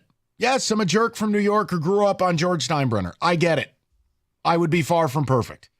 But I would never have allowed it. Why? Because I have a business to run. Because I can't have less than, 1 million people go through my gates. When my dad ran the team, 3 million people go through the gates. My first question to Scott Harris would be, who's Mark Canha and why do I care? Try again. No, so I'm just saying, would I say something if I were the owner? Of course I would, because I'm a fan. Because, I'm crazy in that I actually would care about my people. I would care about my customers. Because the reality is I'm making money no matter what. I'm never going to ask them to have a top 5 payroll. Ever. Hell, I don't think they need a top 10 payroll. But I'd never. See, I think they do. Okay, hey, you know what? Cool. I'll meet in the middle. Rico, the bottom Because line you're not is a small market. I would never be able to just not talk, not be here, and not show people, no, trust me. I may have more money than you, but I do care. I promise you. I'm pissed. Yeah. I'm rich and I'm angry. No, right? That would be my message. I have money, but I want a World Series. I hear you. I can only imagine. What? I can only imagine you as an owner. No, because it's going to come across the wrong way. But you may as well just say no, it. Because I can see you a lot of the things that as Ed O'Neill's character in Cliff. Dear No, God. No, that's why I said it's going to come across the wrong way. But no, he is one of those I don't care, just do what I say and get this done type of person. Now, he's a bad person. I'm not saying you're a bad. Thank you for that qualifier. No, I'm saying it's the attitude. Oh, I yeah. can only imagine you as an owner. It would be like Mike's in the building, and everybody would know Mr. Valenti's in the building. You know what? This is why I said I don't want to bring it up. It's okay. You did a great job. But yes, do I wish we had more of a Mark Cuban in town? No, and again, it cuts both ways. Let's be fair. Jerry Jones, pain in the ass. It's a fine line. But you want to know that the people care. And it's very hard for me to tell you that's the case. And I don't get why people want to defend that. I don't. It confuses me. Okay. That was an imitation of Donald Sterling.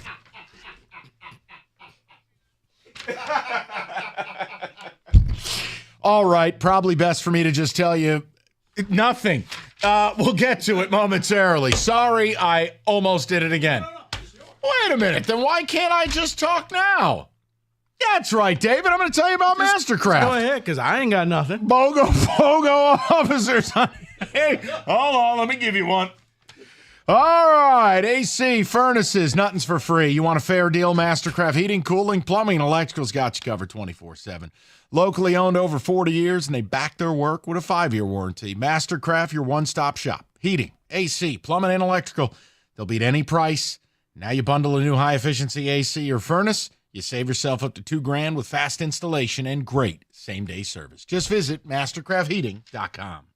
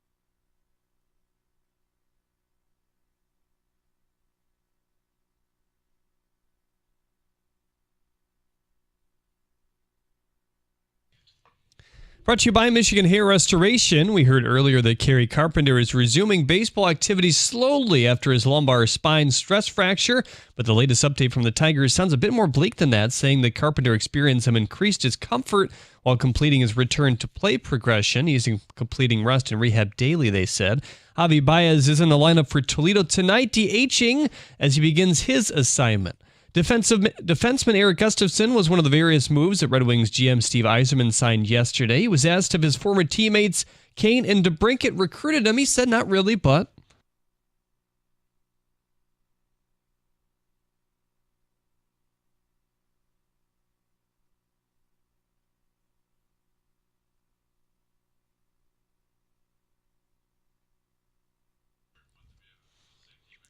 Former Michigan State Spartan Xavier Tillman has signed a 2-year extension with the Boston Celtics. He averaged 5 points and 4 rebounds last season for the Champs. Free agent NFL safety Tashawn Gibson has been suspended for 6 games for violating the league's performance-enhancing substances policy, according to Adam Schefter. He played the last 2 years in a 49ers uniform who had expressed interest in re-signing him. At the Cornwall House Sports Desk, I'm Jeremy Otto. More at 6 or at 971theticket.com.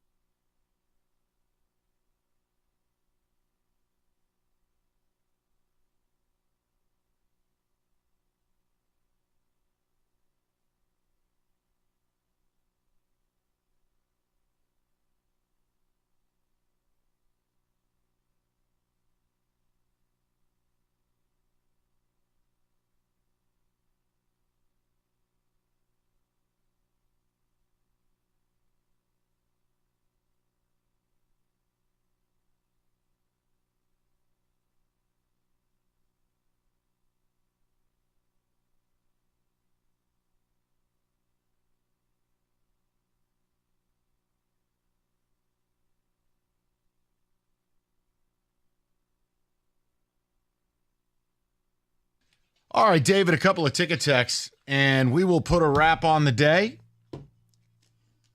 What do you got for me? So we were talking about who you trust, Scott Harris, Steve Yzerman, or Trajan Langdon. Someone says Yzerman by a mile. He was honest about his plan. He said it would take 10 years. It's 6 years now. He didn't say this would be a quick fix. Ken so Holland I trust said him. 10 years. Mhm. Second. Okay, you know what? Yep. Rieger, if you don't get control of yourself, we're going to have a real problem. Sit down, plug in, and tell us what's coming up on the show. You because need I'm a going to tell you. podcast, Rieger. This guy was doing a show out there, and how he's trying to bring it in here. You need a podcast, Rieger. Let me go ahead and read That this was while he's great getting himself story. together. Where's the Daily Ticket? Go tell No, it on that. This is better than the Daily Ticket. Everything's better than the Daily Ticket. You know, the only person that did not like those stories was Mike. I can say that because he had no headphones on. It was so sad. Wait, you said Go ahead. anything's better than the Daily Ticket? Daily Ticket is experiencing some issues right now. brother, your it might get stories. canceled. Your What's stories- that? You? Yeah, your stories were like watching Dateline. It was just What happened to the riveting, but Daily sad. Ticket? Full disclosure, I got a text and then I got a call. It was from corporate and they gave me 8 months and they didn't think I was making enough money. So they canceled me. They call it a sunset. They sunset the Daily Ticket. Sounds very sad. However, then I got a second life because apparently we got a sponsor. So we're waiting on that. And then corporate's now interested again. So the Daily Ticket's in limbo. You know, it's a weird thing about podcasts. It's almost like you need some support to launch one. That's funny. I told them that. And, they didn't like that comment. Well, too bad. Oh, really? If you don't feel like you got the support. If only we treated our GMs in this town like that. I got 8 months. Yeah, it's time to sunset. Who should be sunset next? 248. I mean, that's a great term, though, don't you think? No, I think it's just corporate jargon. No, I mean, I guess my It whole sounds thing very is, nice, what's like the they're gonna pro- sunset. Here's my question. Shouldn't the Daily Ticket not be Rieger yelling at people? Shouldn't it just be like a couple good clips from the day of like, if you listen to the Ticket all day, here are the 3 or 4 coolest things you Wow, missed. that's actually a great idea. No. See, But his thing's early in the morning. yeah, but see, I was given specific directions. I had to give a big take of the day, along with the news of the day. So that's why it was what it was. I didn't think of Do your that. own thing. Maybe you shouldn't get advice. I was just told to You do know what? it. Tell those stories. I promise you. Right. People will listen. Oh, you know what? Do I have to get approval from the person they're about? You know what? Move away from this quickly. All right. What are you doing next? All right, so we actually have 2 topics. We're on for Who's like an hour. we? The collective we. Sound like Costa. Who's we? Wait, Mike, are you working tomorrow? No. Okay, why are you so agitated? I'm agitated because A, you said we. Where's your partner? Who knows? Is he here tonight? No, he's probably drinking somewhere. Well, that's fine. It's his day off.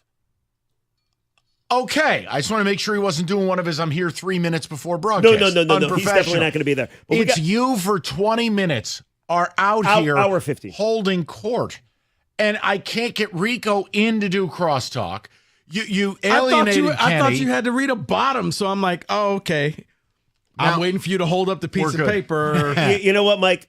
Somebody once His told me. stories were pretty Yeah. good. I mean, it's all about the content, right? It's true. I'm a good storyteller, apparently. Yes. So what are you doing? So we're going to talk about a couple messages I got about Scott Harris just today and how people think one thing about the Tigers president of baseball operations and I think totally different. We're going to get into that. Also, such a short show. What's the most overrated thing in life? I'm going to say fireworks because I think it's ridiculous. So we're going to juggle 2 topics. You didn't call on your neighbors again. No. did you? I'm going out of town tomorrow, dude. My wife can deal with the dog and the fireworks.